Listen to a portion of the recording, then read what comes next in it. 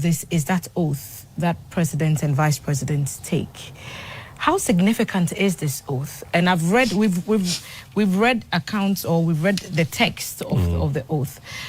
Essentially, the president and the vice president commit to doing certain key things. So talk us through that. Oh, simply or substantially, it is about, it's two types of oaths. One is the presidential oath and then the allegiance. Okay. Yeah. Both of them, when you sum them, you see that it's just about upholding the constitution, the laws of Ghana, and then protection for the people. And then concluding that if you fail to do that, you subject yourself to the law of Ghana. And you say it before the apolitical arm of government. You know, the MPs are elected by the people. They are politicians. The president is elected by the people. He's a politician. It is only the judiciary that does not involve itself in politics.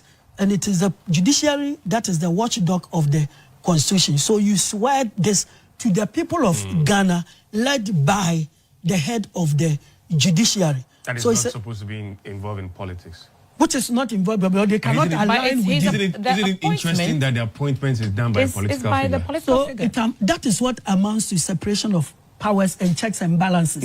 That even in America, the president would appoint the chief justice. But the moment he appoints you, you belong to a different class altogether. And then it is the people who elect the president. The moment you elect him, he rules over you. Even in America, the Supreme Court is seriously political. Oh, because we allow people to appoint them. But when you go to the Kenyan constitution, what they do is what I like most. If you want to be, for example, the chief justice, you send your application. And then you appear before a panel, that is not politically selected. So the person who becomes the chief, no way you can tell me that, it's common sense. And then the chief justice, even though they're expected to be an independent... they have vote, and she will vote for the man who put her there. You know, we had so many. This is the one I like. And you think faithfulness to the republic is one, preservation of the constitution, confidentiality. They promise, not to disclose certain details to people, impartiality and justice. And I wonder, what are the legal frameworks in Ghana that bind the people that we've sworn into office to these key principles? You understand? Just as under the American Constitution, we have room for that. Again, many people do not know that after the president has handed over, he can be prosecuted at a certain point in time. There's no diplomatic immunity. There's nothing with your presidency and nobody can touch you. The only thing is that there's a timeline. If you do not do it within 3 years, then you are completely elected. You are elected to serve, not to be served. It's just as simple as that. And then the confidentiality too is very important. Every country has a secret. When the Russian-Ukraine war started, that the Western countries immediately did not send troops to help Ukraine. Because they were scared. You understand? They didn't know the full might of Russia. Just as Russia too, they do not wait for Ukraine to join the NATO bloc before invading, because Russia too was scared of the might of the United West. And then 3 years after the war, Russia releases or Russian and all these things, and now the Western world begins to fear. So whatever you are doing, there must be a little fear in you, which is natural. Without fear, you may decide to go naked. But when you have that level of fear in you, you decide to behave as a human being. I'm sure George has questions. And that fear is what is protected by confidentiality. The state is going to buy weapons from, let's say, China. The state is doing this. These things must not come out. Or even a very dangerous citizen. In Ghana, we don't do it. Certain countries where you are a citizen causing a lot of trouble, sometimes the state can hire people to shoot you. You die in an accident, and it saves the 33 million people of Ghana. These are things discussed at a certain level, and the president is not supposed to tell others. Yes. Okay, all right. Let's look at the leaders within the Fourth Republic. I don't know if you've exhausted that part of your question, so that we can look at the leaders. Yeah, we can do the leaders. Then we start from His Excellency Flight Lieutenant Jerry John Rawlings, and then to John Ejikunkufo, then His Excellency the late John Evans Mills. There came another John. There comes another John. Let me say a repeat of a John. What do you make of these leaders that we've had so far within the Fourth Republic? Well, I believe that they all did well. They left serious legacies. In the case of Rawlings, I've already mentioned the fact that his coup on 31st December 1981 became the last coup, that brought democracy to Ghana. And then also all the 8 years, I believe he did so well and brought international attention to the country. You cannot take that one from me. And then also, very famous world leaders visited the country during his time. Clinton was here, and then Queen Elizabeth too was ever here. And then the peace he left behind, handing over peacefully from one government to the other. I believe that is something that we can be very proud of. What about his principles of probity and accountability? Do they still resonate with Ghanaians I like today? the question that you have had. Do you know it's in the Constitution? It's in the Constitution, freedom, justice, probity, accountability. I wish that the next amendment would take care of those two ways, because probity means justice. Accountability also means justice. Whenever you talk of on your actions.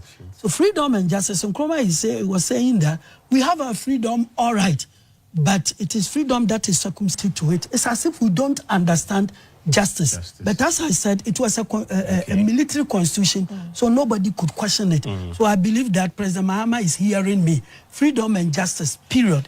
But let us also say that during his term of office, the next government that succeeded him was not able to prosecute many of his former ministers. So that alone should tell you that they did nothing wrong.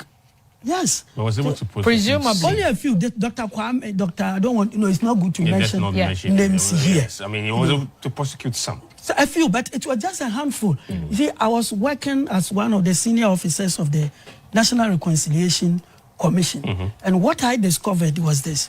Anytime somebody... Under former President Kufuor. Yes. Anytime someone came in to lodge a complaint, there was a box you shaded. 9% said they should be prosecuted. They should be brought to jail. But Kufuor did not do that.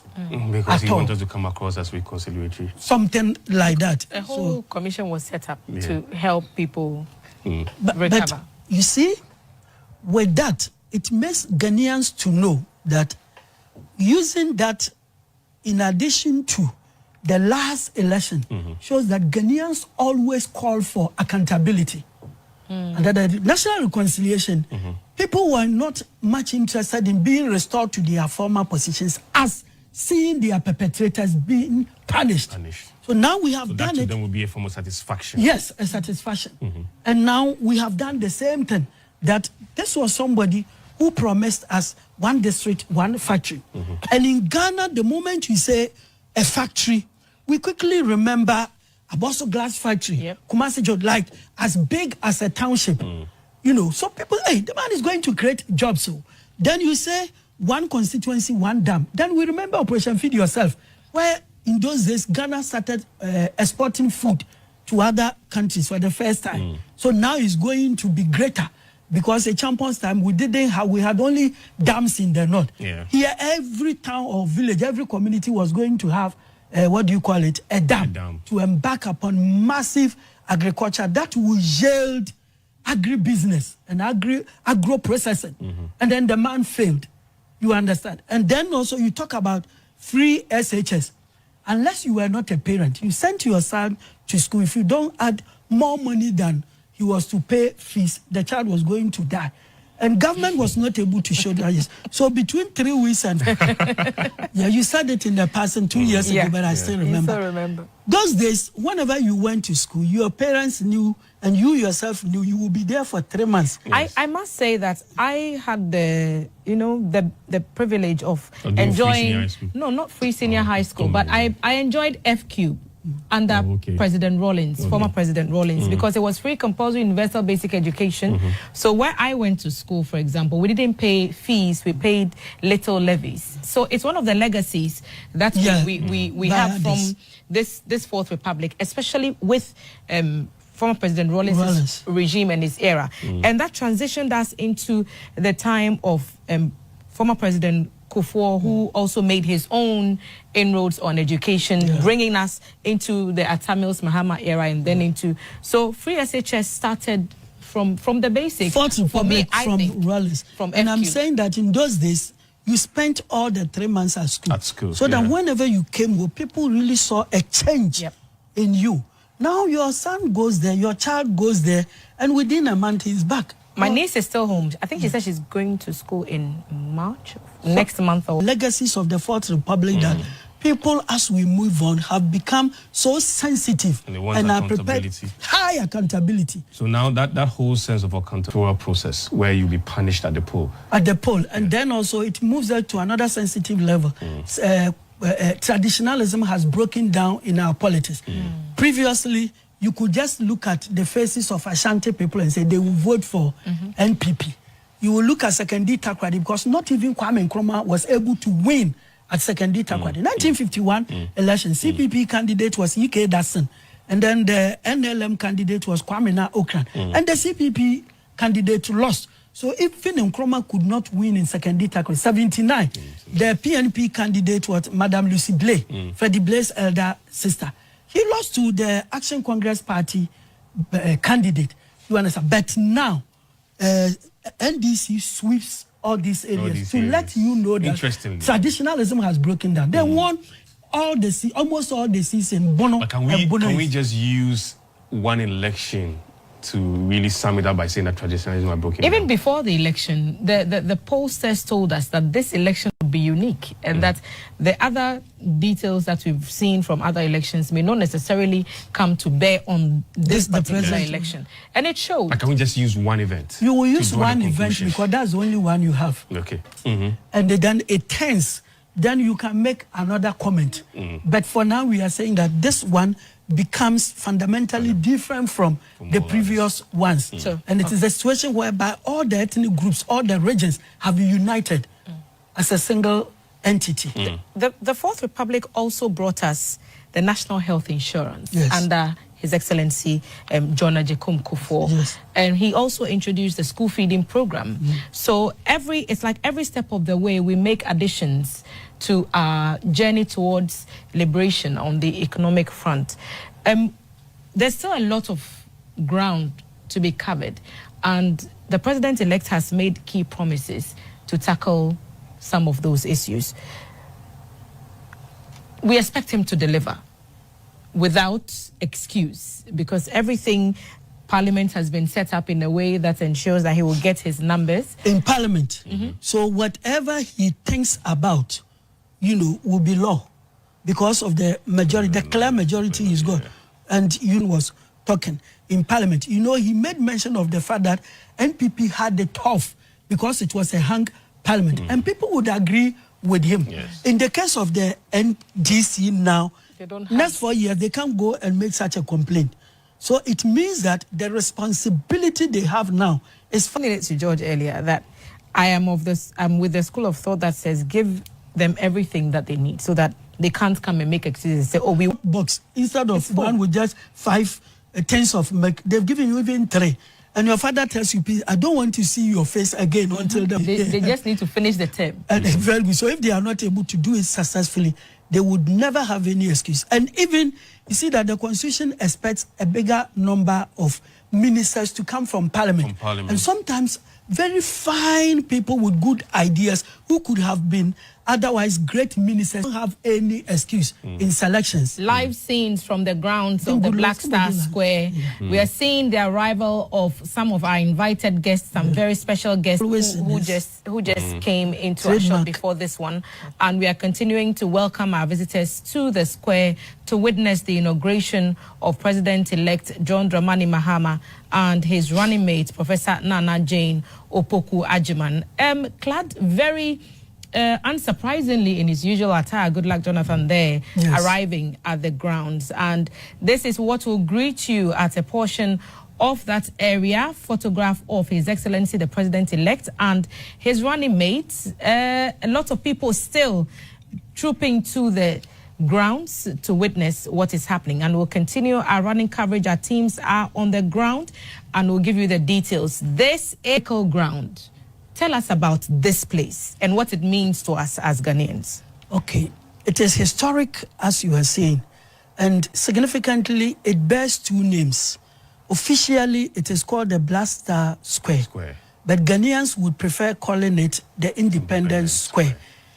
Because even though Nkrumah built the Independence Arch over there, he gave it that name.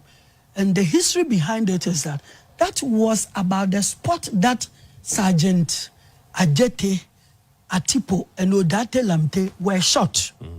That was the place they were shot. So you don't just think that they killed that. There were riots everywhere in the country. That was actually the beginning of our... The beginning. Watson Commission recommended the setting up of a constitutional commission leading to the coup. You all learn that it is a very significant place, a place of bloodshed, a place of like baptism, leading to the independence of this country. And then, because he was inaugurated there, at that spot, after getting independence, people have preferred calling it the Independence Square, Independence Square.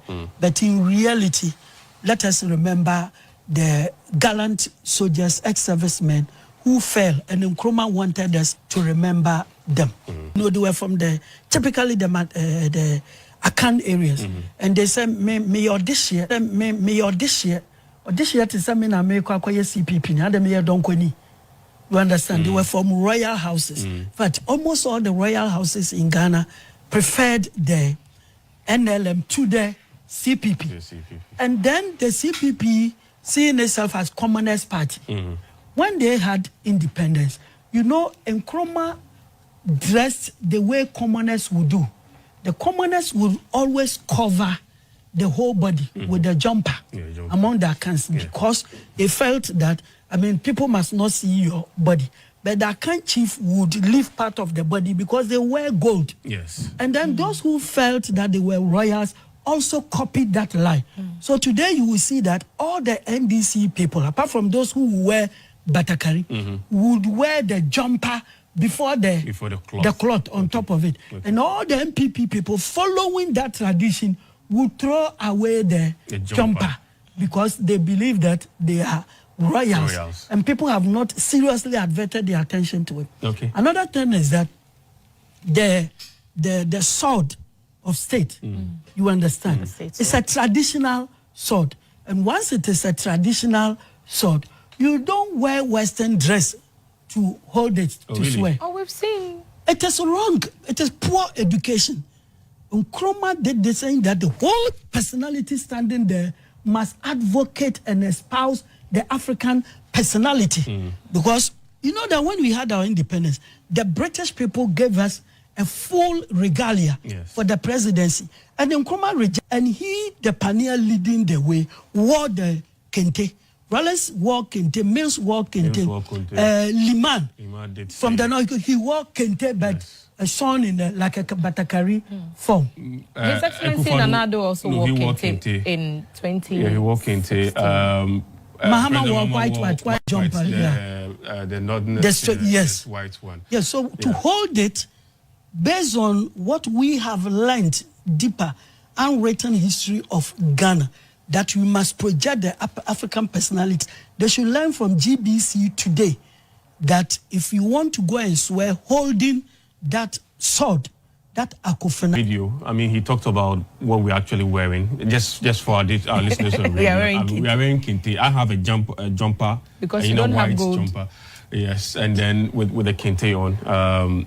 Thelma it's in a very beautiful kente, well designed and well sewn. Thank you. Kente. She looks good in it, though. I should say. Thank you. So we are making history today. I'm Lots the of odd history. one. I'm the odd one. But you're also in. I mean, this is Ghanaian, though. It's the odd one. Don't worry. So we are witnessing history being made today. So we've heard the history of the Black Star Square or the Independence Square. We saw the aerial shots a few moments ago. The Independence Arch. We are being told its significance. The spot where we lost those gallant soldiers on the 28th of February. Today we want to put Ghana on the map. Ghana is on the map, and everything Ghanaian is fully on display here. We can see our chiefs walking majestically to the venue. I'm sure they are being escorted to their seats. So lots of tradition, lots of, panache going on, the fanfare happening. Remember what we stand for as Ghanaians, what makes us this people called Ghana. And this is a symbol of our history, the Independence Square, the Black Star Square. The architecture, a lot of thought went into it. We've heard Lawyer Noche talking about the Black Star and what Kwame Nkrumah intended for it to be. We've heard about the arch and what it should remind us of, that this freedom that we see, this freedom that we enjoy, was got for us at a very high price. And it is our responsibility to hold it ever so dear and to protect it and hand it over to the next generation. So we saw that quick tilt to the arch. But we are seeing our brothers and sisters who are here. His Excellency Obasanjo also in that shot. And good luck is seated right next to him. Who is also in town. Yes. Who's also going to be there. So we have the full representation of from Nigeria. Yes. Yeah. Vice President. Vice President, yes. So it means outside Ghana's declaration of independence, 6 March, this becomes the highest assembly of African leaders, even world leaders. Yes. Oh, okay. Yes. Okay. Because the first one was, in fact, Britain's first black colony. That America too needed us, and they're going down freezing. Nkrumah also held this inauguration of a president. Yes, okay. This one is a great record, and it shows how people have begun to respect this small country called Ghana. Yeah, I mean, we boldly say this. We make the continent so proud. Yeah. We make the African continent so proud. We make the continent exciting. It's like going to the African. Cameroon says, Roger Miller, he says that in any competition, when you see Ghana, the competition is very exciting. Yes. That's why football this beautiful. Because we are not there. We make all these things very, very beautiful. Wherever you see Ghanaians, the place becomes exciting. Yes. Those of us who are going to Morocco will still go to Morocco for AFCON. So we make everything so exciting and very beautiful. I mean, all around the world, if anybody is going to talk about democracy in Africa, the first country that comes to mind is Ghana. And any other projections that people would like to have of this beautiful continent and its positive aspect of things, Ghana comes to mind. And it's just a proud moment. If you're listening to us and you're a Ghanaian, this is a time that you need to be very, very proud of yourself being a Ghanaian. This is a time that at least get the children seated, your kids seated around the television sets, around the radio sets too. Tell them what's happening. Let them know what's happening. Let them be proud. Let them be proud of the country that they find themselves in. Let them be proud that this is the history. And let them be proud that they're actually watching GTV and listening to GBC radio. These are things that belongs to all of us and belongs to the state. Yeah. And these are the proud moments that we all share with you on this beautiful network that you're listening to us on. So far this morning in the order of proceedings, we've seen the guests who have traveled from far and near. The public stands full and almost bursting at the seams at the Black Star Square, waiting to see and witness the inauguration of the President-elect John Dramani Mahama. We've seen members of the diplomatic corps taking their seats. Very shortly, the members of parliament will be called to order and they will also take their seats. We'll also witness the arrival of former presidents and invited heads of state, as we've seen so far, some of them arriving. The Chief Justice will be a very key player in today's proceedings as the elected official, John Dramani, meaning the oath book after verbalizing the oath, repeating the oath after when they are taking it, they'll also sign the book. Yes. Why is that important? It shows it is your act. It binds you. You understand? Your act. This is your act that binds you. So it's as important as what you made. Yes. The president-elect will also... You start reading from the beginning, and then you go to the end. And when you are satisfied with it, before you sign. So by signing it, it means that he is satisfied with what he said, which had been penned down. Very satisfied. He endorses it. So it more so. At that point, we'll receive some gratitude messages from the Speaker of the House to the President, and he will be invited to make an address. And then soon after, the crowd will largely disperse, and there's a specific order in which that dispersal will take place. But we are still witnessing the arrival of dignitaries on the grounds of the Black Star Square. Whose flag is that? I think it's in Nigeria. The Asogli state. I saw green, white, green by the window. Okay, so you thought it was Nigeria? Nigeria. Okay. All right, for those joining us, this is Ghana Television. This is also GBC News. And this is Unique FM. And if you're listening to us across the... that is Singbunkurugu. On the internet is gbcghanaonline.com. On Facebook, it's Ghana Broadcasting Corporation and then GTV. And of course, yes, it's Asogli State. Asogli yes. 1. And then on YouTube too as GTV. And it's our coverage of the inauguration of the President-elect, His Excellency John Dramani Mahama, and the Vice President-elect, Professor Jane Nanopo-Kwajiman. Everything is expected to start at 10 o'clock as we speak. Invited guests are taking their seat. Dignitaries are also taking their seat. And if you're watching on television, and for those who are not actually having the benefit of the screen, there's actually a beautiful design at the Black Star Square where all the events is actually going to take place. There is the inner perimeter, and of course there is the outer one, and what one will also describe as the popular seat, which is in the stands there, for those who are very much aware of how the Black Star Square is. For those in the inner perimeter, where we have the invited guests and other dignitaries that have been invited, and where the U.S. also sends in a very big delegation announced by the President Joe Biden that will also be coming for this particular inauguration. So it's a big moment for the country itself. It's a big moment for Ghana. And it's a big moment for yourself too. And at least you should be proud that you're witnessing this event as being part of our history. And like I mentioned earlier with Thelma, that it's not just an inauguration that's happening, it's also history in the making, because we have the first house for this to happen. And perhaps, but I'm not sure will help us understand how that was possible. You can't serve 2 terms. And I didn't know that you could serve one. Have 2 terms. The 2 terms can be consecutive or can be anything else, provided you have served only 1 term. At any time, you can come back. There is that we have a president who've actually gone through the entire political chain of this country. I'm referring to an assemblyman, later became a member of parliament, and then a deputy minister, and then a minister, and then a vice president, and then a president, now coming back as a president. And this is John Dramani Mahama, who has gone through the entire political chain of this country. Another history being made today is that we're going to have the first female vice president, who also will be taking in that oath and will be sworn in today by the Chief Justice. Another history being made today is that we're having the first president who will be holding the sword, if I'll put it aside, 3 times. And today is going to be the 3rd time.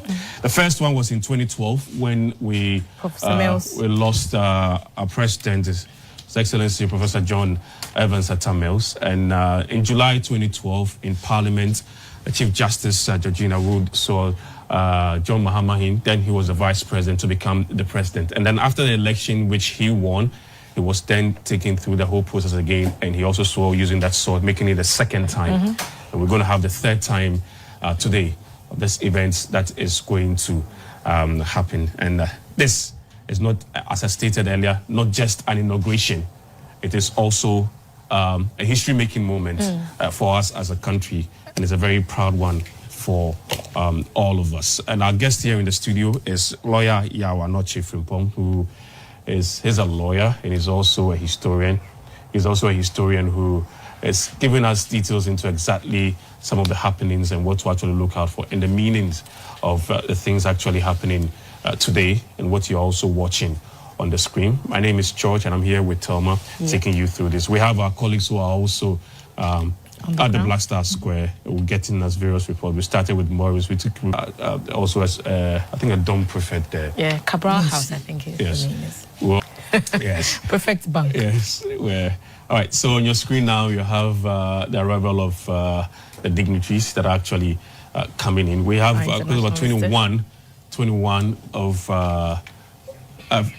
African leaders coming in. I believe what you just saw on your screen is Namibia. Okay. That is actually coming in. The Namibian president that is also coming in. We have a number of the presidents coming in. Like stated earlier, when the president-elect actually won and he was announced as president-elect, he visited some countries and especially some neighboring countries here around us in Ghana. And so far, we have the president of Gabon confirming they're actually in town, though. That of Gabon, Botswana, Nigeria, Gambia, and also Guinea-Bissau. We have the vice president of Tanzania, Namibia, also coming in. He had him there exchanging pleasantries with some other leaders. That's Jacob Zuma of South Africa, former president of South Africa. And that's a huge one. Very that's a big one for us here in Ghana. And then Liberia, Kenya, Sierra Leone, Equatorial Guinea, the vice president coming through. Uganda's vice president also coming in. And then the Democratic Republic of Congo, a country that is the richest country in the world. That's the Democratic Republic of Congo. Yeah, otherwise, suffering yes. A lot of. Because richest country because they have every mineral in the world in that particular country. Over $32 trillion. And it's one of the poorest countries. And it's one of the poorest countries. It's actually supposed to be one of the richest countries in the world. I can't wrap my Democratic head Republic of Congo. around it. And it brings, one of the things that President Akufo-Addo, still president, said many years ago about how we sit on money, but we are still hungry. And it's a story not just for Ghana. It's a story for other parts of Africa as well, because we have all these resources. And so we need to ask ourselves some deep questions about how we can have so much and still have so little at the same time. It's a dilemma. I can't wrap my head around it. But it also brings the argument, lawyer, that it's not really the resources that develop the people, it's the human being. Not the natural resources that develop the people, but actually it's the human being, the human resource that develops the people.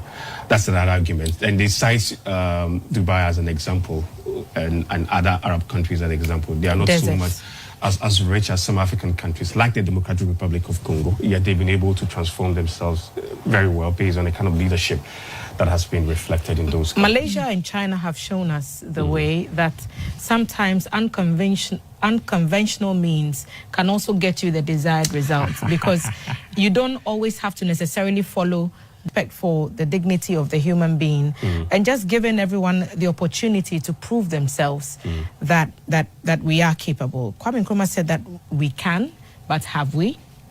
We are making some efforts. Yeah, we're making some efforts. I remember former, the now president-elect during one of his engagements when he was the president within 2015-2016, they said that Africa needs to be allowed to make their own mistakes when it comes to democracy, because other parts of the world will be allowed to make their mistakes, and today they made worse mistakes. They even made worse mistakes. Yes. And today they are well-defined democracies. Like the US, that is the oldest democracy. That's a beautiful picture there, a beautiful scene there. The vice president, that's Dr. Mahmoud Bawumia. And his wife. The outgoing vice president and his wife. Mrs. Samira Bawumia. We are seeing the exchange of pleasantries with the Konedo Ajima Rawlings, with her son, Kimathi Rawlings, behind her. And we are seeing these exchanges. I'm sure that for her, it brings back lots of nostalgia. Lots of memories. For the time that her husband took that oath in 1993 and again in 1997. Yeah, 97. Yeah. On the field. Yeah. And then at a certain time, now he becomes an observer. You can't say the feeling is the same. You will miss a lot of things because the previous ones, you see that the whole West's attention was on you. Now the attention has shifted and you come here only as a passive participant, not an active recipient. That's a beautiful aerial shot there. So what you're seeing now, you're seeing the arch there. And right behind the arch is the ocean. And it's a beautiful... the Gulf of Guinea. It's a beautiful sunny day in Accra. You can also see that we have not really developed the beach well. Because some other part of the world, you see very monumental... But do we want to see... Because we know what, you know, beachfronts have brought us recently. We want to see the beach area behind the Independence Arch change. I personally want it to just remain like this. Like, don't touch it. Talking about it's not there. You understand? The grass I want. But I don't want any buildings there. They should just leave that place. Leave that place. All right, listeners and viewers, this is our coverage of the inauguration of the president-elect, His Excellency John Dramani. It's been a very decisive comeback. But yeah, let me find out. Fine, he was going to contest, and the likelihood of he winning was just a 50-50 because I mean nobody was so sure about that. But with the kind of victory recorded, was this something expected? The victory recorded. Yes, best. Yes. No, it was something that was not expected. He himself knew he was going to win, but not with this kind. Yes, not that margin. And in fact, all the pollsters knew there was going to be a change, but they didn't know it was going to be sweeping. Because 92, the opposition did not put in any much effort. And then the 92, the playing ground, as we all know, certain head of state decides to contest. There is no way an election will surprise him. Never. Nowhere in the world. I think that on a day like this, I want to bring also into focus the memory of the first vice president to take the oath of president after winning the election, His Excellency, our late president, John Evans Atta Mills, who is resting just a few meters from this monumental grounds at Asomdwe Park. All right. Now, just to briefly take you through the process that actually led us to this significant day and what's happening now. We went into an election on December 7, 2024 to elect leaders, members of parliament, and then a president. That was after a very interesting campaign put together by political parties in this country. And since we're practicing democracy, we had more than 2 political parties taking part in this, but obviously 13 minus 1. 13 minus 1. But obviously 2 of them actually dominating. There we have it. We have former president John Kufuor. Next to him is the vice president, who very soon will no more become the vice president. Become the former vice president. That is Dr. Mahmoud Bawumia, who actually contested against the president. Is Dr. Adanakundu Rawlings also there. So back to the entire process that led us to this particular occasion. And after the election on December 7, on the 9th, the Electoral Commission announced the winner, which is then the opposition process so far, and the team put together. You know, there were some issues here and there concerning contracts, like these contracts being signed, employment here and there, and some announcements given that if care is not taken, some of these things will be withdrawn or even put on hold and all that. I mean, what do you make of the transition process? Both teams, first of all, from the president-elect's team that was put together, and then the outgoing president, His Excellency Nana Addo Dankwa Akufo-Addo's team that was also put together. If you check from the list submitted by the incoming president, you will see that it's made up of, or let's say, a fusion of the very people who started with Rawlings up to his own time, including those who were with Atta Mills. And then when you check from that of the outgoing president, you see that they were his own people. So that should tell you the mentality of each one. You know, Akufo-Addo came to rule with his own people. And then as for the appointments and those things, even in America, it happens. See, before Joe Biden left the stage, you see how much he's pumping resources to Ukraine, much against what Trump would have actually would have So it happens everywhere. Everywhere, because there is a proverb that so even if it's left with 1 second for the sheep to die, you can't call it a dead sheep. So the president is telling you that until an hour from now, he can do whatever he wants to do as a president. Ghanaian culture on full display, and we are taking you to the Black Star Square for the continued coverage of the inauguration of President-elect John Dramani Mahama and his running mate, how it all unfolds. Live coverage is coming to you from the Black Star Square, also known as the Independence Square. This square holds deep historical and symbolic meaning to Ghana's independence. Now to a brief profile of our Vice President-elect, Her Excellency Professor Nana Jane Opoku Agyeman. Professor Nana Jane Opoku Agyeman was the Chancellor of the Women's University in Africa from 2018 to 2014. She was the first woman to hold the position of Vice Chancellor in Ghana, leading the University of Cape Coast from 2008 to 2012. Before I continue, permit me to mention that we have a cross-section of the various security heads. They were in our screen shortly. We are announcing the arrival of various dignitaries and heads of states. We have over 19 heads of states present, 3 prime ministers, 5 vice presidents, 5 former presidents, and several heads of delegation. This attests to Ghana's soft power influence in the sub-region and in the world. In fact, there are also a lot of former heads of state of Africa, because I've seen Jacob Zuma, I've seen Ellen Johnson Sirleaf, I've seen General Obasanjo, I've seen Mr. Goodluck Jonathan, and a lot more others will be acknowledging as we go along. So this attests to Ghana's soft power influence in the sub-region. And just to continue with the profile of Ghana's first elected Vice President of the Republic of Ghana, Her Excellency Professor Nana Jane Opoku Agyeman. She was the immediate past president of the Forum for African Women Educationalists and chairperson of the Africa Board. She was also the Minister for Education from 2013 to 2017. She was also the head of the Department of English, Dean of the Faculty of Arts, Dean of the Board of Graduate Studies, Founding Dean of the School of Graduate Studies and Research, and Vice Chancellor at the University of Cape Coast. She is also a Fulbright scholar.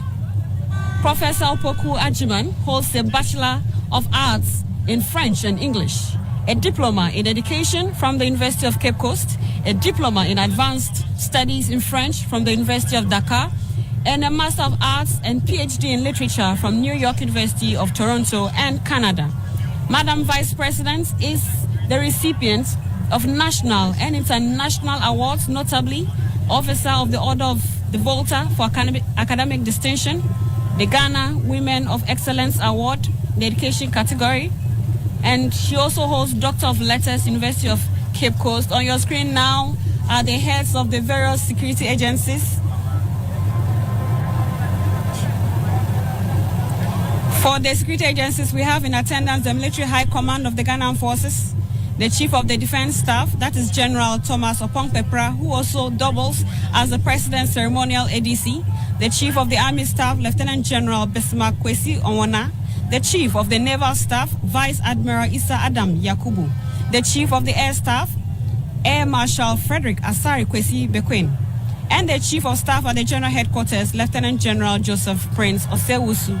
May I also add that we have the heads of the security agencies. We have the Inspector General of Police, Dr. George Akufu-Dampari, who is also the President's ceremonial ADC, the Director General of Prisons, Mr. Isaac Kofi Ejiri, the Commissioner General of the Customs Division of the Ghana Revenue Authority, Brigadier General Zibrim Ayorogo. On our screen now is the... So the presidential candidate for the New Patriotic Party in the just ended elections, Dr. Mahmoud Bawumia, is also present here with all of us witnessing this historic event here at the Black Star Square, Accra.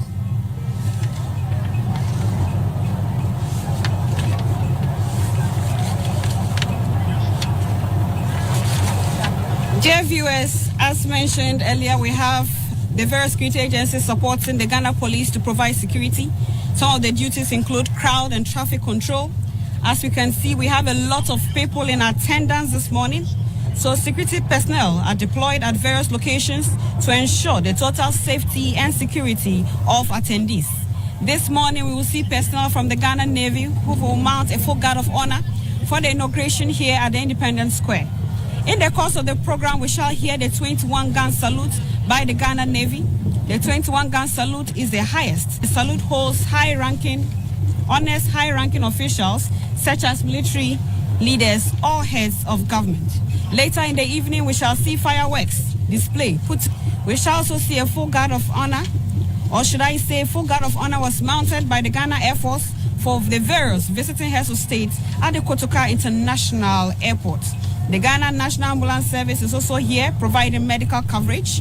We also have the Ghana Police Band providing music for all this ceremony. All these security agencies are playing various roles to ensure the seamless conduct of activities today. I must add that we have the Ghana National Fire Service on standby for any fire incident. Dear viewers, you are watching GTV, the station of the nation, and we are bringing you the live coverage from the Black Star Square, also known as the Independence Square. Ghana's first president, Osajifo Dr. Kwame Nkrumah, commissioned the square in 1961 after Ghana gained independence in 1957. It also coincided with the visit of Queen Elizabeth II of the United Kingdom to Ghana. This square is now being used for important state ceremonies. And this morning we shall witness one of such, which is the inauguration of the President-elect, His Excellency John Dramani Mahama, and the Vice President-elect, Her Excellency Professor Nana Jane Opoku-Agyeman. In our shots now, it's a bird's eye view of the Independence Square with the stands filled to capacity. The 30,000-seater stand seems to have been loaded with more than what it can take. But we believe that shows the commitment with which Ghanaians are showing towards this particular Doyen, and it is the hub of democracy. We saw peaceful elections. We are going to see peaceful transition of power today. And just to run you through the order of events this morning, we are now seeing the arrival of dignitaries. Members of parliament are already seated. Former presidents are also seated. We've also seen the arrival of invited heads of state. Very soon we shall see the arrival of Her Ladyship, the Chief Justice, and the justices of the Superior Courts who will enter the chamber and take their seats. We shall also see the Right Honorable Speaker's procession who will enter the chamber. Shots now are some of our guests of honor arriving.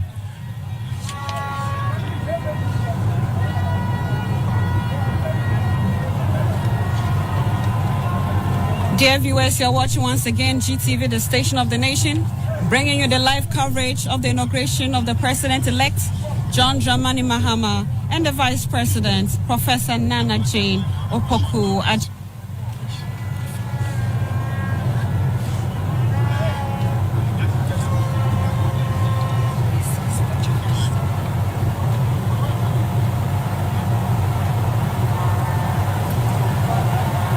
Dear viewers, as mentioned, we have over 19 heads of state.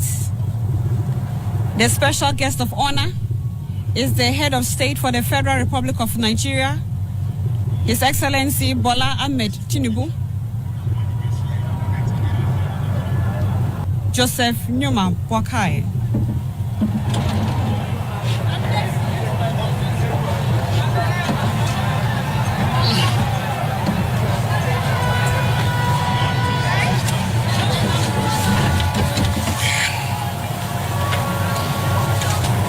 Dear viewers, following the formal dissolution of Parliament at midnight, On 6th January, we have the following appointments for the 9th Parliament.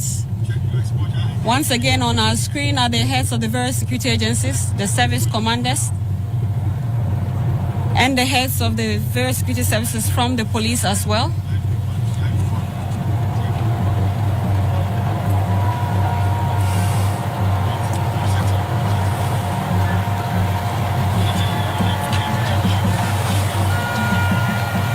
It seems the security services are well represented here at the Blaster Square.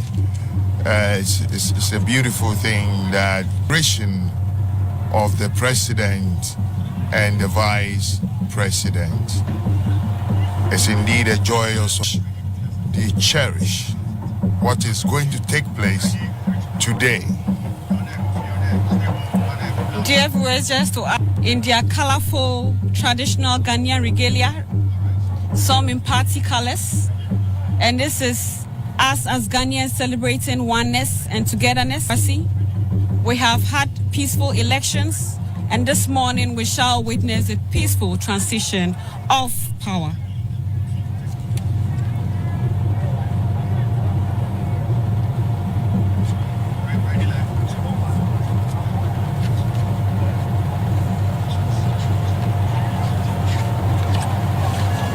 We have the following appointments for the 9th Parliament. We have the Right Honourable Alban Kingsford Sumana Bagwin.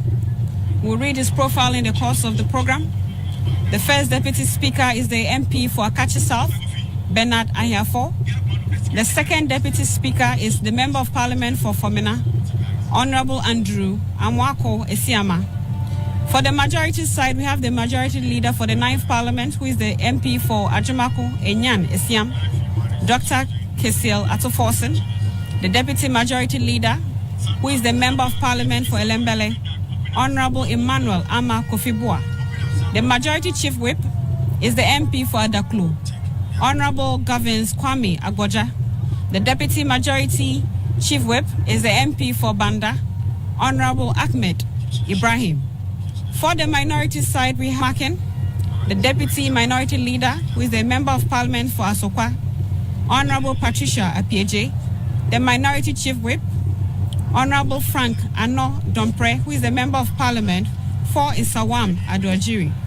The first Deputy Minority Whip is Honourable Habib Idrisu, who is the MP for Tolon.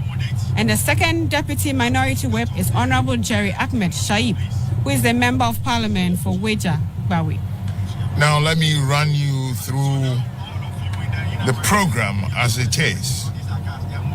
We are expecting Her Ladyship, the Chief Justice and Justice of the Superior Courts, to enter the chamber meaning here at the Blaster Square, and then followed by the Speaker's procession, and the Speaker will take his chair, then he will call the House to order.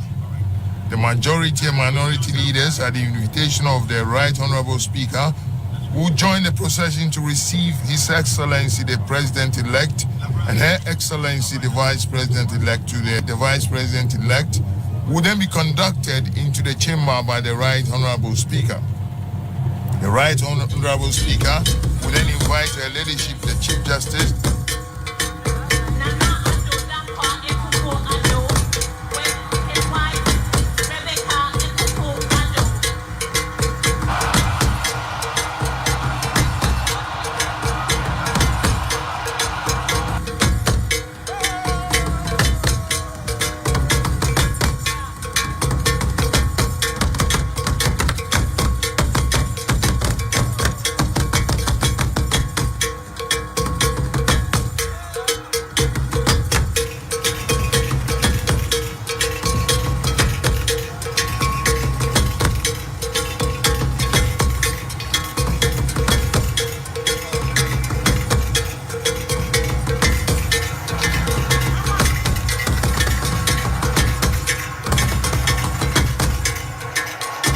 Dramani Mahama, and the Vice President-elect, Professor Nana J. Okoku-Adjei. We are seeing more arrivals of our dignitaries. We just saw the arrival of the outgoing First Lady, the lovely wife, of His Excellency, the outgoing president. So on our screen now is the outgoing president, His Excellency Nana Adodankwa Akufo-Addo, and his lovely spouse, Madam Rebecca Akufo-Addo.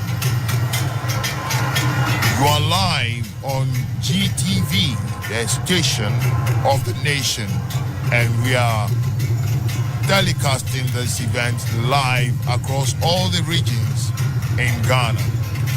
And I believe you can also listen to our radio commentaries on all the regional FM station of the Ghana Broadcasting Corporation events.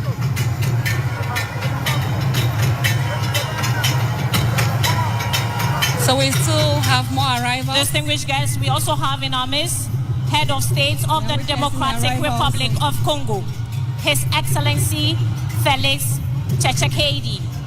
You are most welcome, sir. I'll witness the arrival of the Right Honorable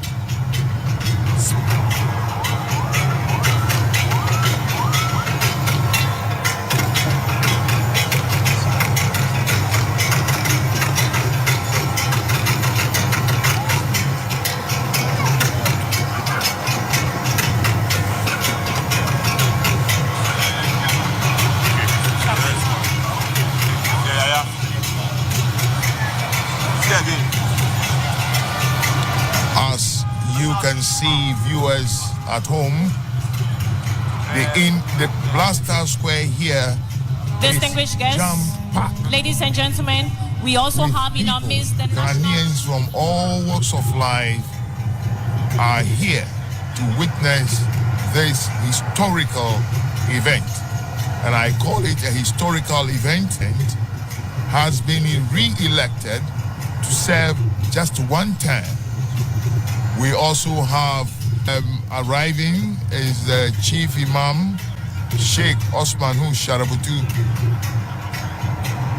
one of the spiritual pillars of our country, especially when it comes to Islam.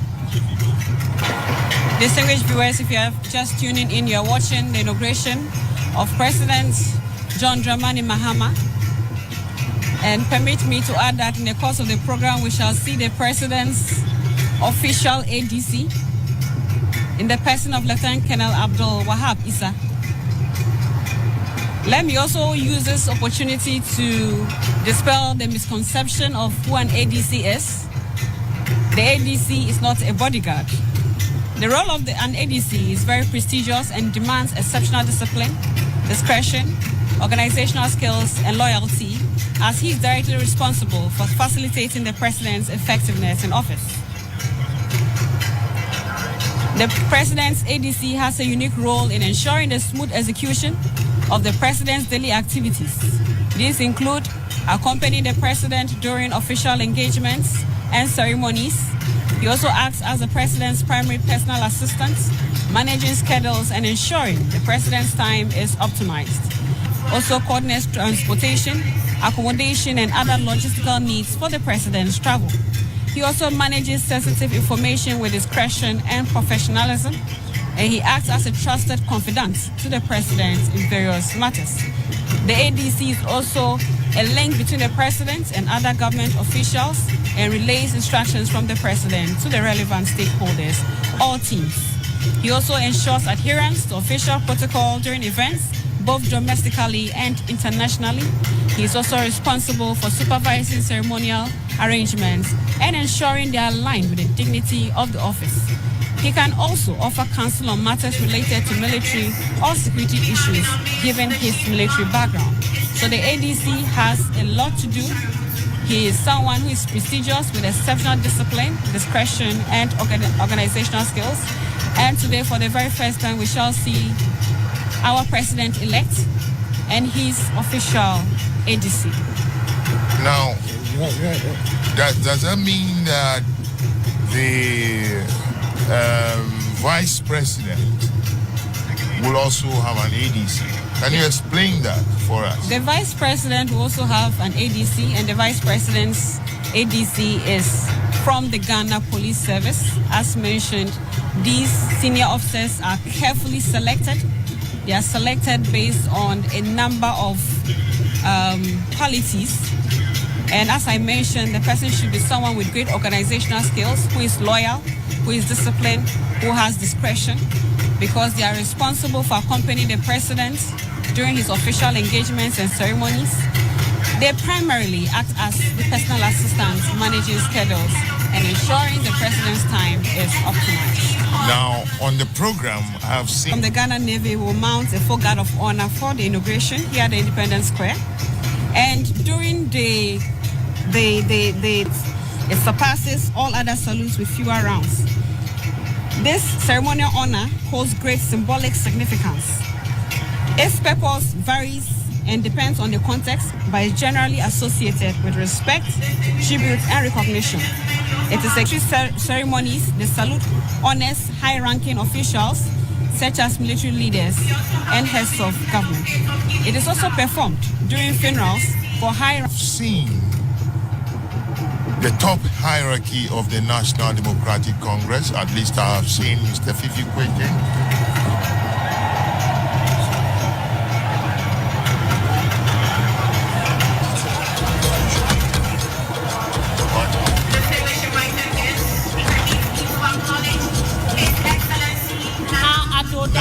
Ekufuor-Addo and his wife, Her Excellency Rebecca Ekufuor-Addo.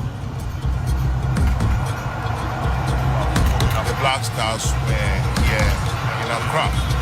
And as I was saying before, I've seen the top hierarchy of the National Democratic Congress. At least I've seen Mr. Fikwete, I've seen Professor Joshua Alabi.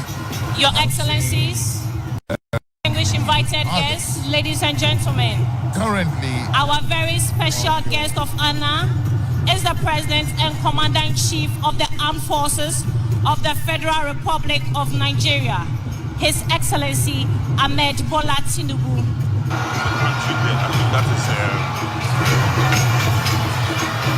That's Senegal.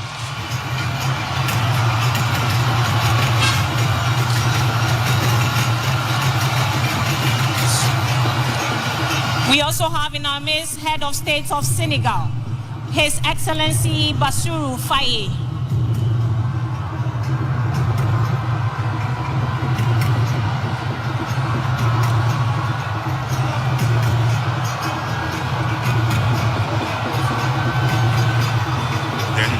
General Zim Ayorowo.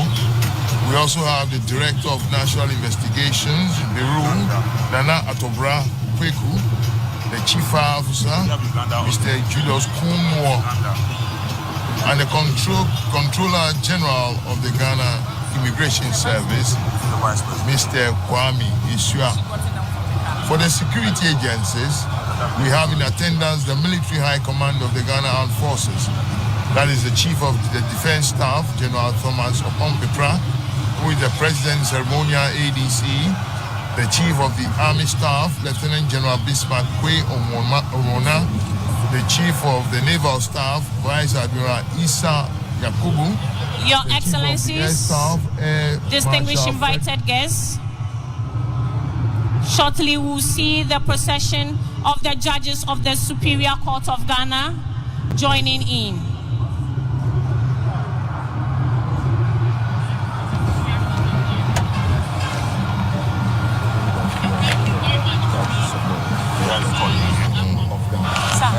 The Chief Justice fights. Yes, now on your screen are members or the judges of the Chief Justice. As we welcome Her Ladyship, and other the Chief Justice Gertrude Araba Isaba Saki Tokonu, leading the procession of the Justice of the Superior Court of Ghana. And be with them as they administer their various oaths to all of us, Ghanaians.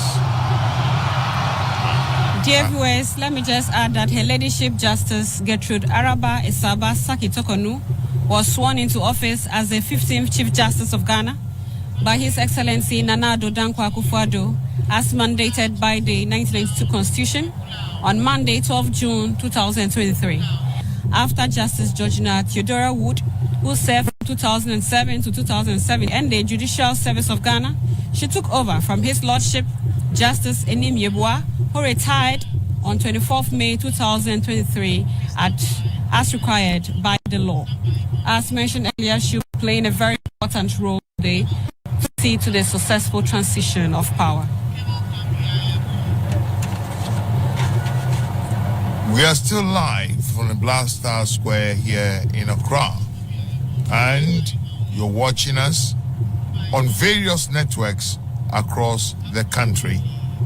This feed is also being picked, I must say, and as you can see, some members of the diplomatic corps.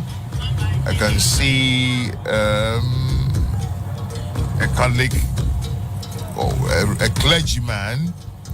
I can see people, invited guests from the diplomatic community, all here at the Independence Square or the Black Star Square as it is.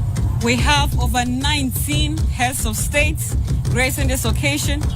We have 3 prime ministers, we have 5 former presidents, and we have 5 vice presidents. We have various heads of delegation from Africa and across the world, all here with us to celebrate this peaceful transition of power. This once again demonstrates Ghana's influence, Ghana's soft power influence across Africa and the world. In fact, their presence here is a testimony to the success of our democratic experiment. Other countries in Africa never had it the way we have.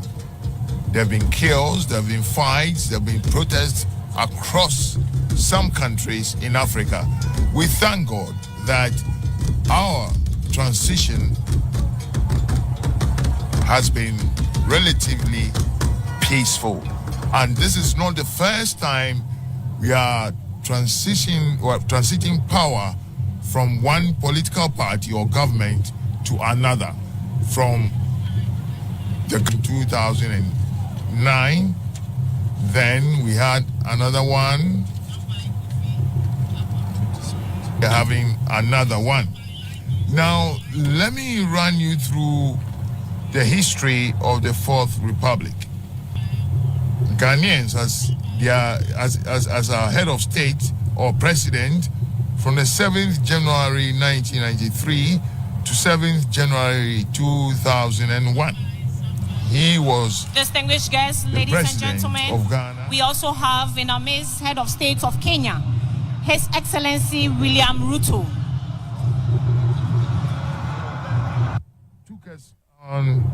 Took up the mantle from the 7th of January 2001 to the 7th of January 2009.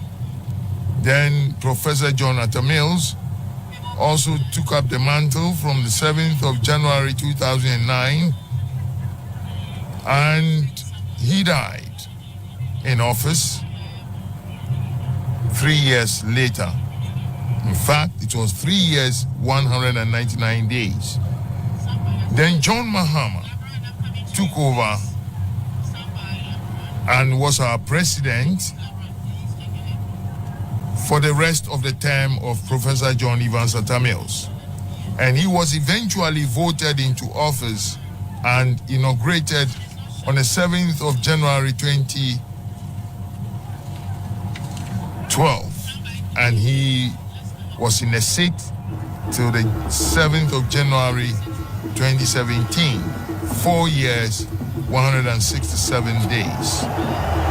Then the mantle fell on Nana Addo Dankwa Akufo-Addo from the 7th of January 2017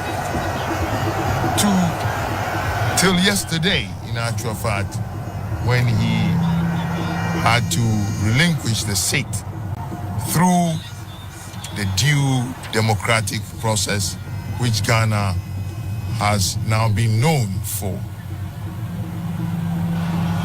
Now we are awaiting from there. 25. This is All also an persons encouragement standing on to the any young person driveway out from there. the entrance should kindly move from there. Thank you. Never give up. We should always continue to fight and keep trying till we meet our goal. Distinguished viewers, our very special guest of honor is the President and Commander-in-Chief of the Armed Forces of the Federal Republic of Nigeria, His Excellency Ahmed Bola Tinubu. He is also the chairperson of the Economic Community of West African States, and he is gracing us with his presence today.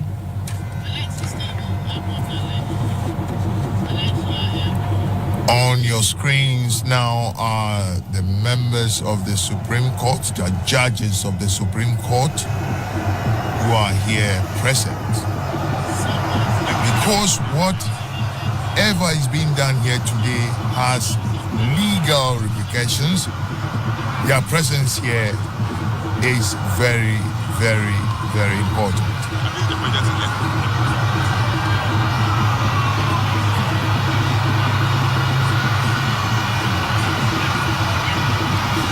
So we are seeing the arrival of more dignitaries.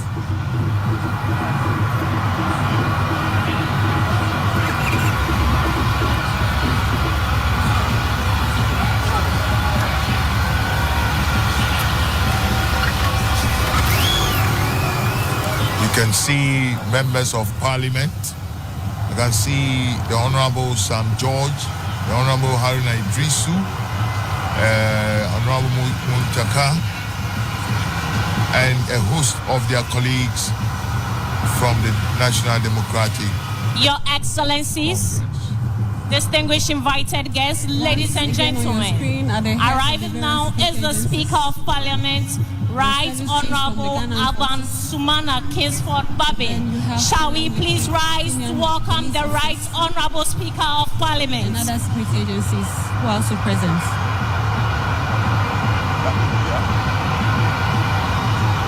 All is now set for the arrival of the Speaker of Parliament, the Right Honorable Alban Sumana Kingsford Babin. Very soon, the entire space distinguished of this guests, sphere will be converted very to soon Parliament. the entire space of this sphere will be converted to Parliament for the swearing in of the President-elect and Vice President-elect. The arrival of the Speaker of Parliament, Right Honorable Alban Sumana Kingsford Babin. He will very soon call this place to order, and this place will be converted to Parliament for the swearing in of the President and Vice President-elect. You know, yesterday I learned from the Speaker that his name is Sumana. You know, and sometimes we in the media mispronounce the names of people a lot. And I think we must up our game. Please be seated. Taking the advice or on how to mention names. Shortly, we will be joined by the President-elect and Vice President-elect of the Republic of Ghana, and they will be received by the Speaker of Parliament. You've not met before. It's just...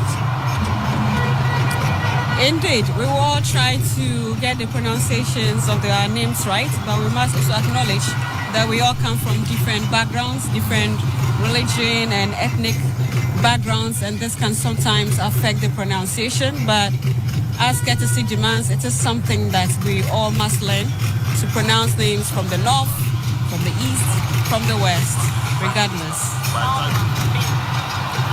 In distinguished guests, ladies and gentlemen, we also have in our midst the Crown Prince of Bahrain, the peaceful transition. Salma bin Hamad Al Khalifa. The atmosphere here is simply electrifying.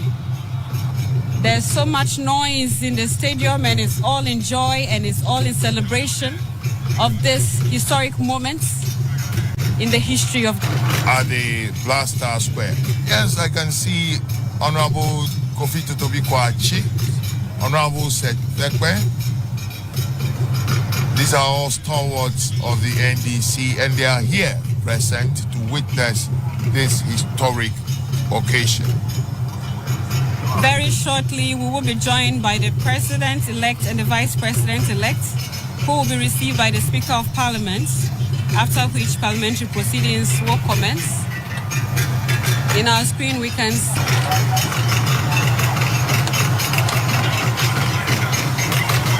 as mentioned, we have various security agencies supporting the Ghana Police Service to provide security. Some of the duties include crowd and traffic control. There are so many people in attendance this morning, so security personnel are deployed at various locations to ensure the total safety and security of all attendees. This morning, personnel from the Ghana Navy will mount a full guard of honor for the inauguration here at the Independence Square. And in the course of the guard of honor, we shall hear the 21-gun salute. As mentioned earlier, the 21-gun salute is the highest level of honor accorded to any president, head of state, or senior military head. It is a gesture of respect and recognition for a sovereign nation and its leader, such as the president, king, or queen. It is also performed during funerals for high-ranking officers, presidents, or other notable figures. On our screens now is the President John Ajikun Kufuor. The outgoing Vice President, His Excellency Alhaji Mahmoud Bawumia, and his lovely spouse, Madam Samira Bawumia.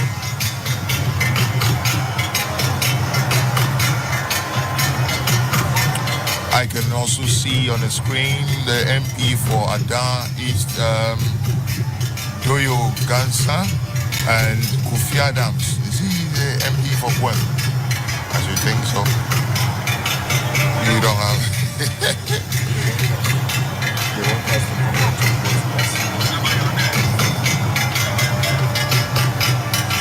More arrivals on your screens, and you can see that the Blaster Square here is packed to capacity. We also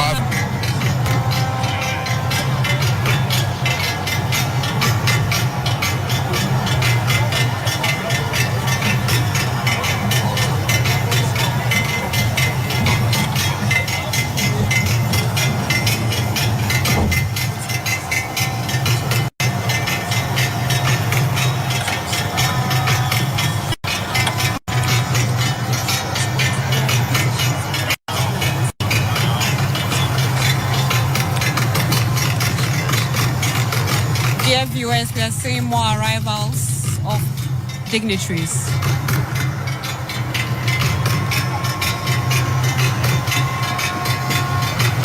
I bet a lot of people here are just waiting for the arrival of the president-elect and the vice president-elect.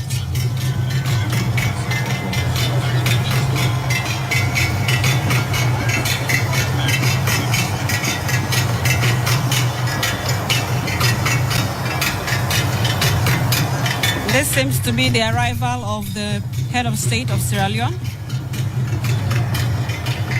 His Excellency Julius Maada Bio.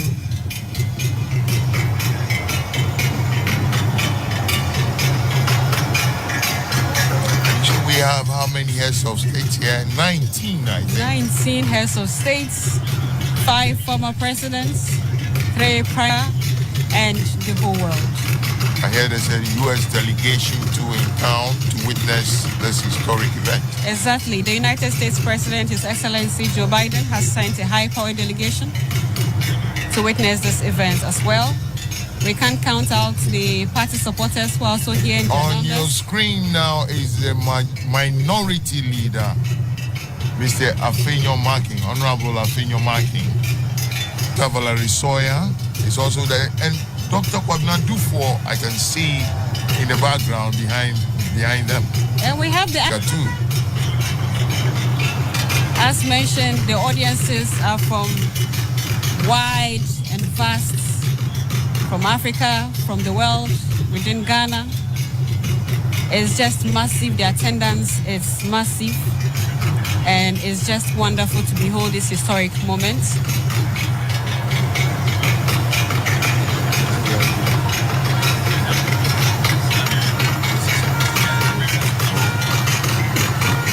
So we see an arrival from Equatorial Guinea.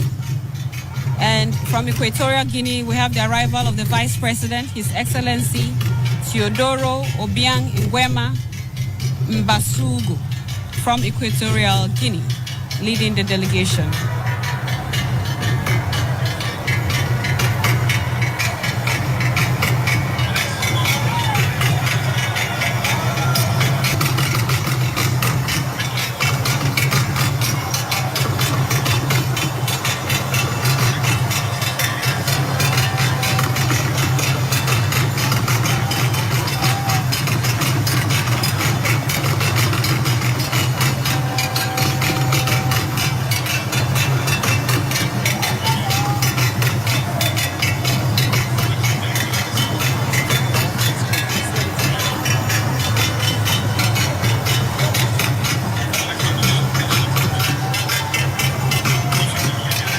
We have just seen the arrival of the Vice President from Equatorial Guinea, His Excellency Teodoro Obiang Nguema Mbasugu.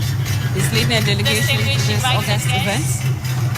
Our president, you can see a very long view of the figures of dignity. Yes, there is the incoming Chief of Staff, Julius Debra, and Chairman of the National Democratic Congress, Tesidu Ketia, affectionately called General Mosquito. Having previously occupied the high office of President between January 7th, 2013 and January 6th, 2013. That is Born one 66 years president. ago, One president, His Mr. Excellency Mahama Paul and Kagame. Madam Then this is when I say historic, I really mean it.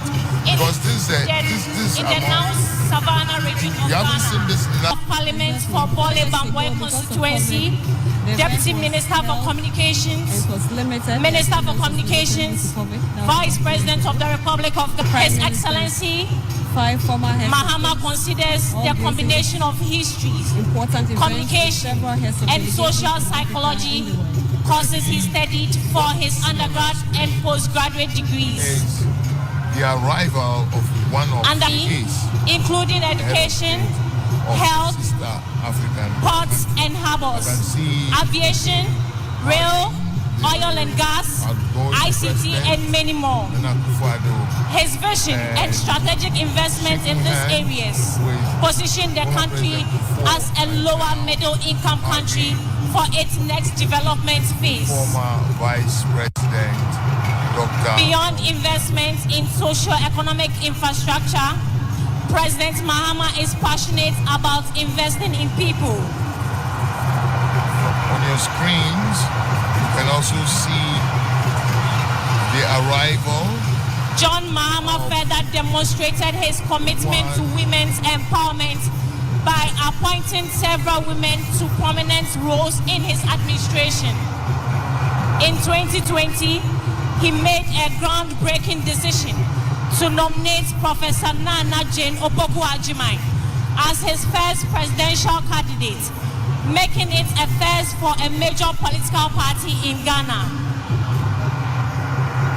He repeated this bold decision in 2024, and with their victory, Ghana is welcoming his first female vice president.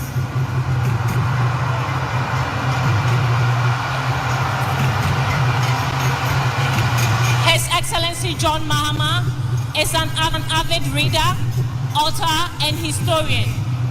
Over the course of his career, he has written for several newspapers and authored several publications. He has also published a memoir, his first book titled My First Coup d'Etat, and other true stories from the lost decades of Africa. President. So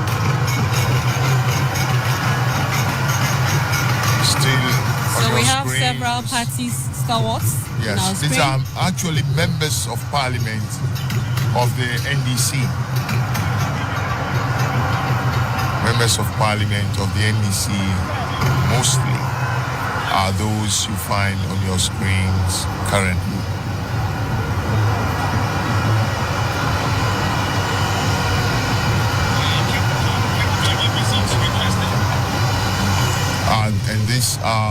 members of parliament of the MPP on your screens as more and more dignitaries arrive at the Blaster Square here to witness the May I now call the House to order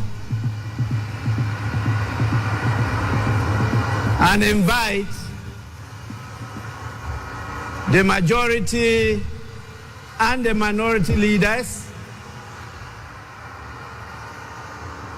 to assist me receive Her Excellency, the Vice President-elect of the Republic of Ghana,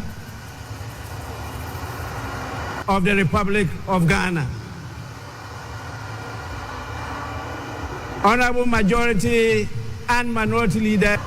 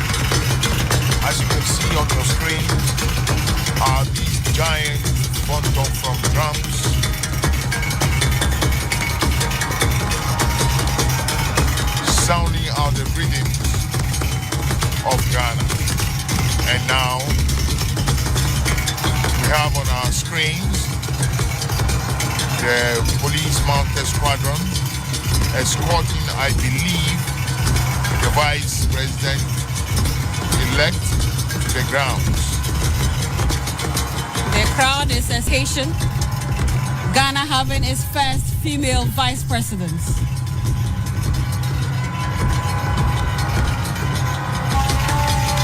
Here is intense. Happiness, excitement, all in readiness for what we are about to witness. And security is also in full force. We have various security personnel deployed to ensure the total safety and security of personnel. They are all playing critical roles to ensure that this event goes seamlessly, devoid of any major hitches. We have rich display of culture.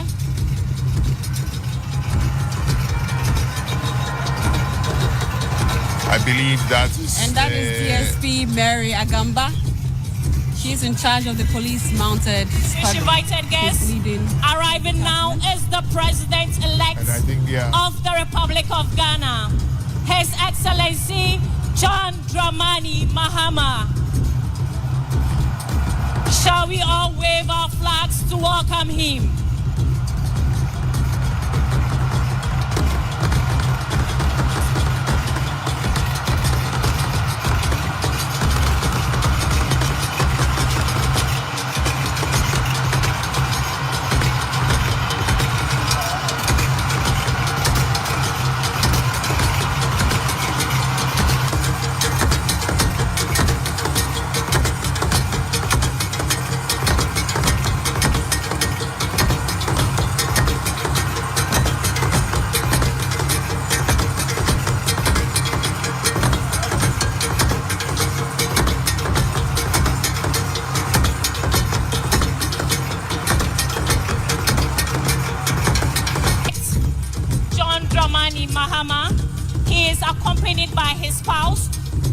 soon-to-be First Lady, Her Excellency Lordina Dramani Mahama. Shall we all wave our flags to welcome him?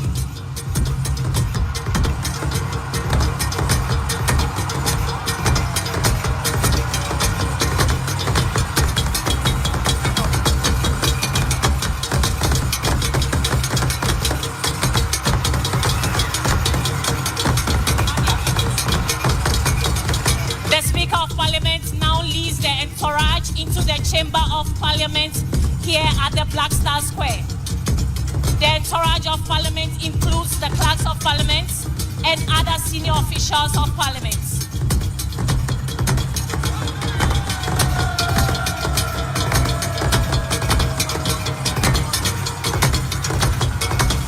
As I mentioned earlier, we will soon enter the Chamber of Parliament.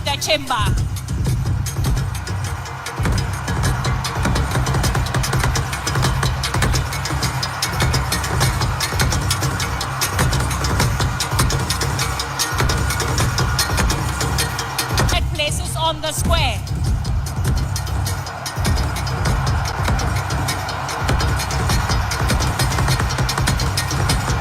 Please, if you are not authorized to be on the square, kindly move back.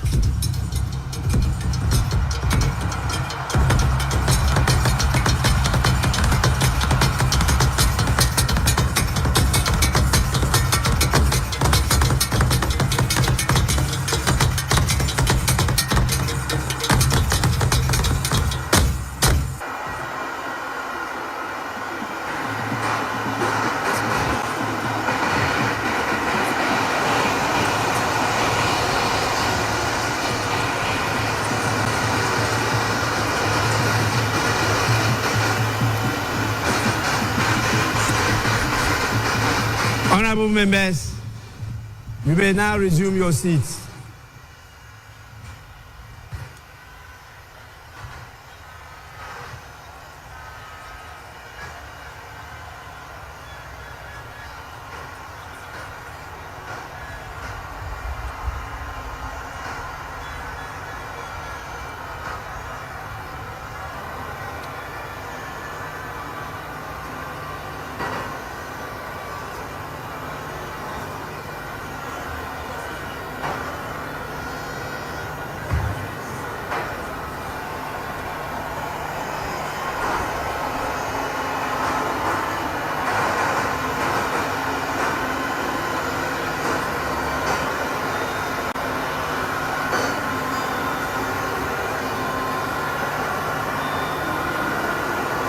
Honorable members,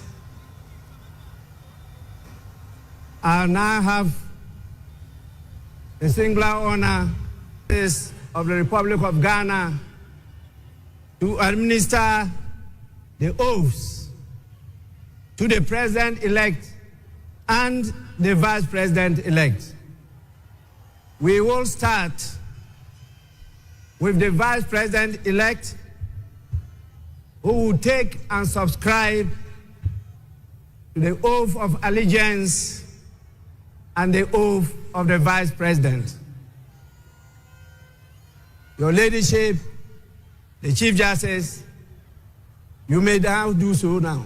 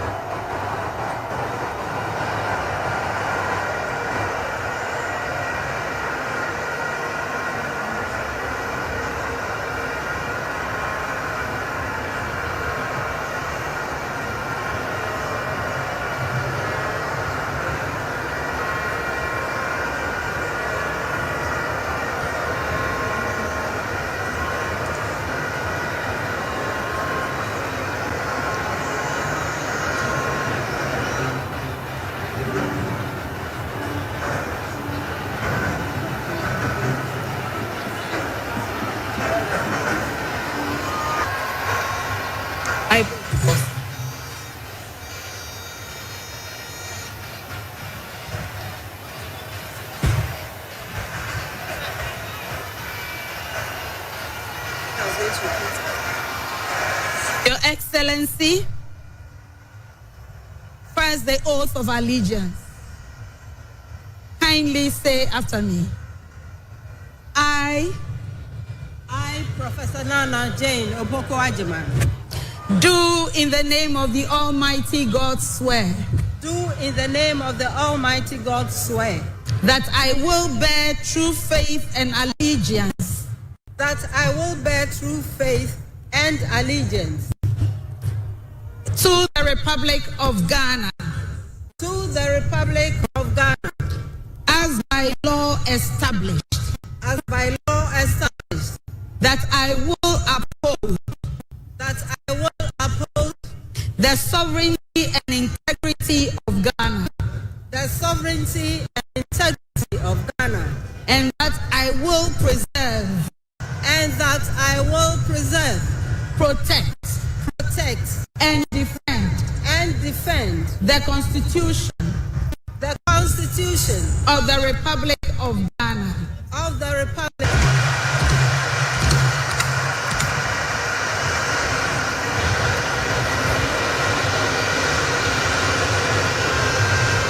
Now the oath of the Vice President. I, Professor Nana Jane Opoku Ajiman, having been elected to the office of Vice President of the Republic of Ghana, to the office of Vice President of the Republic of Ghana, do in the name of the Almighty God swear. Do in the name of the Almighty God swear. That I will be faithful. That I will be faithful. And true. To the Republic of Ghana. To the Republic of Ghana. That I will at all times. That I will at all times. Preserve. Protect. And defend. The Constitution of the Republic of Ghana. The Constitution of the Republic of Ghana. And I dedicate myself. To the service. And well-being. And to do right. To all manner of persons. I further. Solemnly swear. That should I. At any time. Break this oath of office. I shall submit myself. To the laws of the Republic of Ghana. And suffer the penalty. For it. So help me God. Congratulations, Madam Vice President. Thank you. Lift your.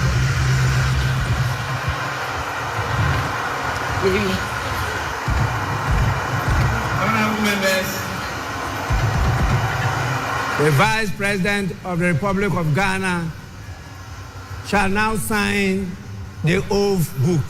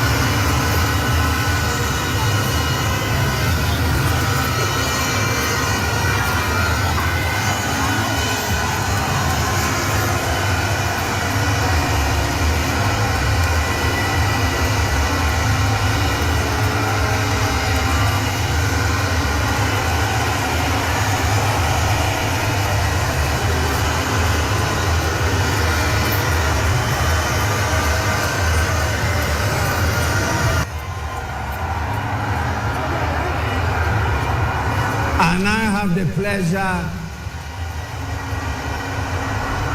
and Excellency, the President-elect, to take and subscribe to the oath of allegiance and the presidential oath to do so.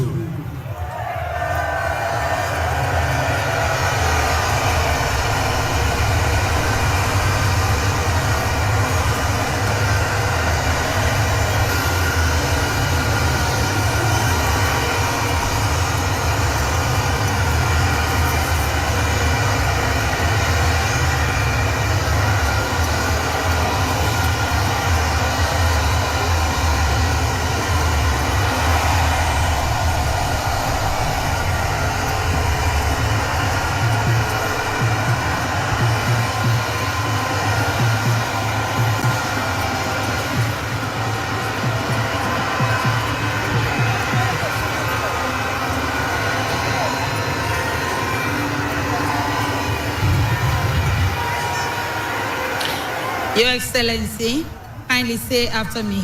This is the oath of allegiance. I. Your name. John Dramani Mahama. Do in the name of the Almighty God swear. And allegiance. The sovereignty. And integrity. Of Ghana. And that I will preserve. Protect. And defend. The Constitution. Of the Republic of Ghana. So help me God.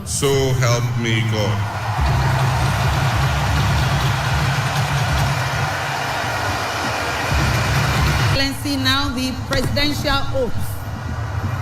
I, John Dramani Mahama, having been elected to the high office of President of the Republic of Ghana, do in the name of the Almighty God swear that I will be faithful and true to the Republic of Ghana, that I will at all times preserve the Constitution of the Republic of Ghana, and that I dedicate myself Republic of Ghana, and to do right to all manner of persons. I further solemnly swear that should I at any time to the laws of the Republic of Ghana and suffer the penalty for it. So help me God. Congratulations, Mr. President. Let me be the first.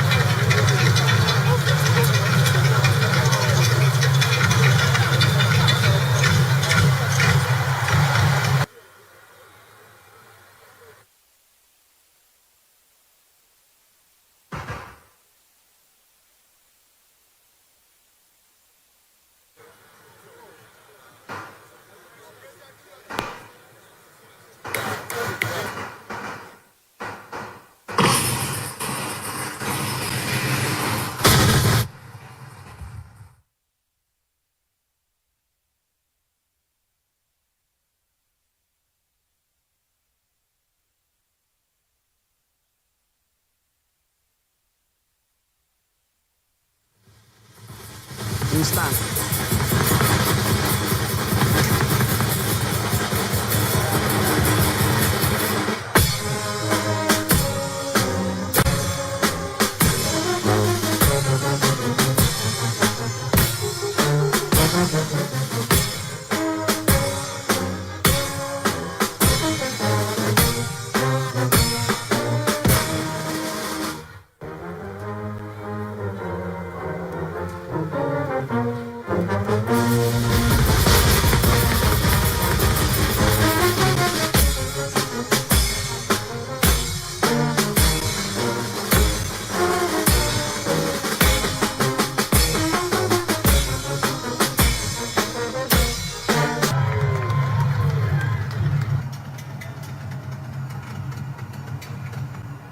Culture and steady in its pursuit of progress. Today, we celebrate a momentous occasion in our nation's history as we welcome the newly elected president, His Excellency, John Dramani Mahama.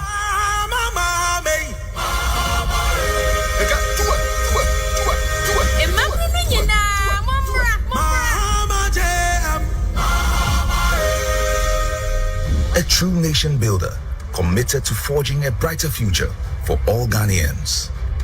John Mahama embodies the pillars of leadership that our nation craves: trustworthiness, reliability, modesty, and above all, truthfulness.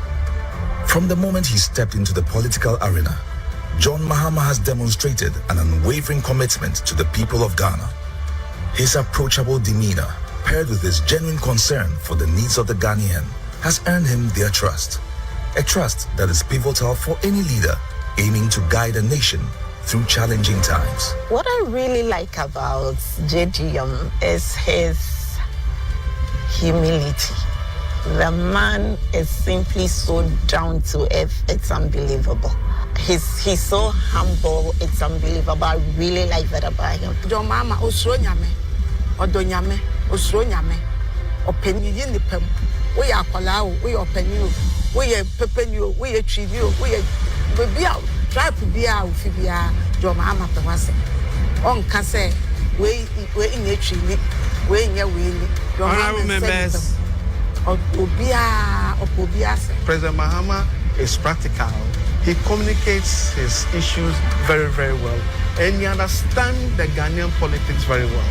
He understands the Ghanaian people very well. And that is what I like about him. The brand, John Dramani Mahama, is not just a name. It represents resilience, strength, progress, and empathy. I believe John Dramani Mahama is loved by many. His personality. And now, on your behalf, invite His Excellency, the President of the Republic of Ghana, to deliver his inaugural address. Your Excellency, you may now proceed to do so.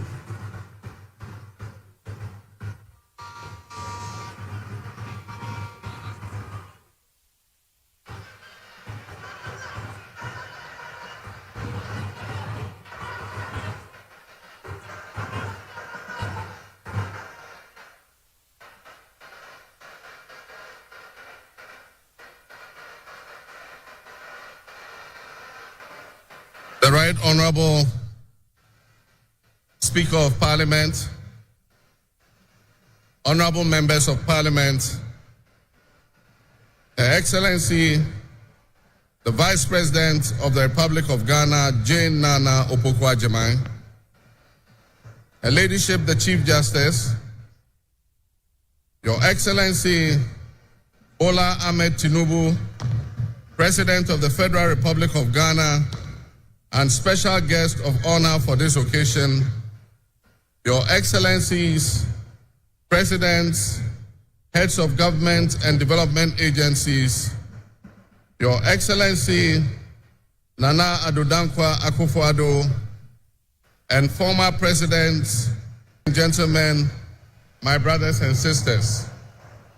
I wish you a good morning, and we give thanks to the Almighty God on this occasion. Our Father who art in heaven, we thank you for giving us this day, a day that offers me, your humble servant, a unique opportunity to work to reset our dear country, Ghana. 32 years ago, on January 7th, Ghana made its first and most successful democratic transition, a reset, with the swearing in of the newly democratically elected President, Jerry John Rawlings, of blessed memory. Our nation was returned to a multi-party democracy with a new constitution that went into effect, and the Fourth Republic was officially established. I refer to it as a reset because on that day in 1993, we made our fourth attempt at establishing a democratic system of government with term limits based on free, fair, and transparent elections. The handover of power on January 7, 2001, between former President Jerry John Rawlings and at the time the newly elected President John Agyekum Kufuor, tested that reset, and our nation passed with flying colors.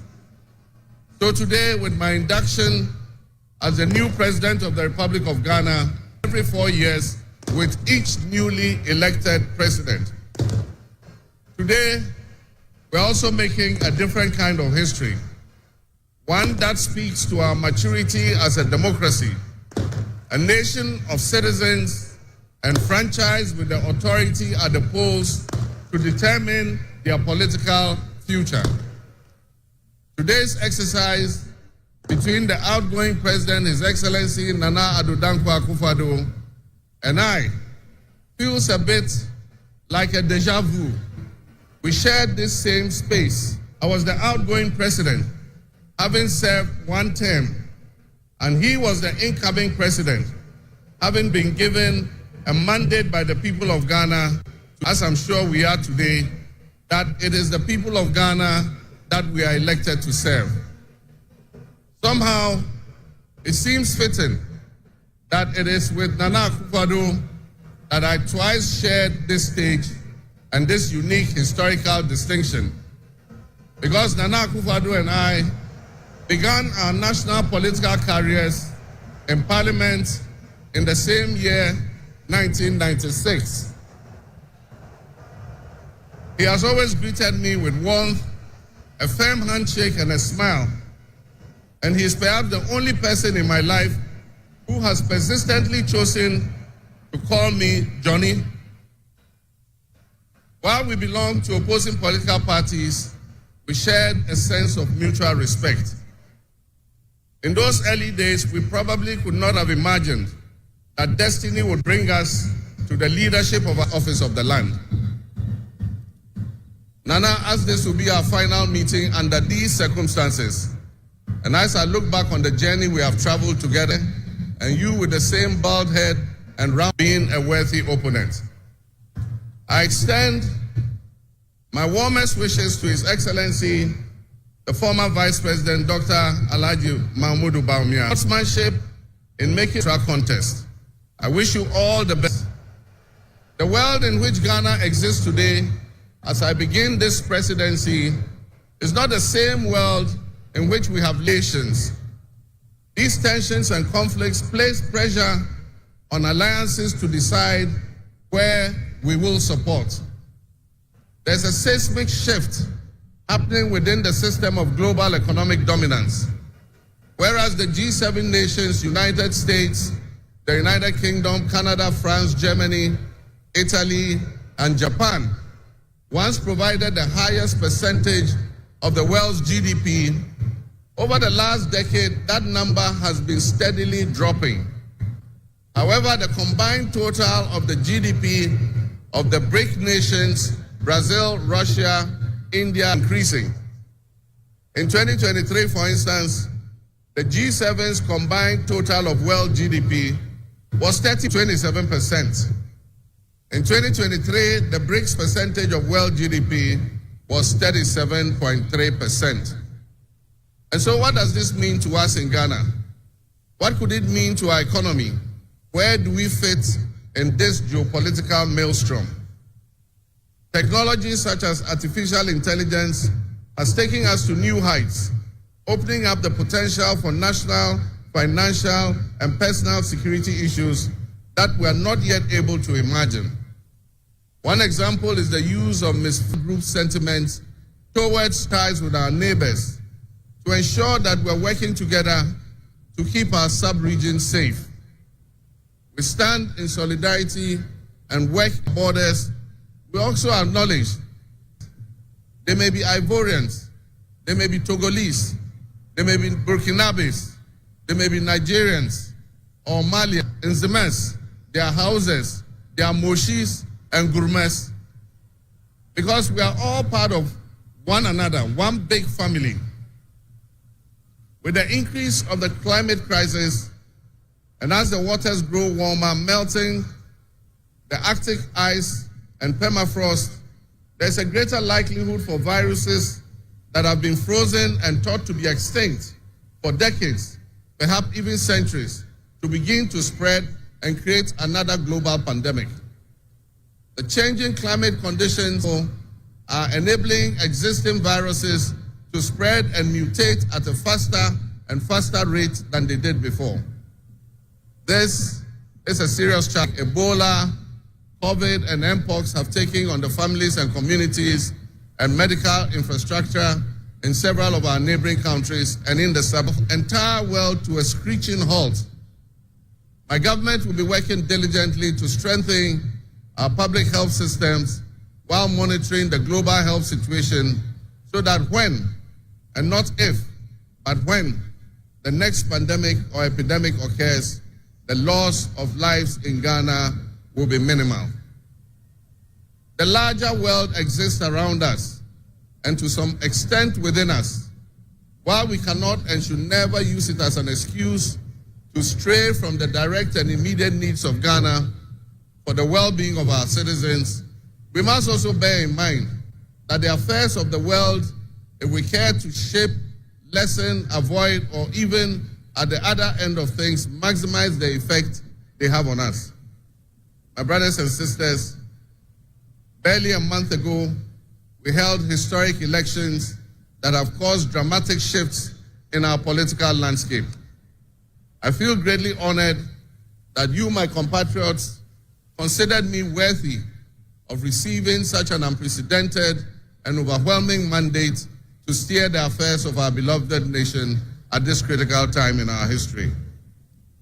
The magnitude of this victory in the presidential elections and the gains that were made by my party, the National Democratic Congress, in the parliamentary elections naturally and justifiably resulted in great joy and celebration across our country, Ghana.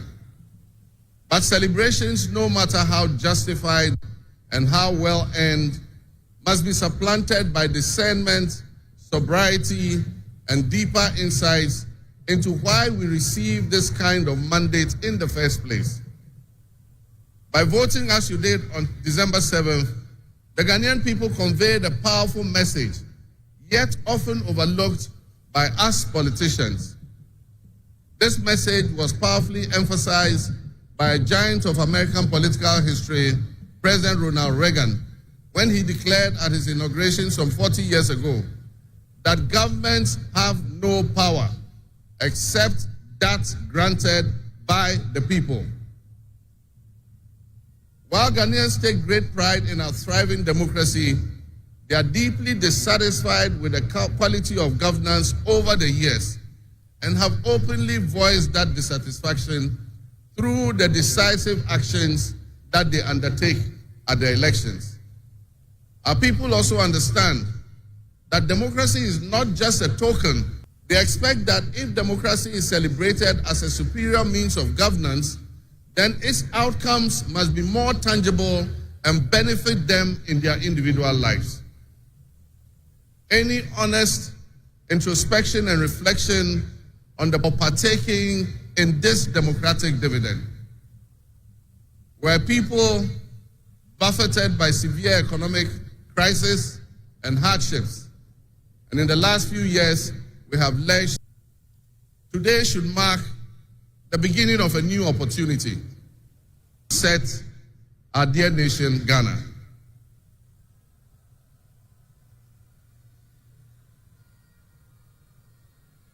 To the millions of my fellow countrymen and women who joined long queues and waited in the sun for their turn honoring me, my firm, immutable assurance is that your votes will matter in the work that our courage to bring change will not go in vain.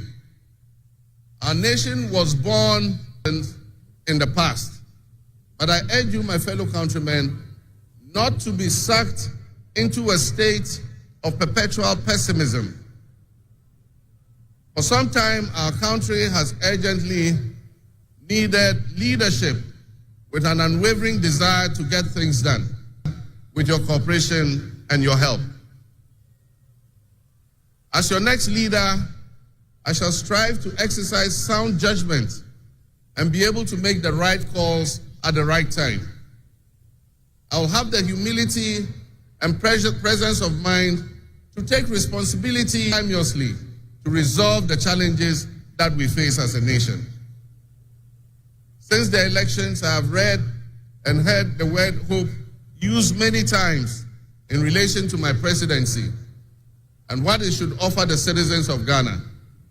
I intend to speak plainly and clearly to you today, and every time I address you subsequently, I intend to always tell you the truth. The circumstances we find ourselves in are indeed dire. The first is economic restoration and stabilization of the macroeconomic environment is once again open for business. The third is governance and constitutional reforms. And the final, but not the least, is accountability and the fight against corruption.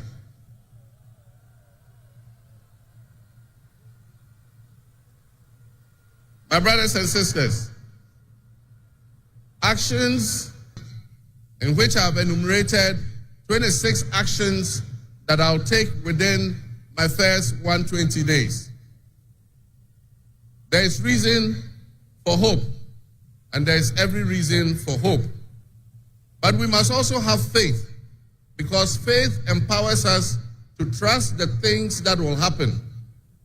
With faith, you believe what you know, and that is why we need faith to be able to achieve our reset. We need a reset with the faith we have in our country and our leadership. We need a reset with the faith we have in our institutions. That I mean in all of us, because all of us are Ghana. You are Ghana, and I am Ghana. All of you seated here today, Ghanaian citizens, you are Ghana. The people who you are with or near you as you watch this on television, in your homes, or listen on radio, or follow on social media, Ghana we all love, and the good people of our country who make up this dear nation. And I ask that you envision a Ghana that you want to live in, a Ghana that you want to leave behind to your children and your grandchildren. What can you do to help build that better Ghana that we all strive for? What behaviors, what attitudes and mindsets can we reset? We need a reset, and we have faith in Ghana's ability to overcome, excel, and be so successful with this reset that it will be difficult to imagine a time when that was not the case. I am honored and humbled to accept the mantle of the President of the Republic of Ghana. Today we celebrate a new administration and herald an unprecedented era of opportunity and transformation. With Nana, Jane, Opoku-Agyeman by my side, we are poised to embark on a journey of progress and inclusivity, united in our vision for a more prosperous Ghana. This day is particularly special for us and for every Ghanaian who dreams of a society where barriers are shattered and ambitions are realized. With the inauguration, Nana Jane's ascension to the high office is not merely a personal triumph. It symbolizes our collective cherished and amplified of diverse voices to shape the future, voices that have the courage to soar beyond our traditional confines. My brothers and sisters, together as we look to the horizon, we reaffirm our dedication to breaking the glass ceiling that has long hindered many from reaching their full potential. Governance that reflects all segments of our population, strengthens our democracy, and enriches our conversation. We stand committed to enacting policies that empower women and ensure that the door of opportunity is opened wide, organize our efforts to create a society where every Ghanaian can dream, believe, and achieve without any restraints. Remember that great leadership is not defined merely by administration. Along with my Vice President, Nana Opukwa-Agyeman, will prioritize inclusivity, accountability.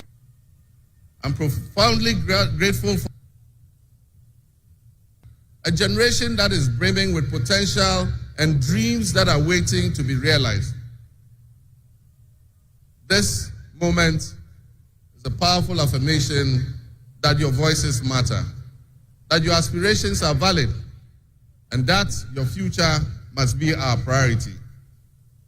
We're committed to translating your hopes into action and create to be tailored to sustain innovation needed will champion diversity in all facets of governance, ensuring that every Ghanaian, regardless of your nation story. Ghana's youth represent the heartbeat of our democracy. Their ambition will drive our policies as we strive to create an inclusive, equitable society where everyone has a seat at the table. Our vision hinges on the introduction and implementation of a 24-hour economy, a vibrant 24-hour Ghanaian economy, which will also be anchored in agriculture and agribusiness, the energy and creativity of all our people. Just imagine a Ghana where our markets are alive and bustling at all hours, such that businesses can operate flexibly to meet the diverse demands that they are subjected to. And young can find opportunities regardless of traditional institutions. The 24-hour economy model will also bolster job creation for the young people, stimulate local industry, and attract foreign investments, and allow us to build resilient communities and a sustainable future. This vision extends beyond mere economic transactions. It symbolizes empowerment, the empowerment of every Ghanaian to contribute to our national progress.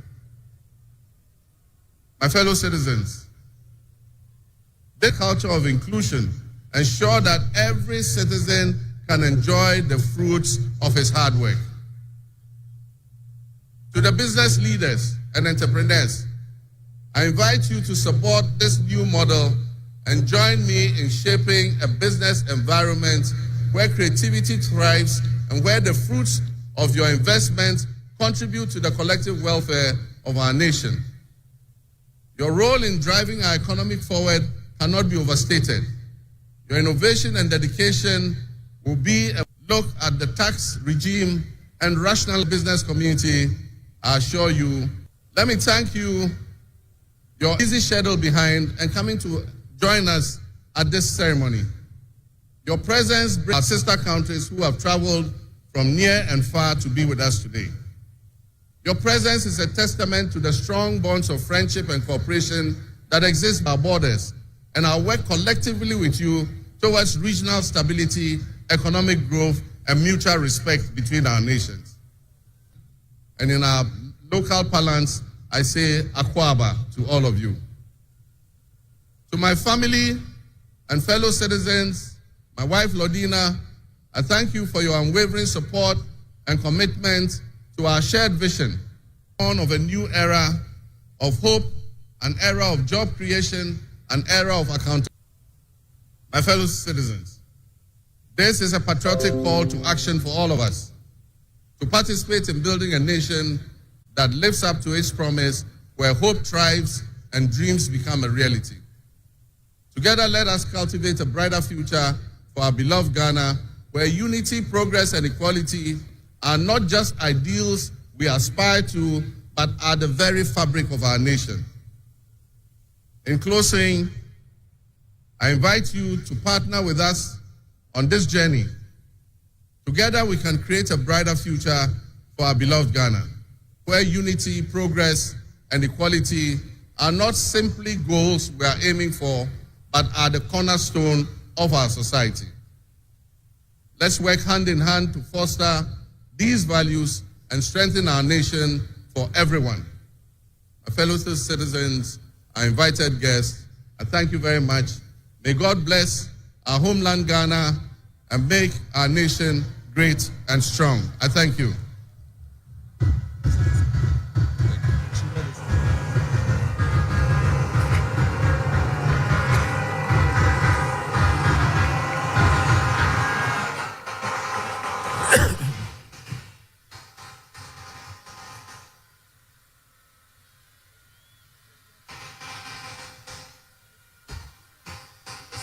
Yeah.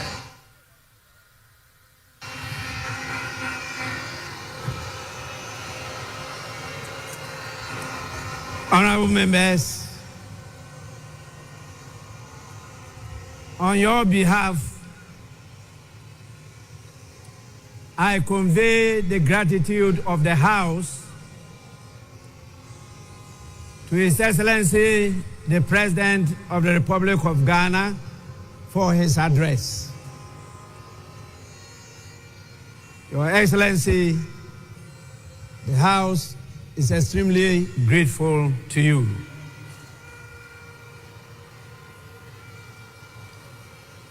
Honorable members, may now we have the presence of our special guest of honor in the distinguished personality of His Excellency Bola Ahmed Tinubu, the President of the Republic of the Federal, I should say the Federal Republic of Nigeria. It is my honor to now invite him to deliver his address. Your Excellency, you are welcome to do so now.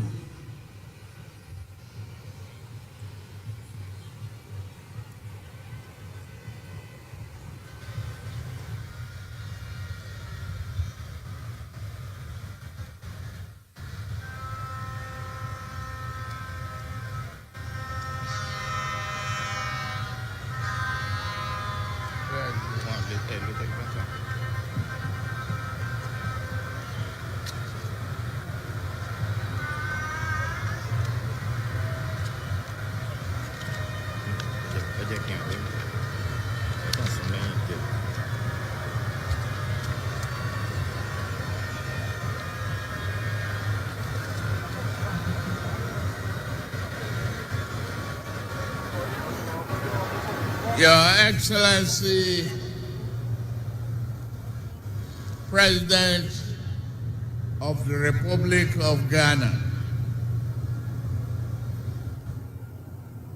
Head of State and Government here present, Right Honorable Speaker and members of Parliament of Ghana, members of the diplomatic corps, eminent personalities here present, distinguished ladies and gentlemen, it is always good when a friend and brother can visit the home of a close neighbor to celebrate his success and progress with him. Today, we celebrate African democracy as Ghana and our beloved people mark the transition from one democratic government to another. This moment does not merely symbolize another milestone in the evolution of Ghanaians' democratic society. It further demonstrates that in West Africa, we are capable of democratic and productive endeavors. It is time that our continent critics stop forgetting the strides that Ghana, Nigeria, and others have made. We need not prove ourselves to them. We have nothing to prove to anyone except ourselves. We will lift our nations out of poverty and build strong and resilient economies for our people. Today, I am here not only as the President of the Federal Republic of Nigeria, but also as an African in resolute support of Ghana and our people. This moment is a source of pride and honor for Ghanaians, the entire continent, and its diaspora. The sun is out and the sky may be blue, but I see today a black star rising high in African sky. This black star shines over this nation, and its rays spread across this continent with a sense of shared history, hope, compassion, unity, devotion to our common welfare. While others may seek to demean Africa and keep brothers pitted against brothers, that shining star reminds us of who we are. Better yet, it reminds us of who we can be. That star reminds us always to strive and work together, bond together, even when we disagree. We must choose the path of peaceful dialogue. Never can we do harm to our brothers, nor can we permit any outsider to disrupt our bonds of brotherhood. The spirit of Ghana, the first Republic President, Osagyefo Dr. Kwame Nkrumah, is here present today, lifting that star higher and higher.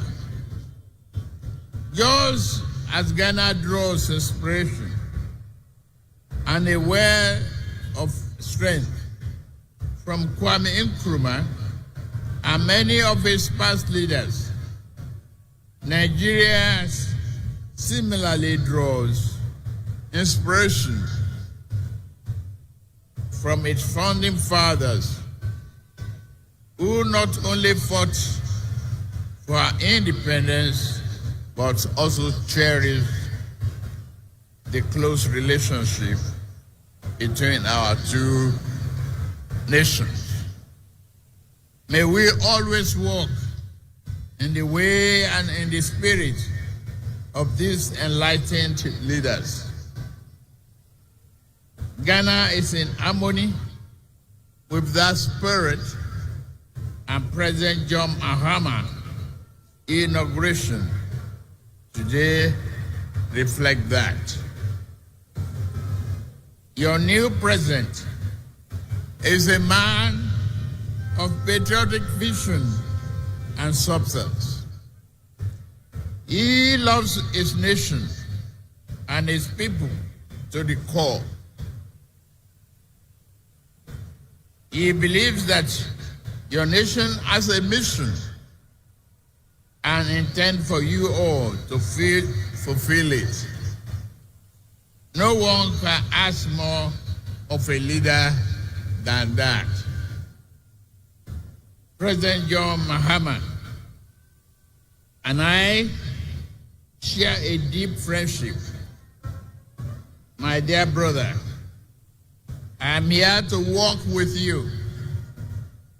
You know you can count on Nigeria's support at any given time.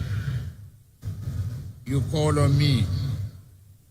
We are your brothers and sisters. We shall always be there for you.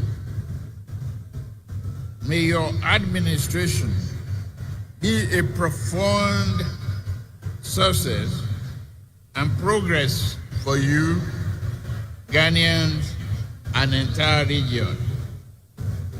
I am confident that new government under the leadership of President John Mahama will work with Nigeria to strengthen this powerful bond, leading to greater shared progress, prosperity for the people of our two nations. I have no doubt that your administration will bring about positive change and progress. Your accession to the power should also mark a new and invigorating momentum in pursuing sub-regional and integration and progress.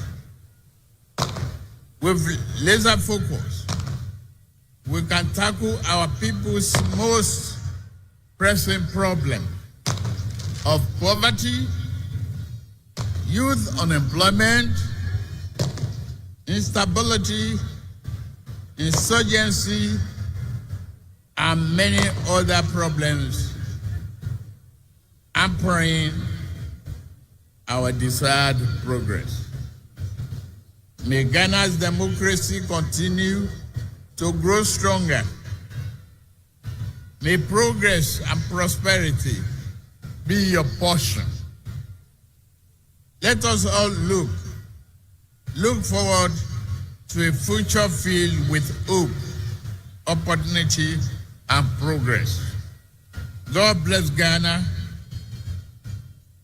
and its beloved people. God bless Federal Republic of Nigeria and its beloved people. God bless ECOWAS. God bless our beloved Africa. I thank you for your kind attention. God bless you.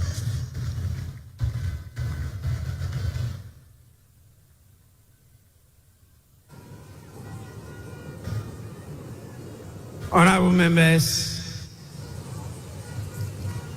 we are indeed inspired by the warm words of His Excellency, the President of the Federal Republic of Nigeria.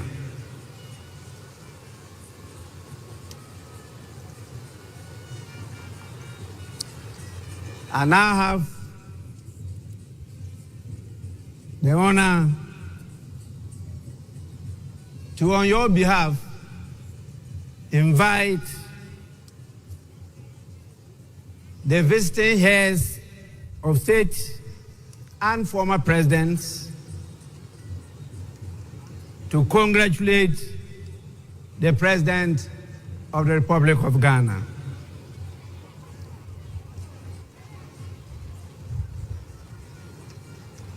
I have a real tall list.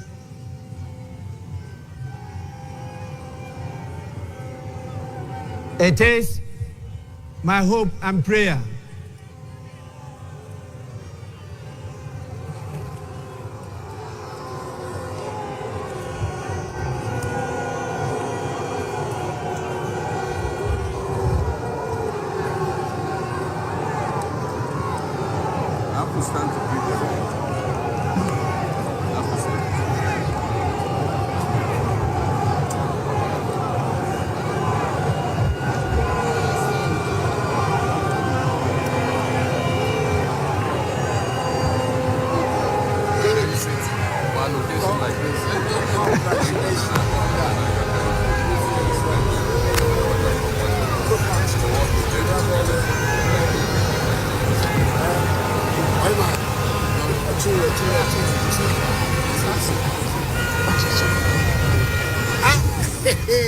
twice elected in my kingdom.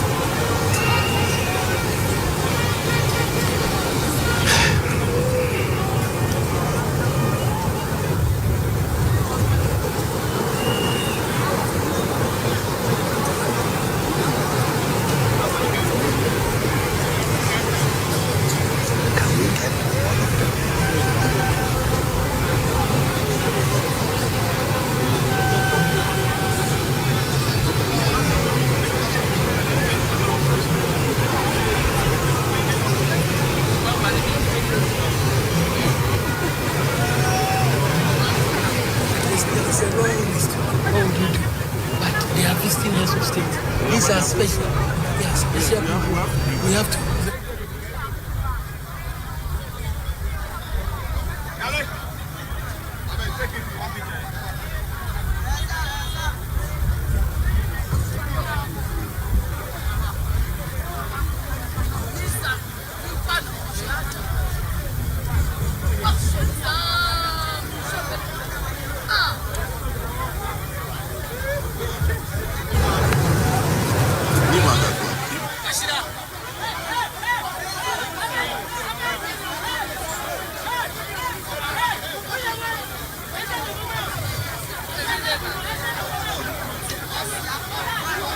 As highlighted by the President and our special guest of honor, His Excellency Ahmed Bola Tinubu of the Federal Republic of Nigeria. Now, what else? What is the next on the agenda? Because very soon we will witness. Honorable members, I will now, on your behalf, call the names of our distinguished dignitaries the heads of states and presidents from various countries to come to congratulate His Excellency, the President of Ghana. And I'll start with our special guest, the President, the Commander-in-Chief, and the Head of State of the Federal Republic of Nigeria, the person of His Excellency Bola Ahmed Tinubu, to lead in this whole exercise. Your Excellency, you may proceed to do so now.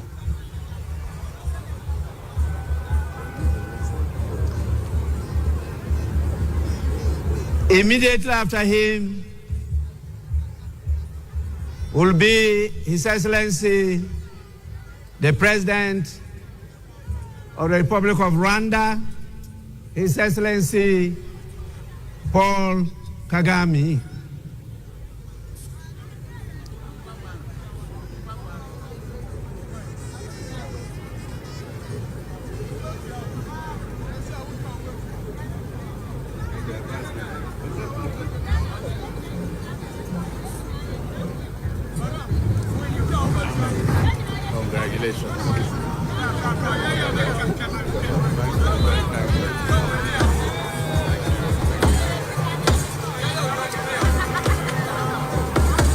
Then follows His Excellency the President of the Republic of Togo,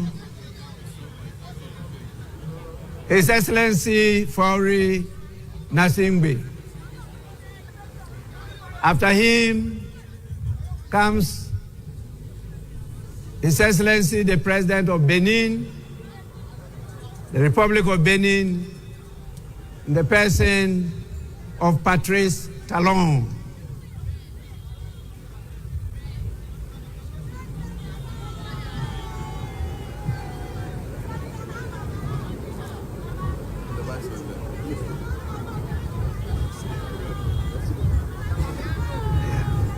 Bienvenue. Merci beaucoup.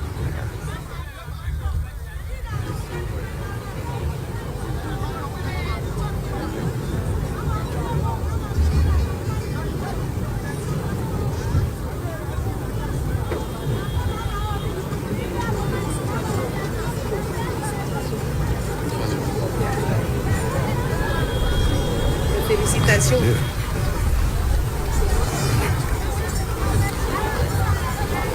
Then follows the President of Gambia, His Excellency Adama Barrow.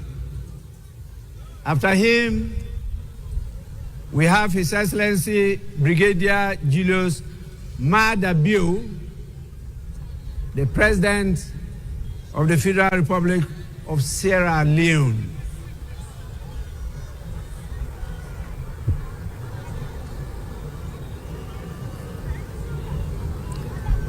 Immediately follows His Excellency Felix Antoine Tshisekedi Chilombo, the President of the Democratic Republic of Congo.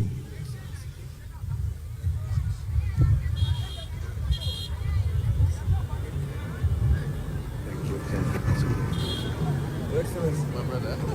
Thank you very much. Thanks for coming. Thank you. Yes, you're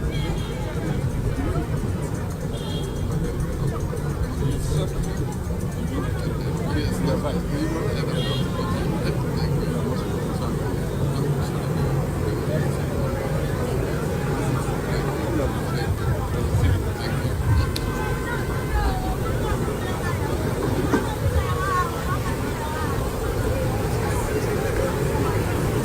After His Excellency, Thank you. the President of the Democratic Republic of Congo, we have His Excellency Umaru Sissoco Embalo, the President of the Republic of Guinea-Bissau. After him follows the President of the Republic of Cabo Verde, His Excellency Jose Maria Neves.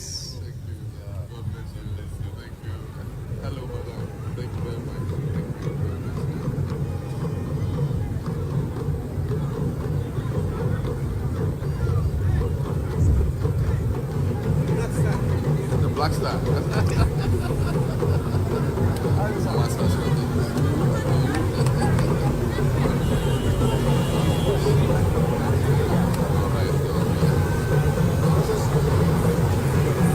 After the President of Cabo Verde, we have His Excellency William Samoei Ruto,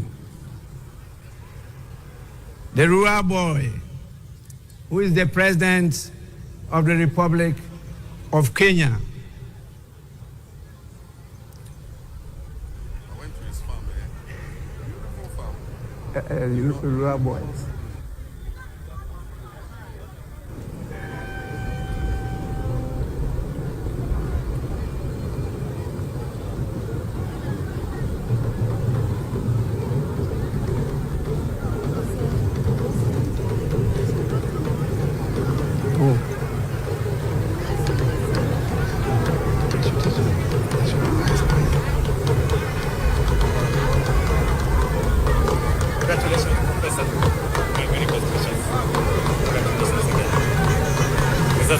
The rural boy.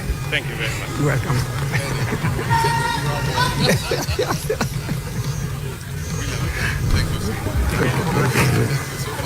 Honorable members, after His Excellency William Ruto, this is the President of the Republic of Liberia, His Excellency Joseph Numa Boakai Sr. We also have His Excellency the President, Dr. Nangolo Mbumba. He is the President of the Republic of Namibia. Sorry. That is a she, not a he. Doctor, you may forgive me.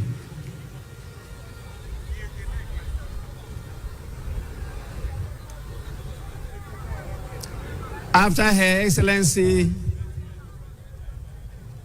the President of Namibia, is His Excellency Bassirou Diomaye Faye, the President of the Republic of Senegal.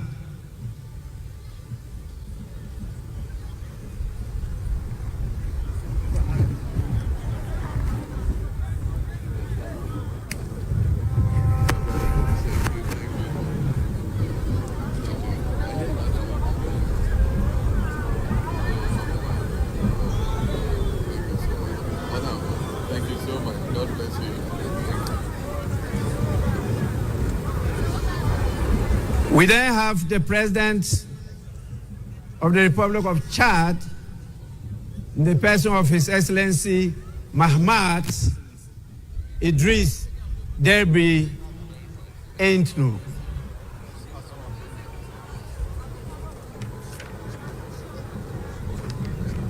After him, we have the President of the Republic of Botswana, His Excellency Duma Gideon Boku.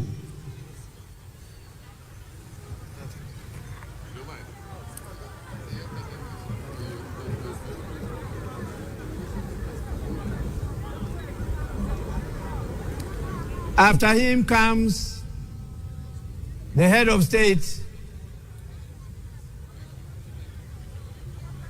of the strong people of Burkina Faso,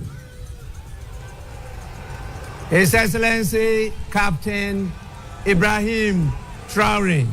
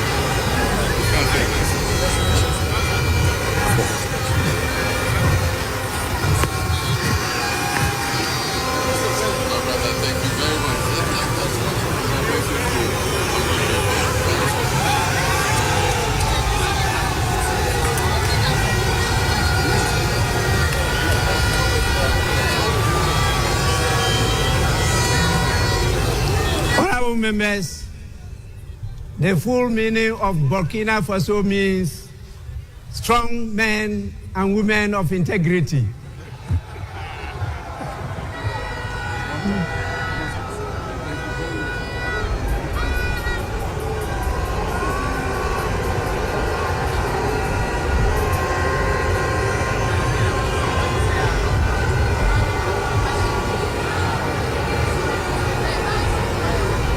We have His Excellency Brigadier General Bryce Clotaire Oligui Nguema,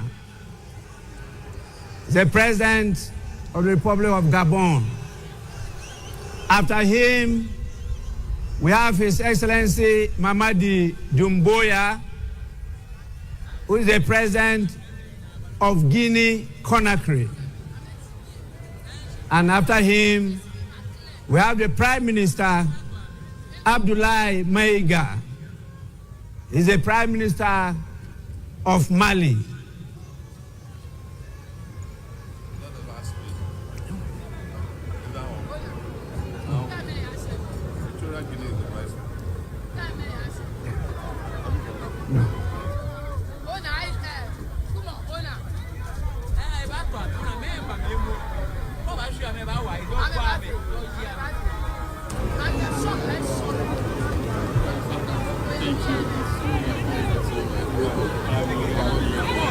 We also have the Prime Minister of Niger in the person of Mr. Lamine Zain Ali Mahama,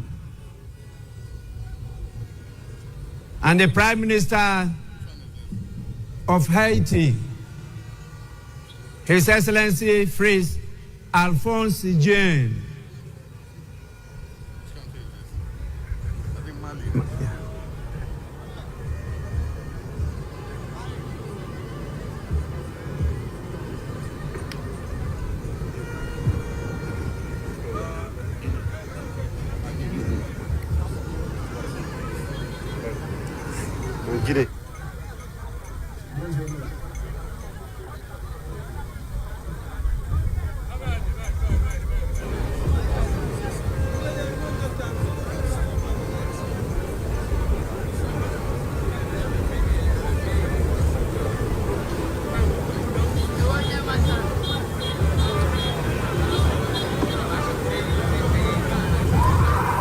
Prime Minister Mali,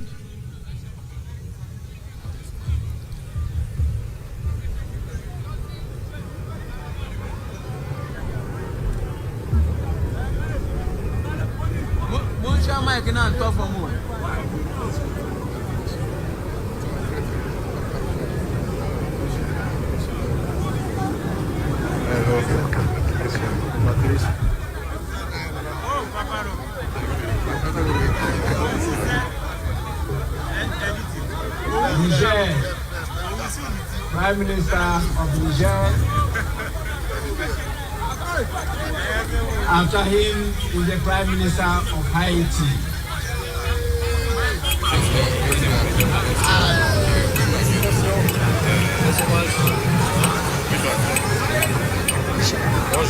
Bonjour, ça va?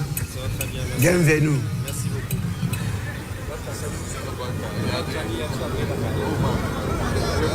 After that, we have the Vice President of Equatorial Guinea, the person of His Excellency Teodoro Obiang Nguema Mbasogo.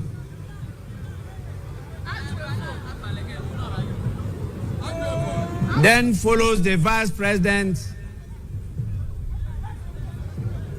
of Uganda,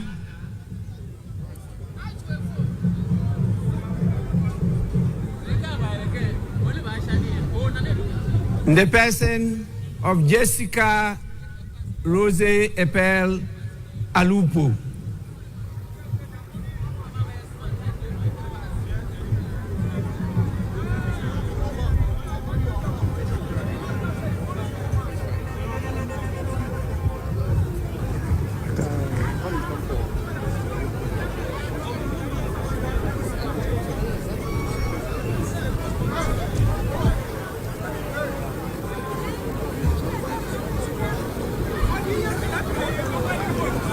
We have the Vice President of the Republic of Tanzania,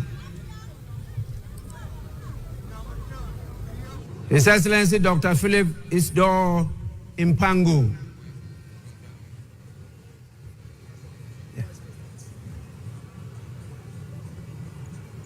That is rather the Vice President of Tanzania.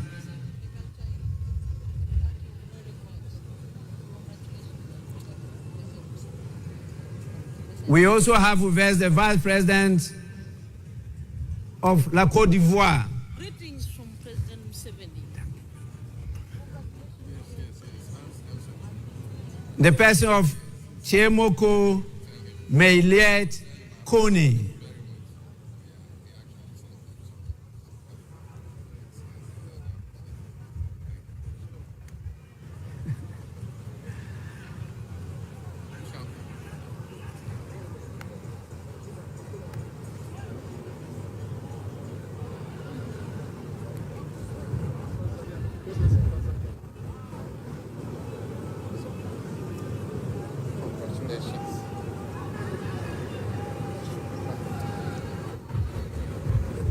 Tanzanite.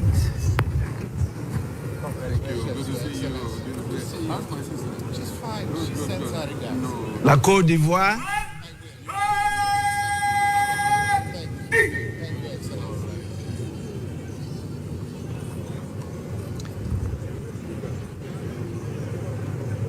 After His Excellency the Vice President of La Côte d'Ivoire, we have the Vice President of Mauritania, His Excellency Mohamed Adihali Khatra.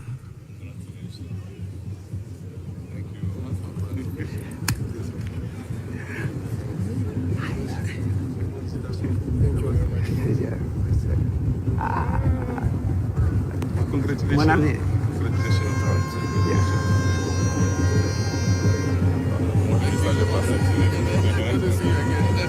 My father and I.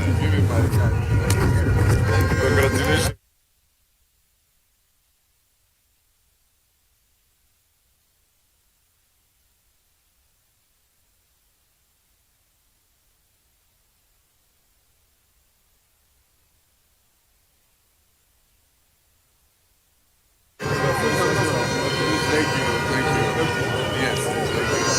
The Vice President of Mauritania,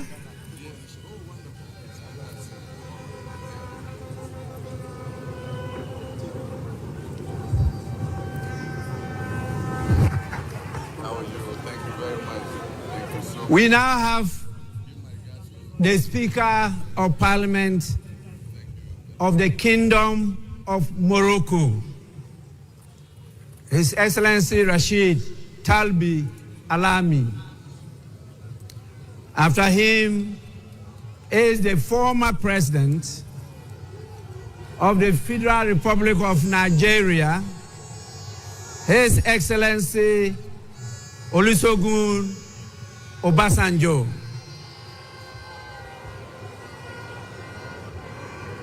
Together with his younger brother, the former President of Nigeria, His Excellency Goodluck Ebele Jonathan.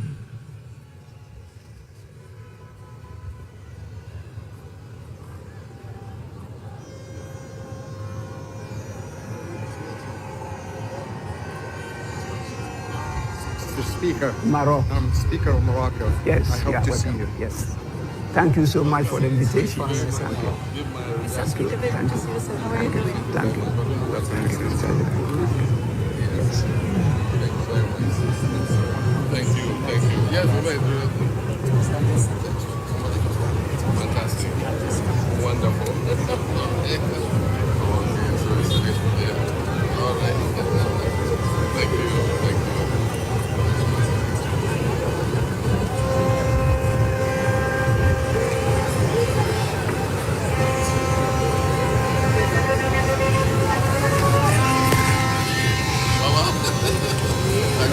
Thanks for coming.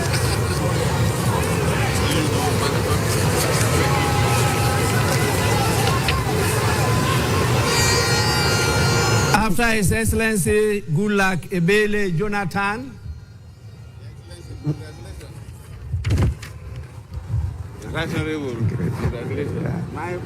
we have the former president of Liberia, in the person of Her Excellency Ellen Johnson Sirleaf. After her, we have the former president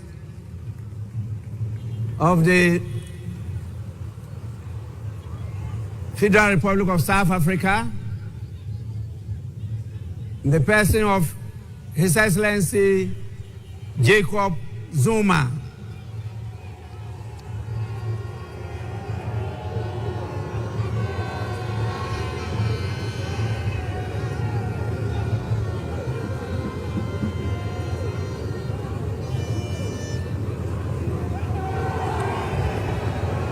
After the former president of South Africa, we have the former president of Germany, His Excellency Christian Wolff.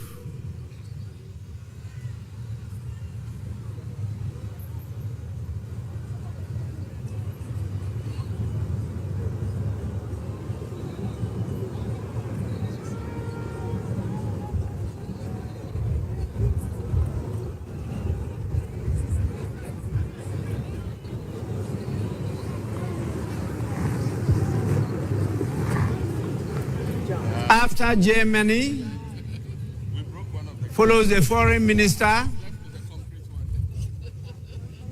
of the European Union, Belgium, European Affairs, Foreign Trade, and the Funeral Culture Institute. His Excellency Bernard Quintin.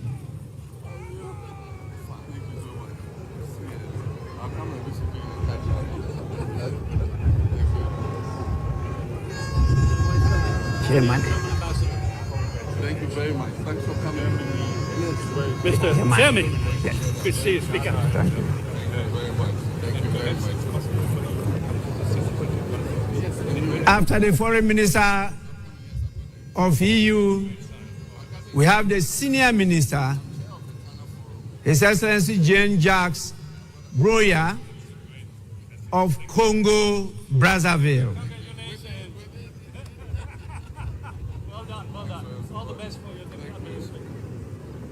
After Congo, Brazzaville, we have the Minister for Africa, the United Nations, the Commonwealth and Human Rights of United Kingdom.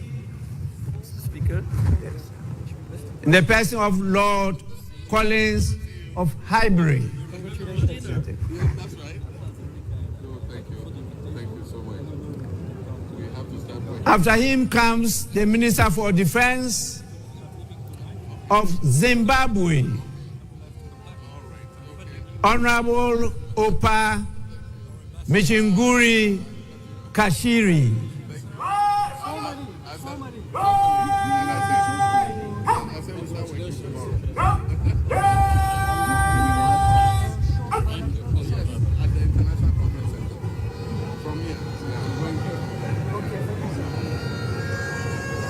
Jean-Jacques.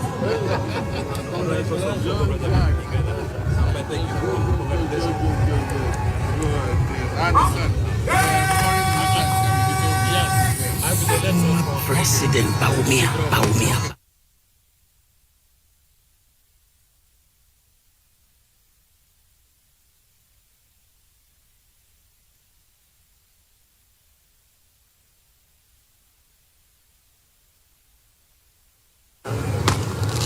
So nice to visit before.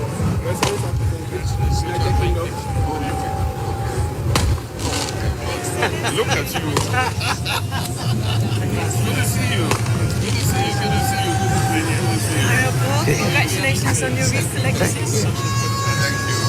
Harriet has been a wonderful ambassador. We're all proud of her. I thought she stayed on ground.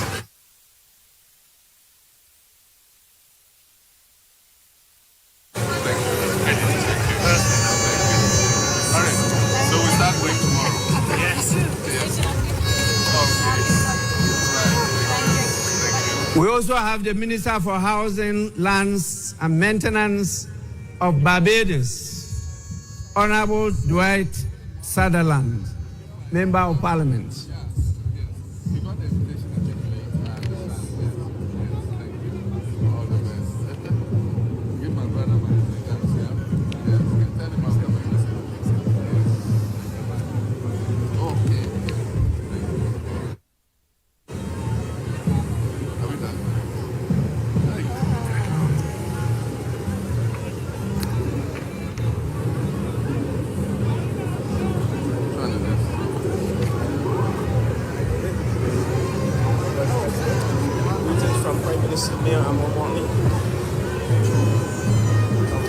Barbados. Greetings from Prime Minister. Yes, sir.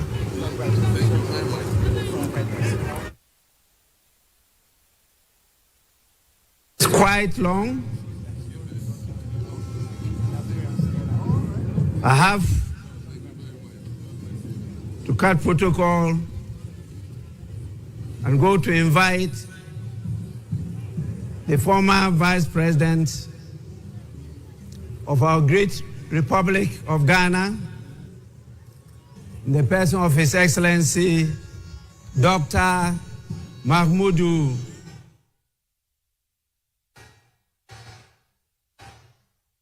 Bawumia. At the end, we invite Modena, and then also maybe Chairman of Council of Elders and the General Secretary.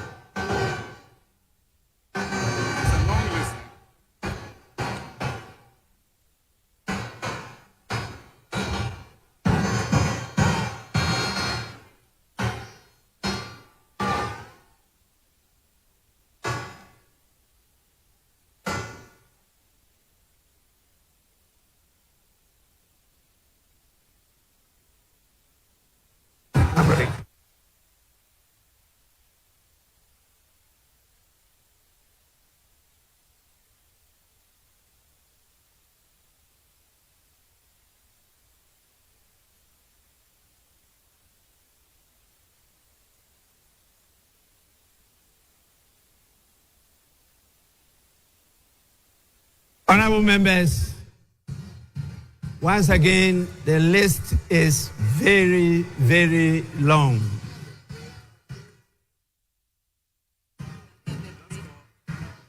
I will now invite the President of the ECOWAS Commission, in the person of His Excellency Dr. Omar Eliu Puri.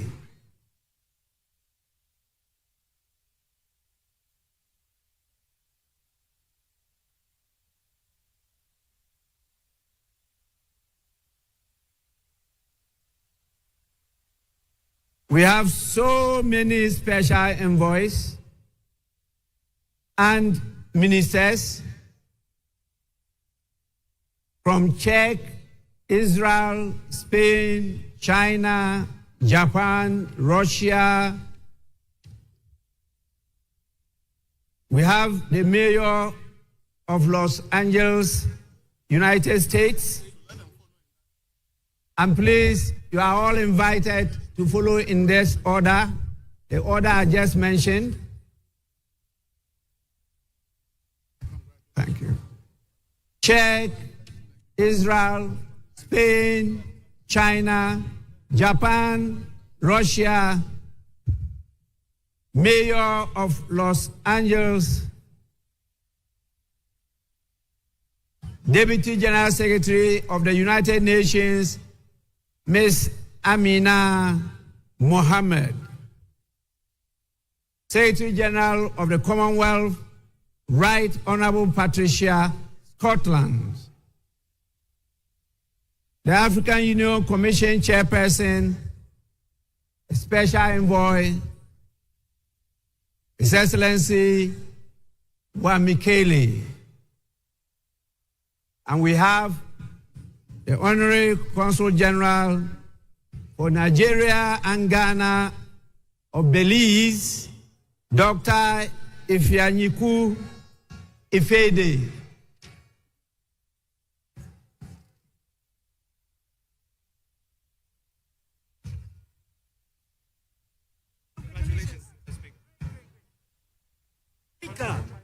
conducting the meeting.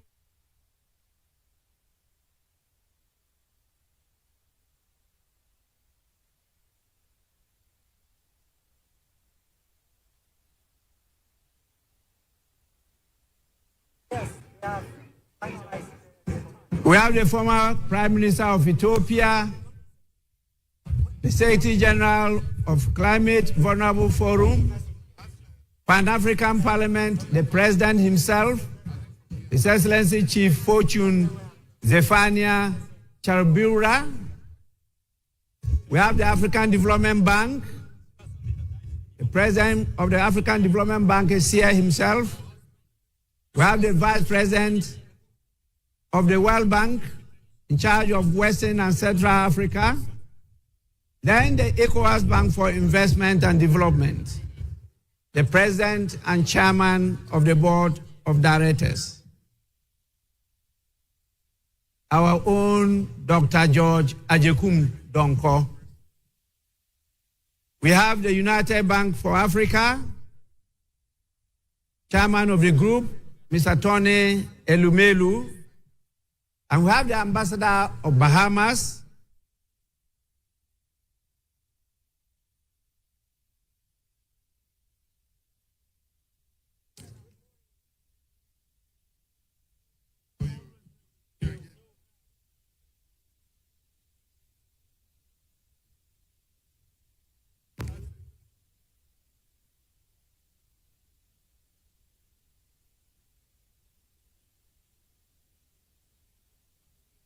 yes.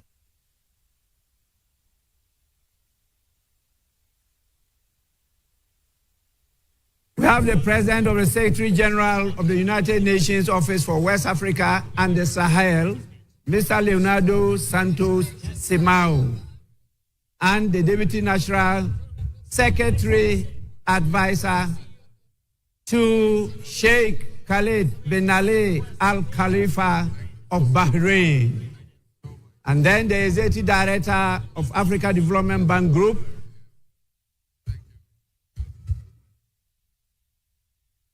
and we have the Vice President for Africa International Bank for Reconstruction and Development, Usman Diagana.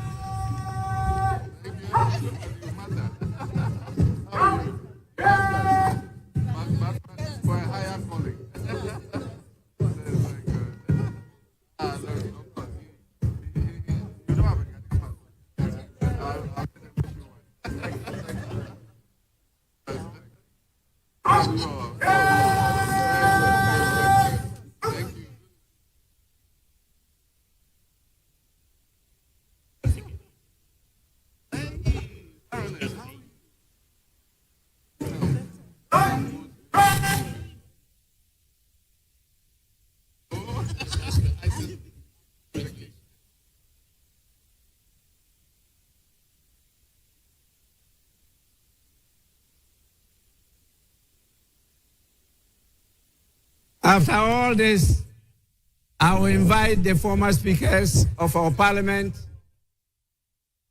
They may come.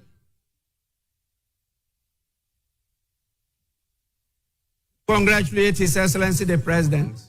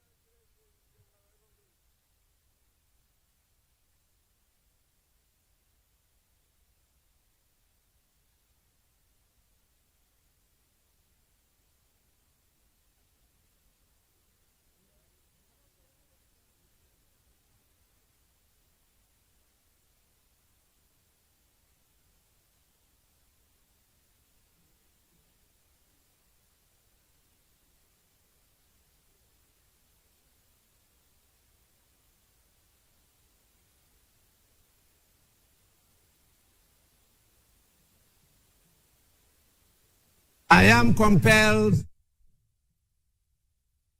by the situation, not only time constraints, but the exhaustion of all gathered here, to invite the chairman of the Council of Elders of the Great Evergreen National Democratic Congress, who could at his pleasure come with some of the executives of the party to congratulate His Excellency the President. And we will crown it all with the First Lady of the Republic of Ghana, Her Excellency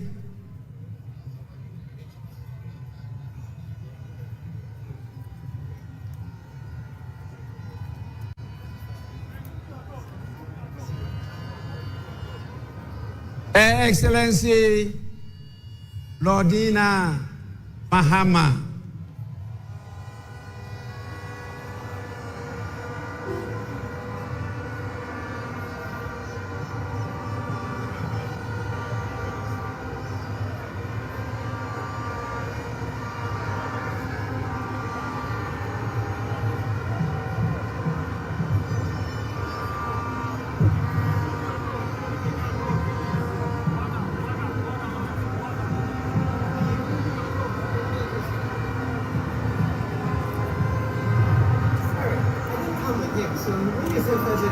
I forget that I'm no longer a former.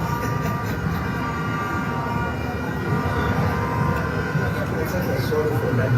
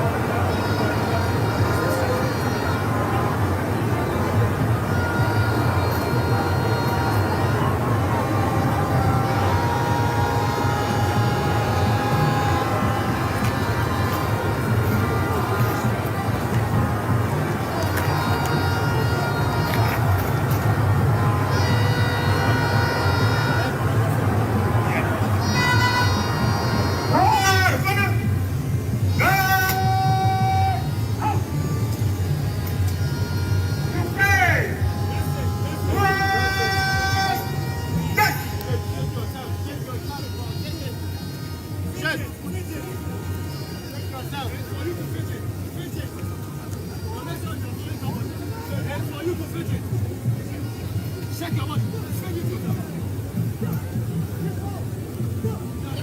Shake the blood flow. Shake your body. Shake your body. Let the blood flow.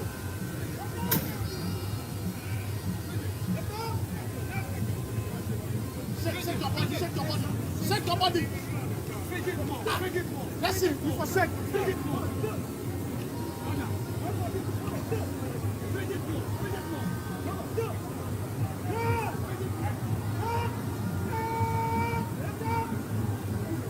Well done, we are winning.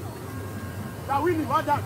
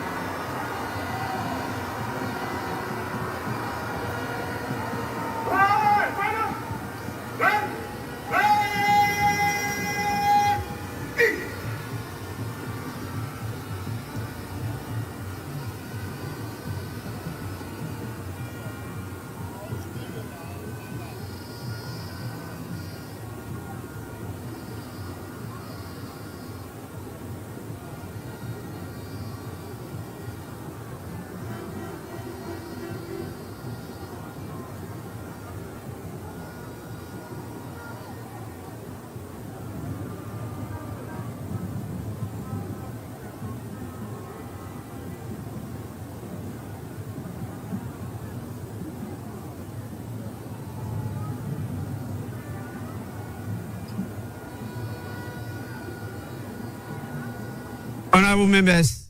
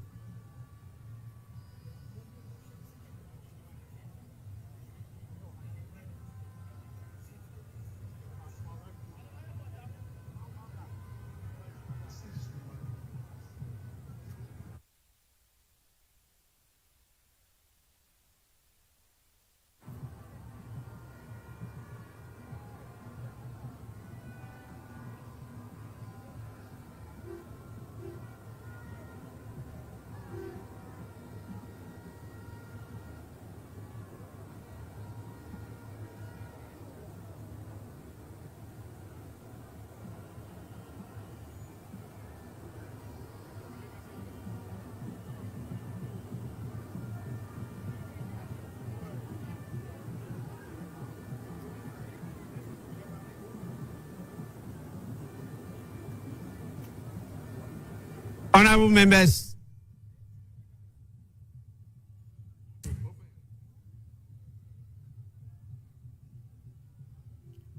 honorable members, it's now time for me to invite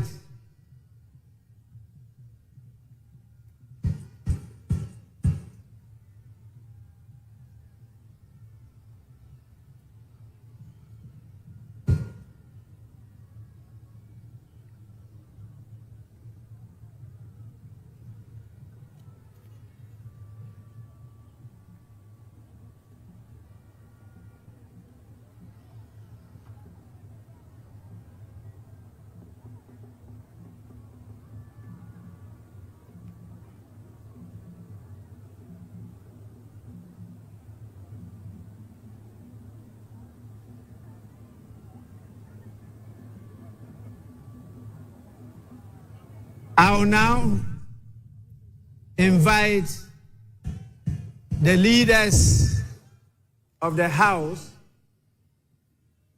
the majority and the minority leaders, to come and give an indication as to where we proceed to from here.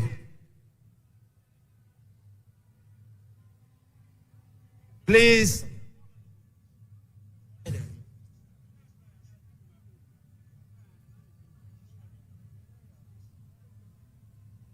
the majority and the minority leaders.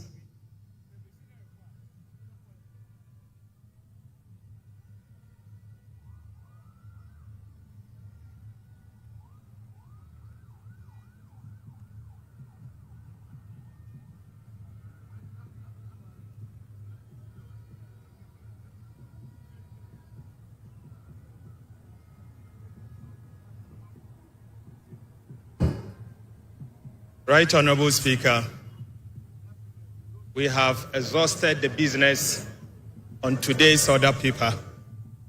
In view of that, I move that this House adjourn to tomorrow at 11 a.m. in the forenoon.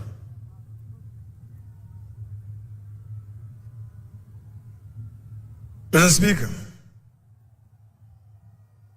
it is the desire of the minority that this House be suspended so we continue to do business in fulfillment of the 24-hour economy. However, if the majority leader so pleases, I shall second his motion for adjournment. Thank you very much. Honorable members,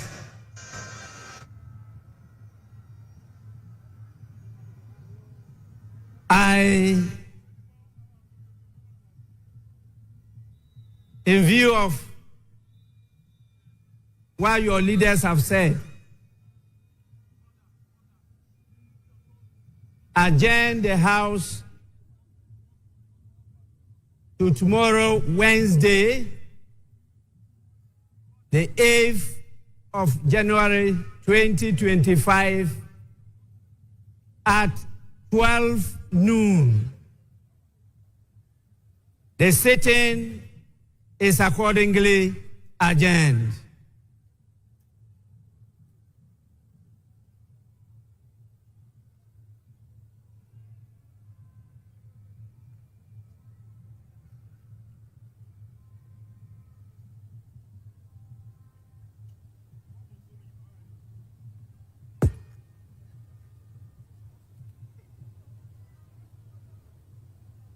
That's what it is.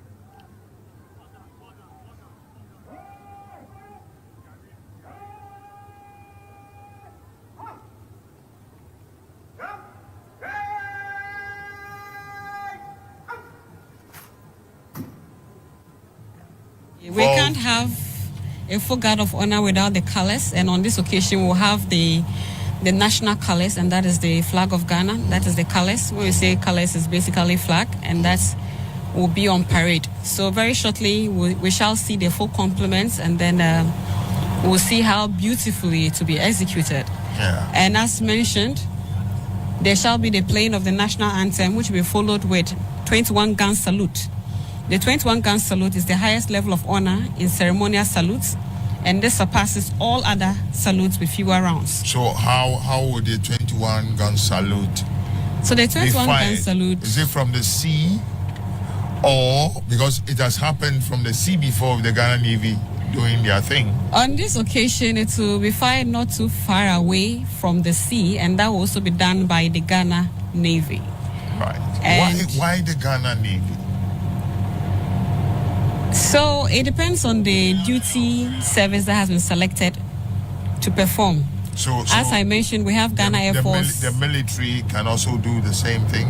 Yes, we can have the Ghana Army, and that's the 66th Artillery Regiment. They have done that in the past. Okay. So it can fall on any of the services to undertake that task. So right now we can see in our screen the procession by the Right Honorable Speaker.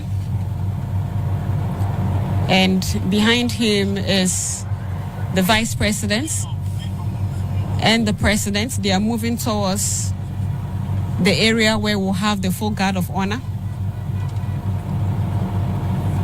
And as mentioned earlier, His Excellency John Dramani Mahama will inspect his first guard of honor as the Commander-in-Chief of the Ghana Armed Forces.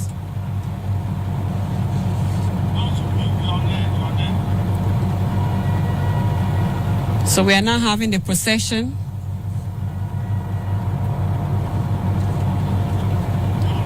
towards the area where the full guard of honor will take place.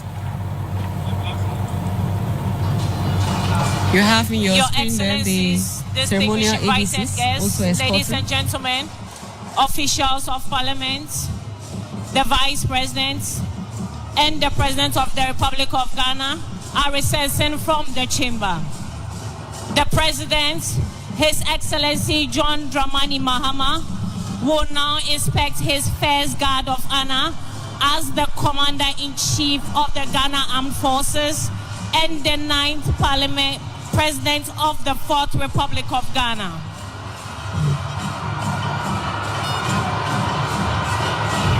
May I respectfully request all invited guests to please be seated as the President moves to inspect the guard of honor.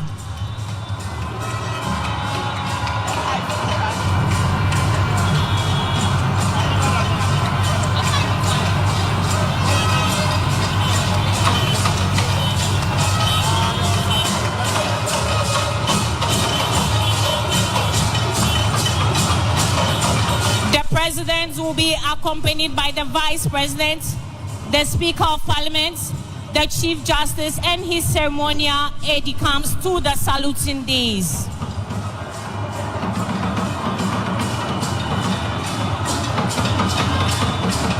The ceremonial aide-de-camp for the ceremony is the Chief of the Defense Staff, General Thomas Opon-Pepra, and the Inspector General of Police, Dr. George Ekufundampari.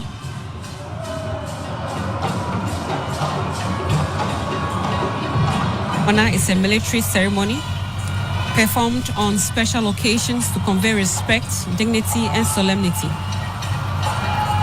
A guard of honor is a formal gesture offered to dignitaries such as heads of state, government, distinguished guests, the guard of honor is under the command of Lieutenant Ghana Navy Kenneth Opoku. The second in command is Sub-Lieutenant Harrison Na. The color ensign is Sub-Lieutenant Richard Abwaji Sapon. The conducting warrant officer is Chief Petty Officer Class 2 Kwa Richard. The color escorts are Petty Officer Class 2 Amure Koko Daniel and Petty Officer Class 2 Owusu Emmanuel. Defense Staff General Thomas Opon-Pepra. Shall we please be upstanding for the national anthem and the 21-gun salute, as mentioned earlier.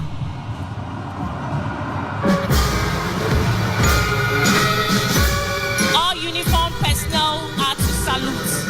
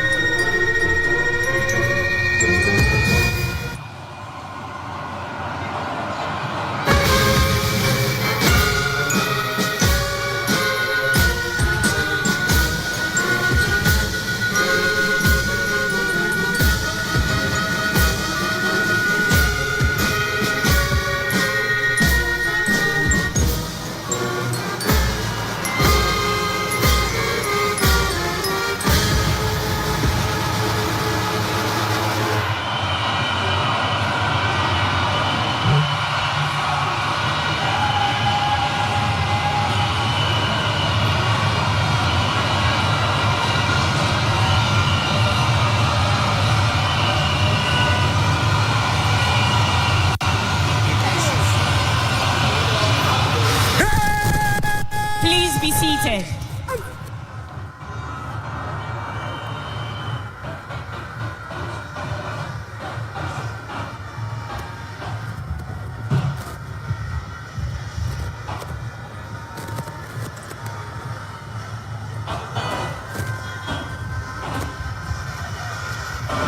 The parade commander is marching to ask permission for the inspection of the parade. After Your Excellency, Presidential Inauguration Ceremony, Guard of Honor Conduct, Guard mounted by the Ghana Navy, 3 officers, 96 rank and file with the Ghana Navy Regimental Band in attendance, ready for inspection. Lieutenant Ghana Navy, Kenneth Opoku, report Your Excellency. Your Excellency.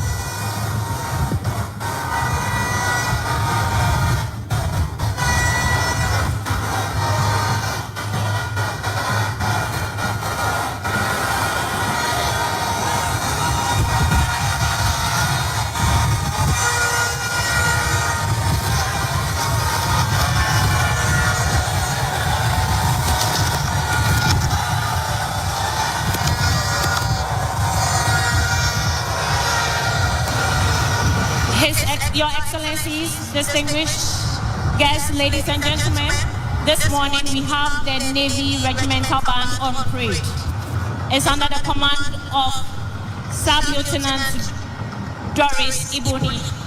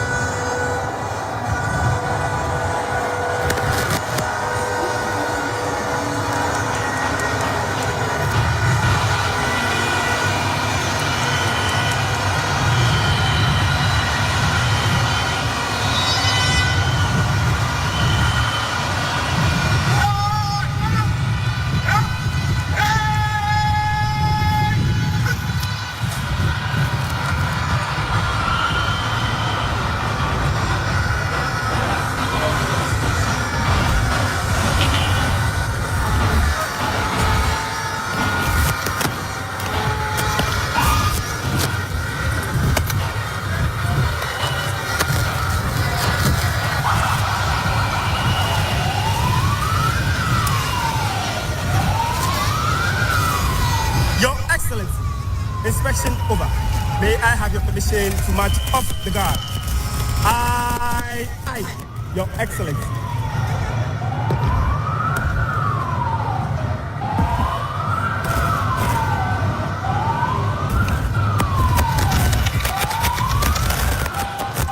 Distinguished invited guests, ladies and gentlemen, this marks the end of the inauguration of His Excellency John Dramani Mahama as the President of the Republic of Ghana and Commander-in-Chief of the Ghana Armed Forces and the Vice President, Professor Jane Nana Opoku Ajiman. Distinguished invited guests, ladies and gentlemen, let's all remain seated as the President takes leave of us.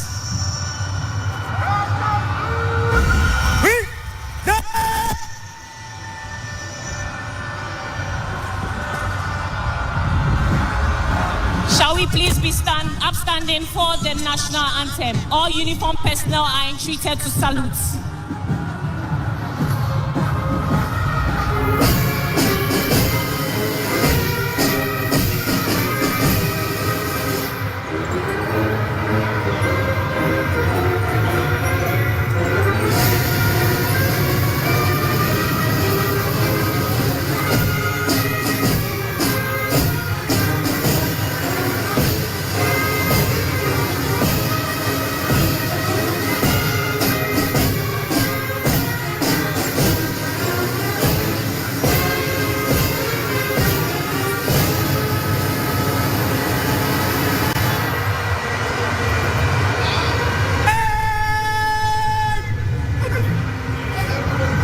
Distinguished invited guests, ladies and gentlemen, let's all remain seated as the President takes leave of us. Please be seated.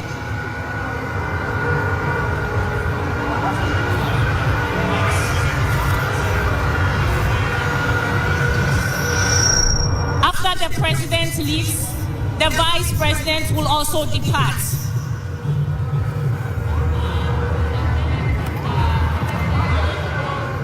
After the Vice President, followed by the Speaker of Parliament and the Chief Justice, her ladyship.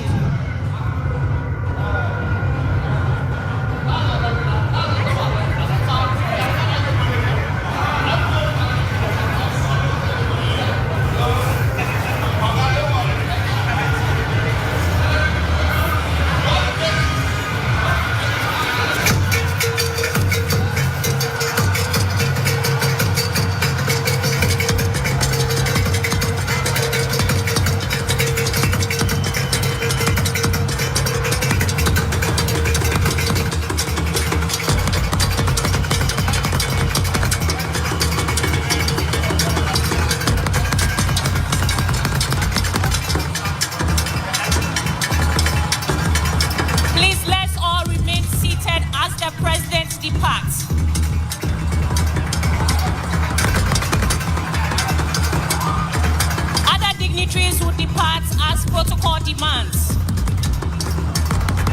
Please, let's clear the way for the President to leave.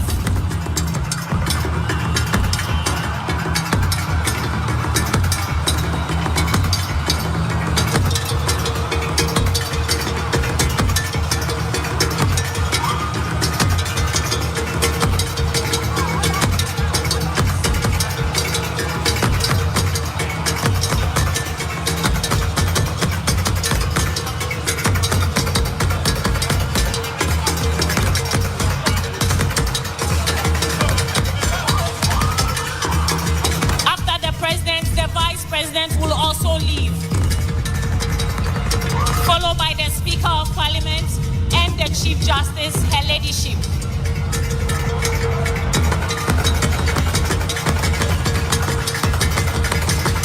Your Excellencies, distinguished invited guests, our heads of state and dignitaries will depart in order as they came in.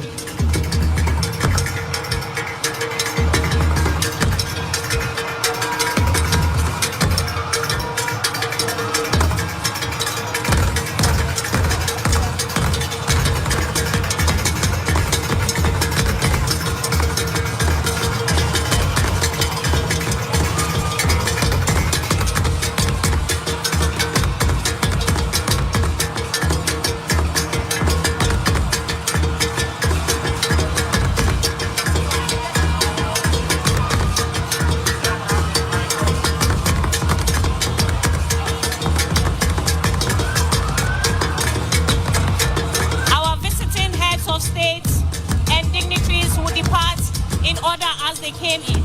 The first to depart will be the president of Nigeria, followed by Benin, Burkina Faso, Cape Verde, Cote d'Ivoire, Congo-Brazzaville, Democratic Republic of Congo, Equatorial Guinea, Egypt, The Gambia, Guinea, Guinea-Bissau, Kenya, Liberia, Mali, Mauritania, Niger, Namibia, Rwanda, Senegal, Sierra Leone, South Africa, Uganda, Tanzania, Togo, Botswana, Barbados, Morocco, and Gabon.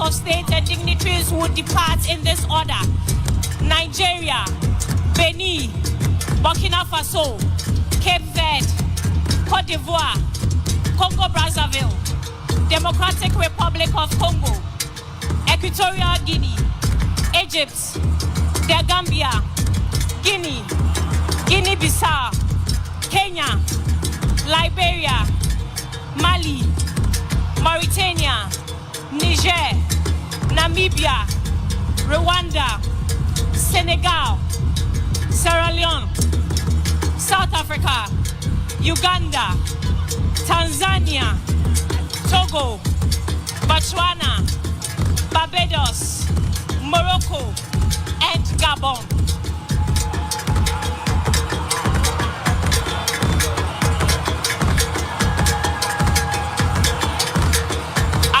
His Excellency John Agyekum Kufuor will also depart, followed by His Excellency Nana Addo Dankwa Akufo-Addo and Her Excellency ceremony for today's program. Thank you.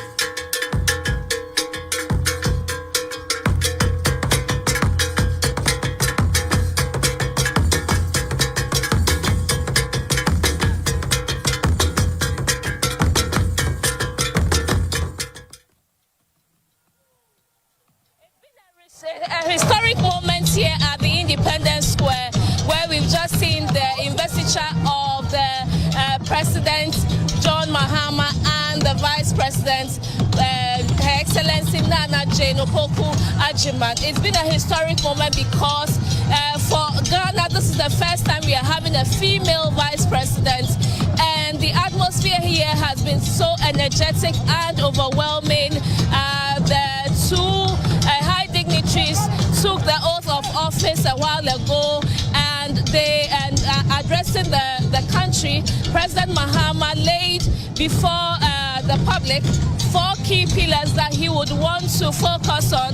He mentioned the economy, he mentioned infrastructure development, he mentioned youth unemployment, he also mentioned agricultural driven projects. He also talked about we being prepared when it comes to pandemics, so he's going to strengthen the health system.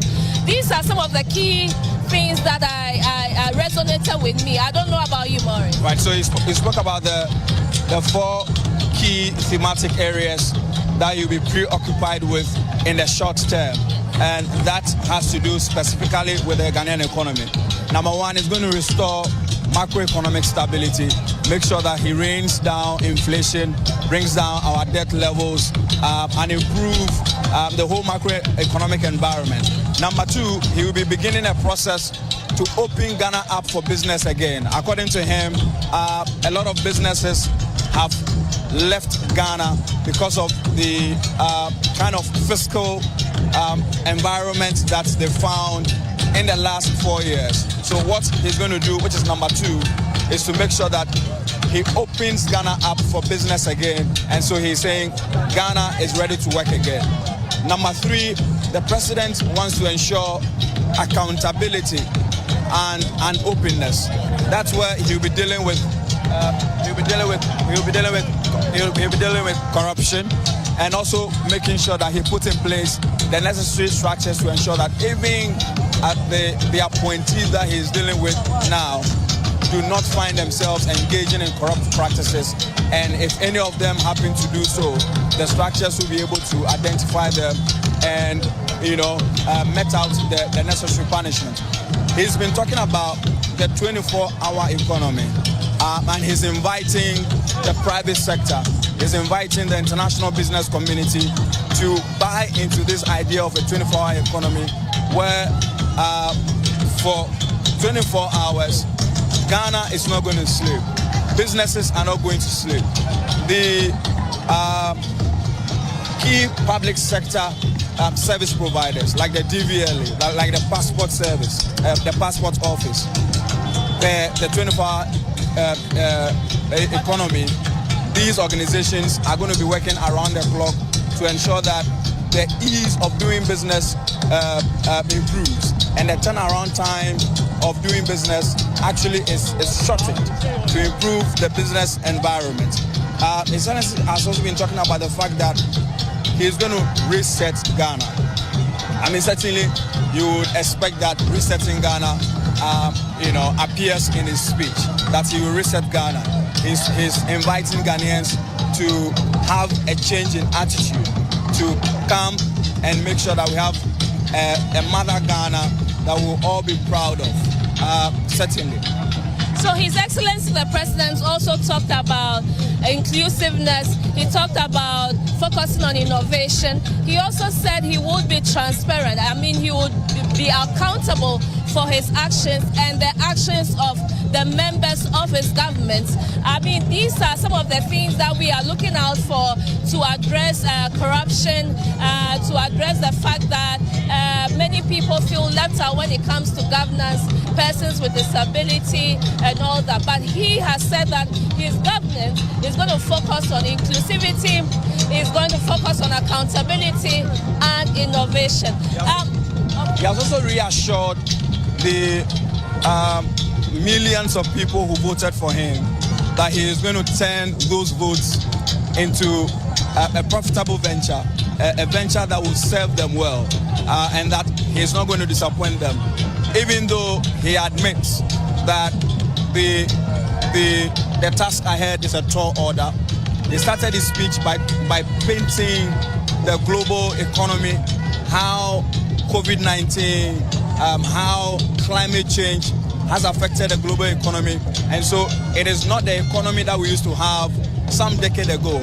A lot of things have changed, which he admits. He also admits how COVID-19 affected the Ghanaian economy.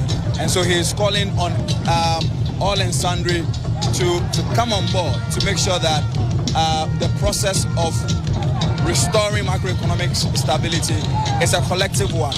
He's also been advising us to embrace brotherliness, especially in the ECOWAS sub-region. The fact that, I mean, we have persons in Burkina Faso who are Kusasis, we have persons in Ivory Coast who are Kans, we have persons in Togo who are Evers, we have persons in Nigeria who have some connections with the Gan community here in Ghana. And so he says that we are a one body. I mean, immediately after he won the elections, you realize that he's been dashing to his ECOWAS neighbors and making sure that he kickstarts that whole process of having a mutually beneficial relationship with these neighbors which are close to us. So you see that almost all of them in the sub-region came for his investiture, the keynote speaker and the Nigerian president, Tinubu. I'm being told that this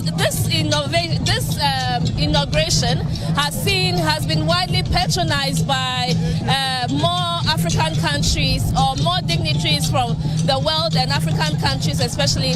It has never been seen before. What has that got to say with our bilateral relations with our foreign neighbors? For me, I think it is to be expected. I mean, this is his first step, so to speak. The international community has been keeping their eye on Ghana. They know the economic challenges that we're going through. So with the coming on board of a new president, certainly they would like to beginning to have a new conversation to see what they can do to help transform this particular economy. The World Bank Country Director for Central and Eastern Africa is here in Ghana. He's attending this particular investiture. After this program, he's going to be having conversations with His Excellency John Dramani Mahama and see how the World Bank is able to scale up investments, especially in infrastructure, in health, and innovation. Don't also forget that the president has signaled that it's going to be the negotiation of the IMF program. So the international community, our donor partners, our neighbors from East Africa, from South Africa, all of them are beginning to want to know exactly what we will do moving forward. And don't forget that His Excellency the President, because he's been in power before, he has connections with some of these key personalities, and so bringing them on board at this particular event should be seamless. Let's speak to one dignitary who witnessed the investiture of the president. Yes. You are live on GBC News. Really? Yes. What stood out for you when it comes to President Mahama's address to the nation? What stood out for you? Well, I think it was a wonderful speech. I've had reactions from even outside the country. That was a great speech. And, you know, the challenges that President Mahama and this government, our government, faces, it's real. I mean, it's a very tight economy. The political situation is also tense. But he's performed before, you know. That's really why we all believe that he can deliver. Because the country needs some healing. It's been a tough period. People have gone through some really rough times, and the expectations are high. But I think that short of asking people to lower their expectation, government as government will also have to meet them halfway. I think that the 120-day social contract, for instance, is really exciting, and with a bit of effort, that should lower, you know, the heat in the country. Do you think Ghanaians are going to be patient with President Mahama as he asks Ghanaians to lower their expectations as he tries to address their needs? Oh yeah, it's a question of education. The need is real, but at the same time, if we're able to explain to them the reality, they know the times, they know the state of the economy, but we need to explain what that means in real terms. They will sympathize with us, you know. The problem with the economy, for instance, that in 2022, the economy literally collapsed, but nobody made a real effort to explain to us, you know, where we were and what was happening, just that we were bombarded left and right. Thank you so much for your time. Thank you very much. I also have with me a citizen of Ghana who also came here to witness the investiture of the president and the vice president. Hello, sir, what's your name? Midindi Manuata Mekachi. Okay, Katrina, I'm interested in me. Midindi Manuata. Sentia me baha, nyobi na dembaha. Botaya, and Yankopo Smami Samin Famraha, Entina Mambae. Na me kase nyane se o my Ghana. Say you bet me atumpo senior yashisha. Just ohiya idine sisu John Dramani Mahama. Odene ne bibia ehye ya hemfo no ensa. Say obabu ya hemfo wo o my Ghana ni mu nyina. butaya nyankopon aka fa no no ebebam bamba ha me nyobi na dem ba ha nyamo no asoma ya de asoma me se me meka enti amba ya no ni ministers nso a o de omo beka no wa ya adwuma no e wo se butaya bia o de besi na nu so se adwuma bia o be ya no se kofodua no oko kumase no oko o so kosi kumase hine so na o kire empanifo a wa hifie nse ni masoma ni pasmesi so me ya adwuma wa na se ni banan mama asoma no omutumi kosi oyen ne nkrofo so amadwumadia bia o kodi no oyemfo na hu amadia ebekọ wie bia no nipa nyara atumi hu eno na bema na hini a odi no enye obi na ebetu no e wa hini a odi se nyankopo ama ne emfie dumienu kra na obedi a obi tumi ntu no na de nyankopo aka fa hu ene bebam botayetia me de ba no. So he's trying to say that he would want to see the chieftaincy institution strengthened and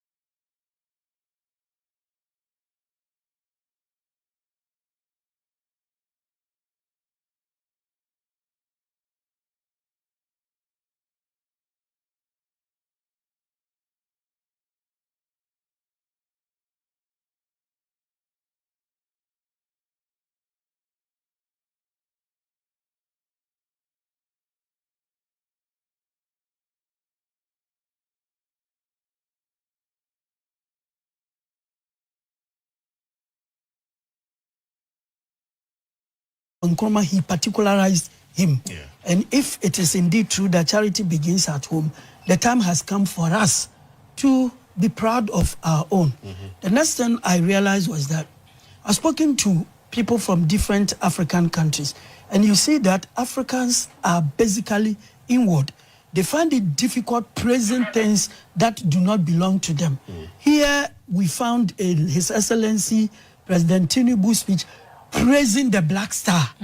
That now Africans are seeing the Black Star up there. Indeed, Ghana is the only country having the Black Star in the middle of the flag. So once he says he sees the Black Star flying, then it means he's talking about Ghana symbolically. And he says the whole of Africa will follow that. I believe that it is a very proud moment for our country, not only the country, the sub-region and the continent.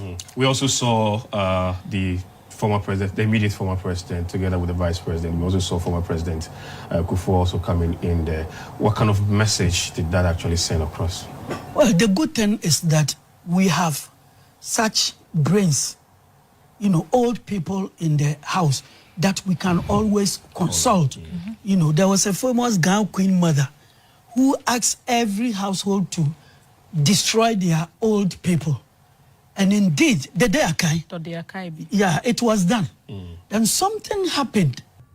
It needed the advice of an old man. And it was one person who preserved his grandfather, who was able to make use of that old man for the benefit of the Ghana state. So if we have people like President Kufuor still alive, and so many elderly people in both MPP and NDC, and then in the technocracy, like former VRA chief executive, UCG, Banco, they are all there.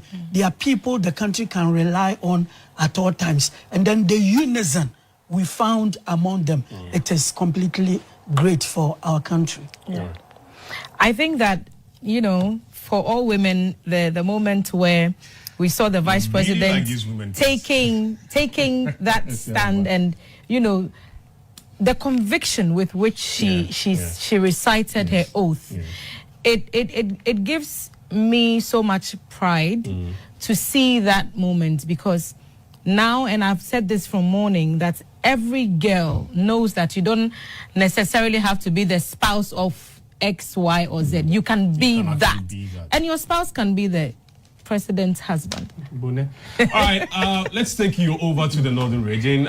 We started this program by taking you to the president's high school, that's Ghana School in the northern region. Let's go back and pick report from Mutala. Mutala, good afternoon to you. What can you share with us?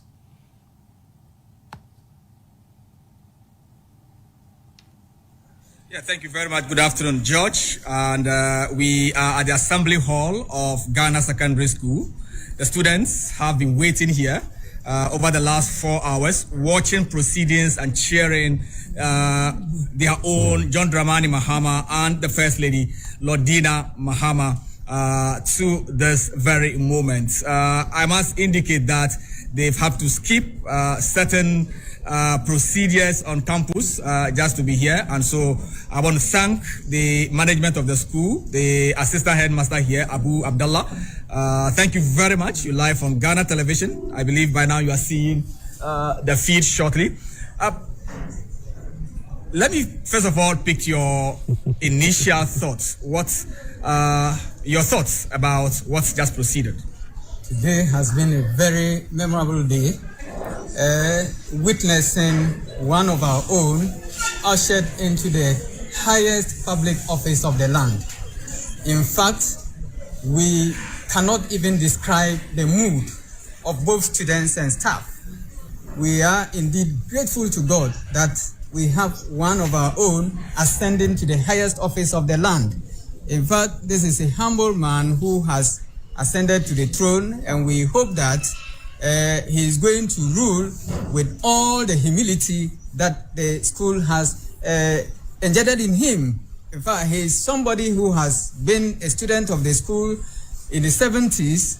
He started here, completed his O-levels. If you can hold on, George, I'm not sure we are on screen now because we are watching you on the giant screen behind me. And so if there's a technical issue, if you can address that quickly.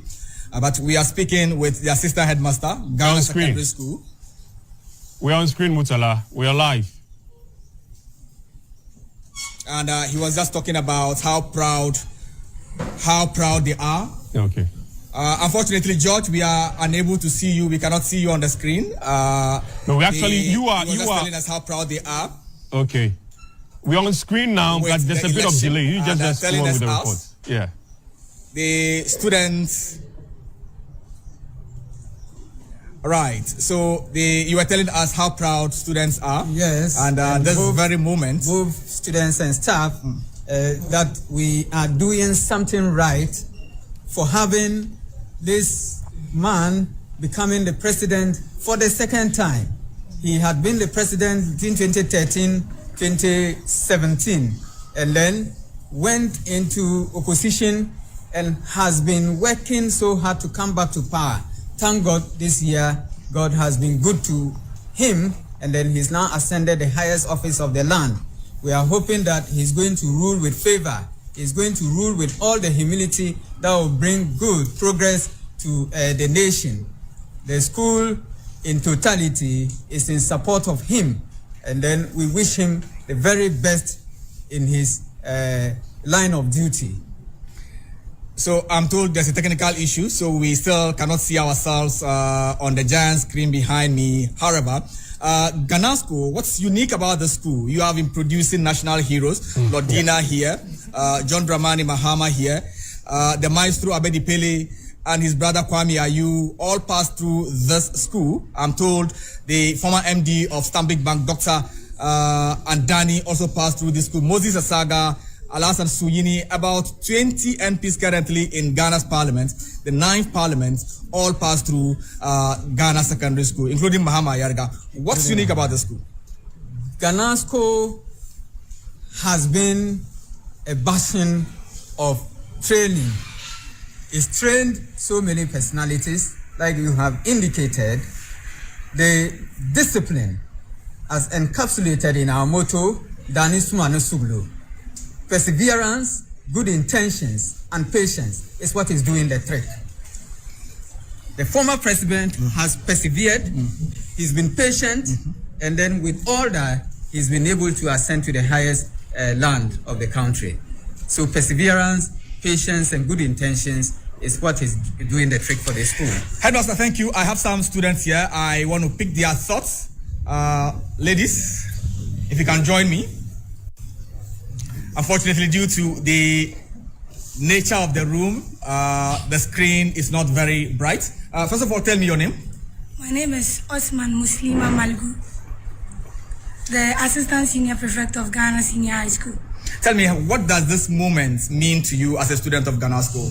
Okay, so I'm very excited about the historical records of Ghana Senior High School with regards to the President-elect John Dramani Mahama. I am very much motivated and inspired about them, both the President and the First Lady. It has been history upon history that Ghana Senior High School, the only school in Ghana, producing the First Lady and the President at the same time. So it has really inspired my trajectory, my political aspirations and everything. As I speak now, we are all motivated and inspired. We have all been good students as we embrace our motto, the Dansuma and Solo, to stand up high and serve Ghana as a whole. So we trust in John Dramani Mahama. Ghana's fans trust in him, and Ghana as a whole trust in him. Thank you. Thank you very much. Your name, and you are live on Ghana Television.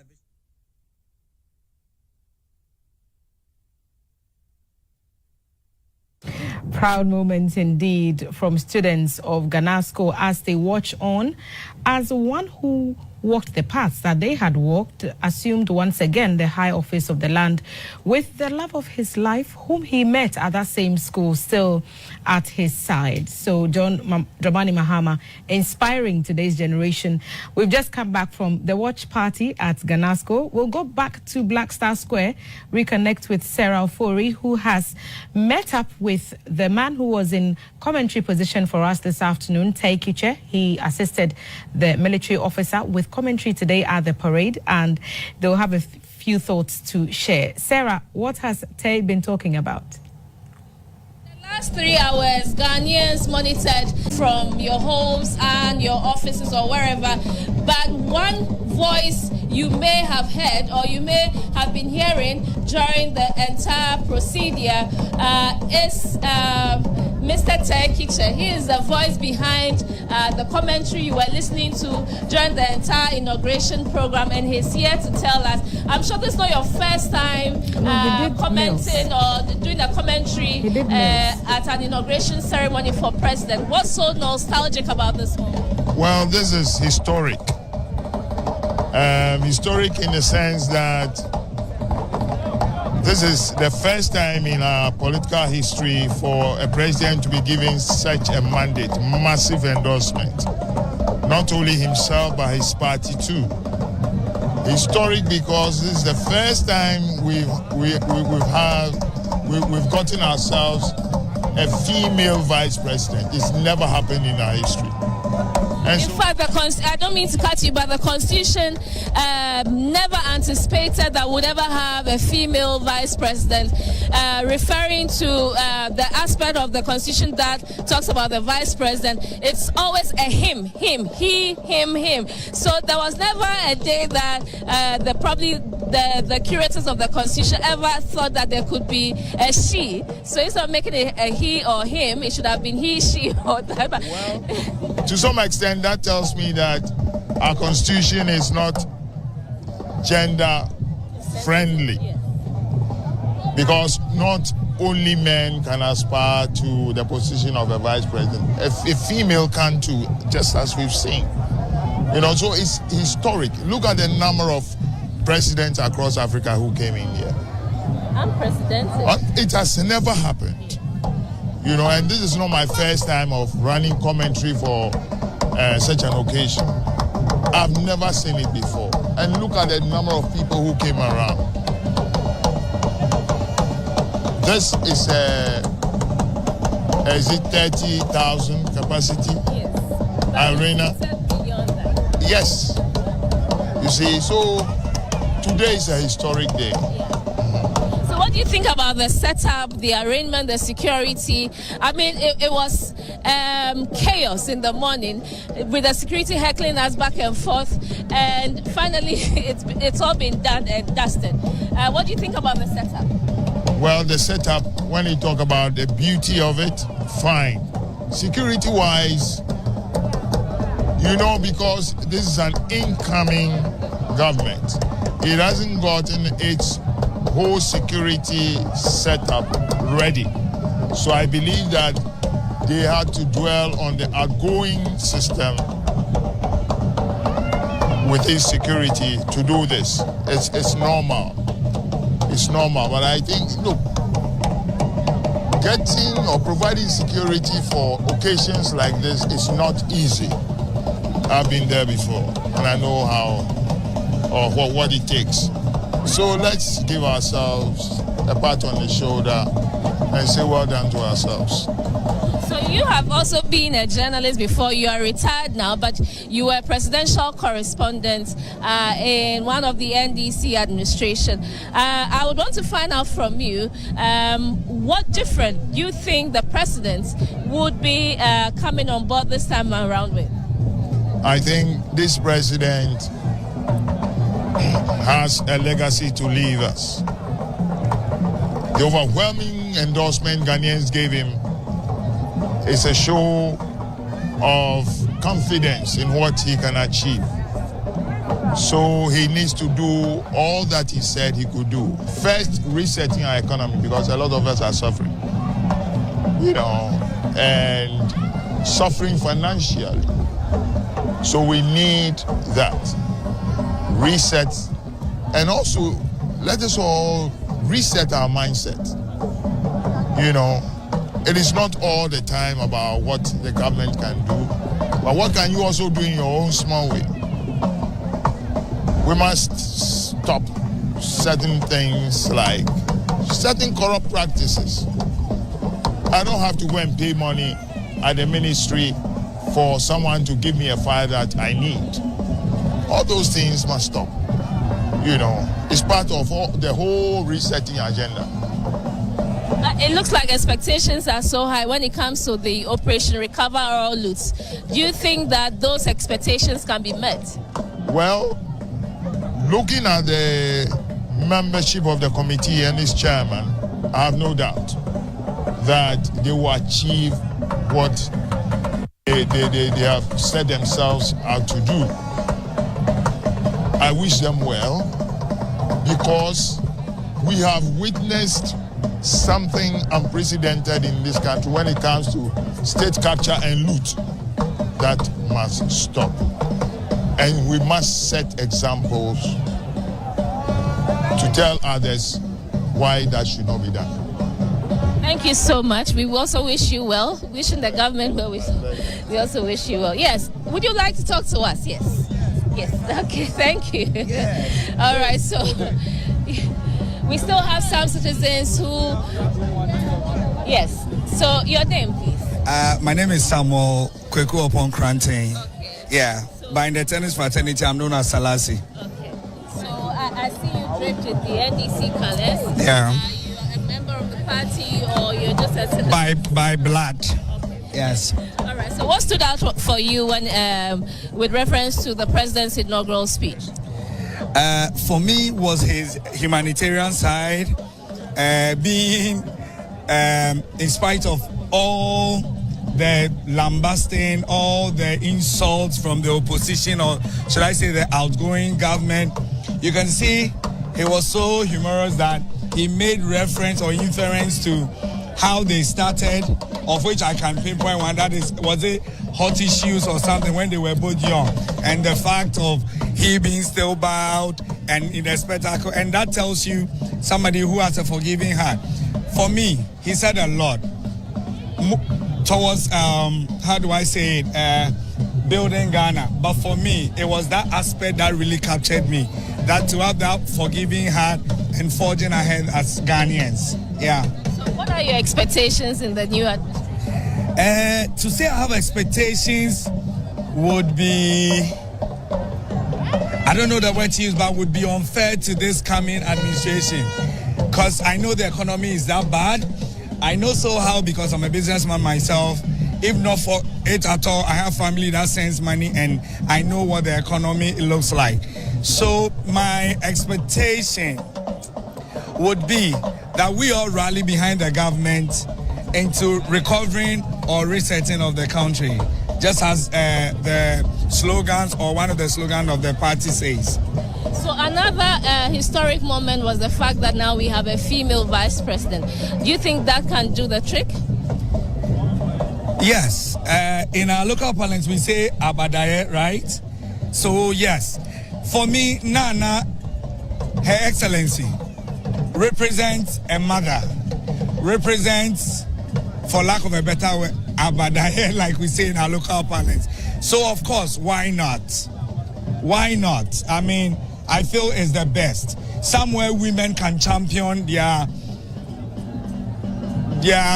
energy or seek for redress and what have you. And if you listen to her acceptance speech when she was nominated at UPSA, she said she's there for everybody, and that's how I think we got the Mami Odende or whatever. Yeah. So I think yes, now women have a representative. We are not saying the men don't represent, but at least women have their mother they could go to. And once there's a mother, then all the children will be satisfied. Thank you so much. I mean, let me talk to the guy who's touting the 24-hour economy. Are you willing to work 24 hours in a day? Of course, yes, I'm willing to work, but the concept of 24 hours is not about one person working entirely 24 hours, but it's about one job, and then we're doing 3 shifts, 3 different kind of people for the same job, and probably the same salary scale depending on the qualification of the individual. Okay, so many have said that the structures are not in place to implement a 24-hour economy. Others too are saying that, I mean, when the president was interviewed on one of our platforms, he said it would be optional for businesses who want to probably implement the 24-hour economy. Do you think that that would make an impact? I believe in the ability of the president so much, and you've also realized he has appointed some interim appointments, and then one of them, which is the number 5, is the 24-hour economy and then jobs.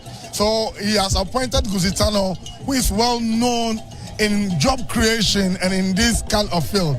And I believe, he's going to open up this office and going to bring up policies that would propel businesses, institutions, especially private and then public, to go into this policy. And I believe, to me, even without the structures, one can adopt this policy as a business entity to increase productivity if they so wish.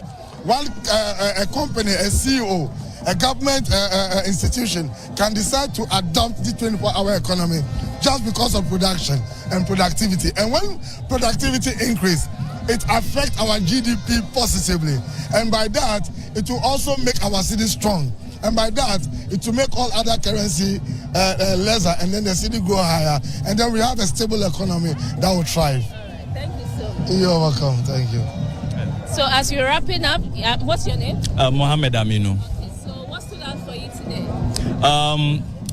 Is the hope and inspiration Ghanaians are yearning for, and Ghanaians have actively demonstrated that by the kind of votes and the kind of support that has been shown here. The number of people that poured out to come support, and even though there hasn't been so much place, you can see the crowd actually came in to support massively, and the number of dignitaries that came in shows there's a sign of hope.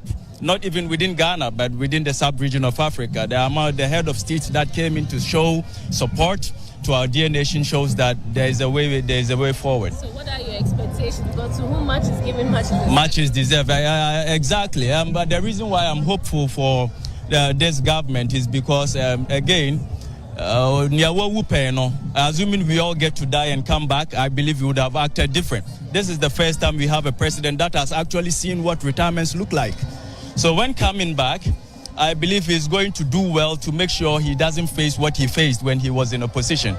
Yeah, I believe that would make a very good point, and those things are enshrined in the constitutional amendment he's promised, because a lot of the issues we are having critically happens to be around our constitution. The fact that there isn't proper checks and balances, the executive has a hand in parliament by electing MPs to represent in executives. That means the executive has an amount of control in parliament, which wouldn't make parliament so much effective. Okay, so are you calling for a constitutional review of the inauguration of President John Dramani Mahama and the Vice President, Professor Nana Jane Opoku-Agyeman? You saw the crowds that thronged onto the Independence Square to show their support for the new administration. Hopes are high, and they're all hoping that the president will deliver on his mandate as promised during the campaign season. Thank you so much, and do count on us, GBC News and GTV, for professional and undiluted content. Thank you so much. My name is Sarah Ofori. I've been doing this with Maurice Ogbete, Kafuide, and all other presenters in the studio. And from our technical crew here, we say thank you so much for choosing GBC News and GTV. Thank you, Sarah, and the team on the ground for keeping us updated on what was happening behind the scenes. Of course, we saw the official visuals and the videos and all the scenes that we witnessed around the time of the inauguration and even before, but our team on the ground have brought us some other sites that were not perhaps captured in those official scenes. And we are back in the studio with our lawyer and historian, Mr. Yao Anoche Frempong. George and I are still here and will glean his thoughts. And once again, George, Mr. Anoche, Ghana's culture was on full display, and His Excellency the President subtly, almost, if you blink, you miss. We saw the white agbada that he wore with the kente, much similar to what you're wearing, George. But then on his chest, almost like a pledge, he had these other Dinkra symbols, and I'm sure that Mr. Anoche will tell us about that. The first one that I could easily pick from them two, Sankofa and Jinyame, easily I could tell. So what's the significance of those symbols? Let's start with Sankofa, Sanoche. Yes, Sankofa literally meaning except God. So when somebody says Jinyame is except Jinyame is except God, it means that God is the mightiest, and you don't fear anybody except the power of God. That is talking about a person who is not going to be corrupt, who is not going to be coerced, and who is not going to fear anyone in terms of delivery of justice, or going to favor anyone in terms of the delivery of justice. Oh, that's what that meant? Yeah, except God. The Jinyame. Jinyame to me, except the power of God. So he's going to rule with God as his star. It is going to be his watchword. So that's very important. If it is God and not a party symbol and not a family symbol, which could make him nepoistic. No. So that is the meaning for the I think Jinyame. Sankofa pretty much. And then there's Sankofa. There's Sankofa, to his that's journey. bad. Yeah, we shorten it as Sankofa. but it is the full meaning in Chi is say we refina we sign kofa yenchi. When you forget and you go back for it, it's not forbidden or it's not a taboo. Here for him, it has got two meanings. The first one is that you cannot blame Ghanaians for making a mistake, first of all, voting against him, and now deciding that he is better. We did that as if we did the wrong thing. Now you're saying that the man is better. It's like your father sending you to go and buy something for me at KJT or Makola, and you say, Daddy, I won't go. Then later on you go. Once you've gone for the thing, your father has no qualm with you. Yes. So that's one side of the meaning. The other side is that he too, if he offended people or he didn't do well, and then today he has come, there is nothing wrong with doing good where he did the wrong thing. Righting so the he's wrongs here of the past. righting the wrong to undo what he had already done bad. So that's the meaning of it. Okay. I'm told that there was also a Nyamidua. Yes. Yeah, Nyamidua. In the olden days among the Akans, especially the Ashantis and the Achim and Bono people, every household had that tree there. Akans believed that it was able or still able to drive away evil spirit. And then it has got so many healing properties. We know the attributes of Brezma. We know the attributes of Brezma. Mahama using that as one of his favorite symbols shows that like back to Jinyame, he's going to rely on God. He considered God as the beneficent one, and he's going to rely on him, just as the Akans always relied on the Jinyame. He has an advocate of God, so that's just right. He's going to rely on him, just as the Akans always relied on the Jinyame. He has an advocate of God, so that's just right away. You don't know what I'm talking about, though. Yes. Yes, there's another way. You don't know what I'm talking about, though. Yes. Yes, there's another one. Was a bit conflicting, though. Another one was a bit conflicting, though. Is there Akumapa? Akumapa comes immediately after that he gave us his only begotten son. Yes. That he gave us his only begotten son. Yes. So love. Africans also vengeance. You don't fight, and you always behave godly. So if it is there, this one attribute he's accepted, and I know it is also in the Bible. I know it is also in the Bible. The horn of the bull. So once he has that, he's saying that the bull. So once he has that, he's saying that with all this beauty, that animal, that you cannot defeat strong animal, even though it appears like very harmless.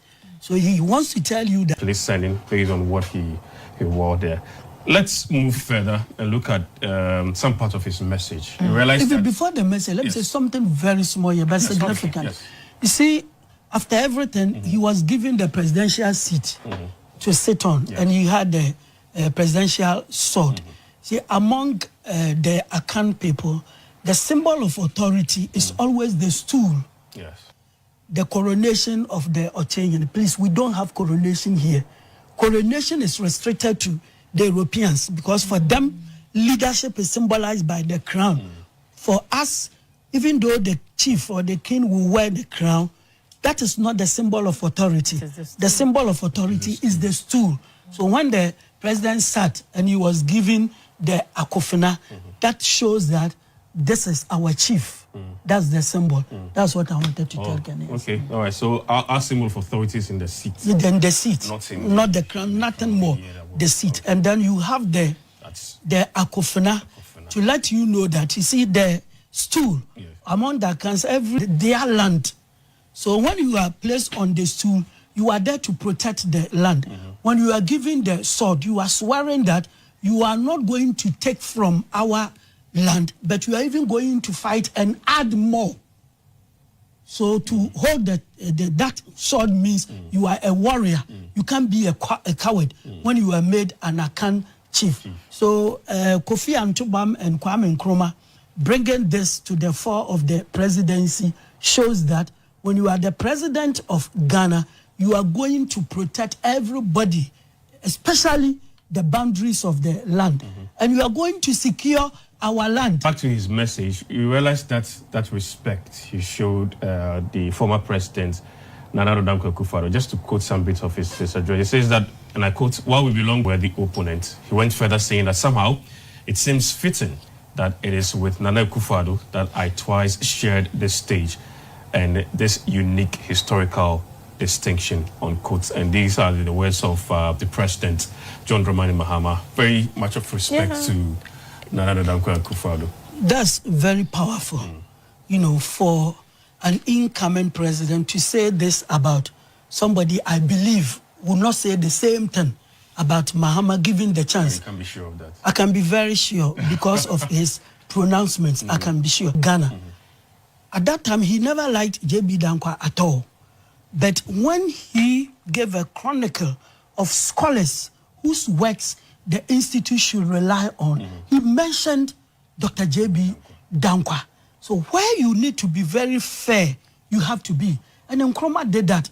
But from what Nana Addo Dankwa say, well, not being prejudiced to him, but in all fairness, I don't think he sees anything particularly good about Nkrumah. And if it is not Nkrumah, really? One will argue that if you look at the Nkrumah Museum, it's that him that actually he's actually giving it that facelift and make it look so much befitting for a first president. Yes, what we should know is that it is a UN heritage center, and it is have turned, you know, his eye another way and put the money into, if it's health, that's the priority. He could have put it into the government's flagship programs on health, boosting NHIS, Agenda 111. He could have put it into free SHS and all the challenges that we've had with the buffer stock and the providing food for the.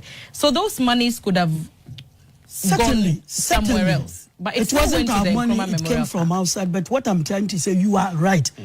As much as you are right, let me also say that the profit we intend earning from that area was what motivated the reconstruction of it more than the love for Kwame Nkrumah. That's why we do. Because if you love the man, you say good things about the man.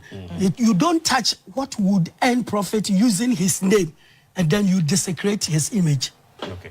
And I was particularly impressed with the warmth with which he spoke about His Excellency Nana Akufo-Addo, who ceased being president at midnight yesterday.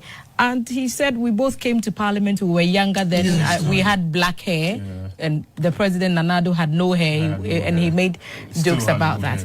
And for me, it's those kind of things that gladden the heart, because we know, and the good lawyer has talked about it, the acrimony and the almost animosity and warlike, you know, tonation that we hear on campaign platforms. So, you know, lightheartedness there.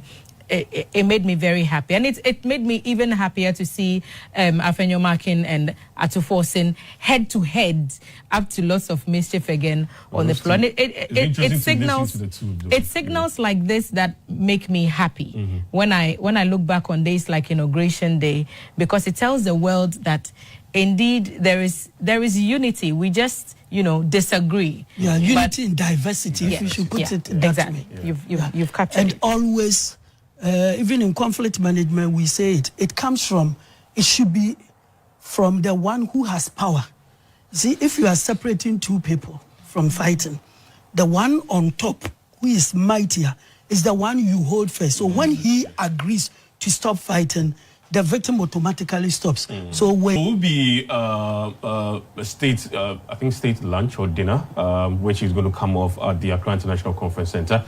We are watching and picking signals. When the signals are from the Ghana Broadcasting Corporation, where there's going to be a state dinner or lunch to that effect. So when the set and the feed is actually clear, we take you over to the Accra International Conference Center to get that one also live. Whilst we get ready to wrap up our broadcast for this inauguration, I will move over to Lawyer. We'll pick one or two thoughts to conclude everything. Then we can say good afternoon to our viewers and listeners. Yes, Lawyer, your final thoughts, concluding thoughts. Well, I believe President Mandela of South Africa in the early 90s. This is unprecedented in the history of our democracy. And it shows that we have a duty and obligation to protect it as it is. That's what I was saying. Let me pick this thought from you. I noticed something from Speaker. The people there were actually cheering. They were applauding. And I was wondering, I mean, this is someone that he doesn't really want to be part of the ECOWAS. ECOWAS leaders are still trying to get him, although there have been some ultimatum to get him off the block because of how he actually got into power. Yeah. But interestingly, his people like him. Interestingly, when you introduce here in Ghana, you realize that the way the people actually cheered up for him.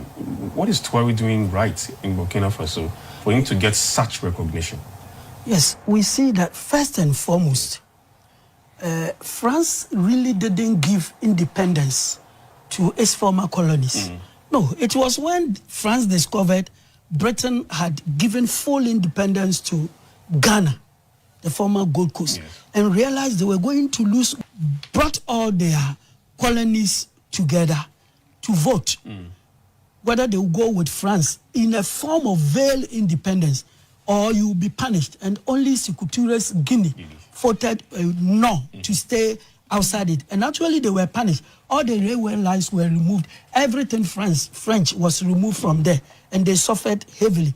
In the other countries, they gave them protection, like Hofwa Bonye, French, military bases, just to give them protection and exploit them to the bone, to the blood. So any country that is able to come out of it is heroic. And one of them is Burkina Faso, Mali, and then Niger, to be able to completely throw away the former colonial power. So that is one. Second, as President Mahama said, that the power of the Western world, the G7, is systematically waning. And then the new force, the BRICS, is coming up. So it's like China and Russia are having a full stool on the African soil. So seeing these emerging nations following Russia, it is for Africans, it's an ideal. Everybody wants to be there. You know, recently there was a serious demonstration in Nigeria. And the youth were holding a Russian flag. So once that man goes there, it's like we have been with Britain and France and US for quite too long. So we want to explore other areas too. Then thirdly, when you go to Burkina Faso now, within a matter of a year, if you see the level of development, to the extent that they even want to go to space. And now it's about, Burkina is about the most powerful country in West Africa. When see him, that he is doing well, and we are ready to follow him. Interestingly, it looks like Côte d'Ivoire is following suit in terms of getting the French finally fully out of the country. Cutting links with France. You see, don't let us jump into a hasty conclusion. Of course, there's some bit of conversation going on. I know it's going on. They have about 600 troops in there, yes. Yeah, but you can also see that they've seen everybody is ejecting them. Exactly. So let us find a way of fine-tuning our relationship with our friends. Okay. So it is a new colonial system altogether.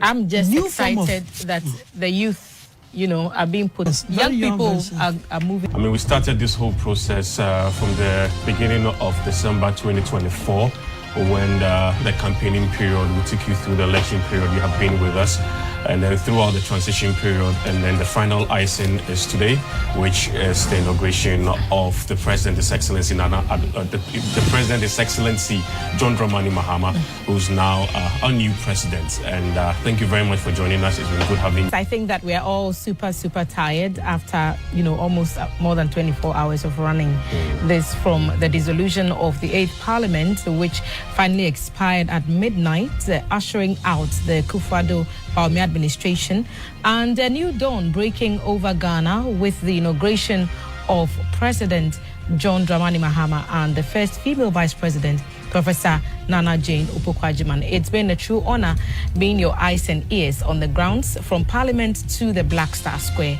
And now we draw the curtains down with many thanks from the entire production team. I am Thelma Taki. And I'm George Sapo. Don't forget, there's going to be a state lunch or dinner when the time is set. We'll take you over to the Accra International Conference Center. I'm sure you're going to see all these leaders we've been talking about so far and get to know more. And don't forget, this is your GTV, this is your GBC, and all the networks. We're always there for you. and we did for you. Bye-bye.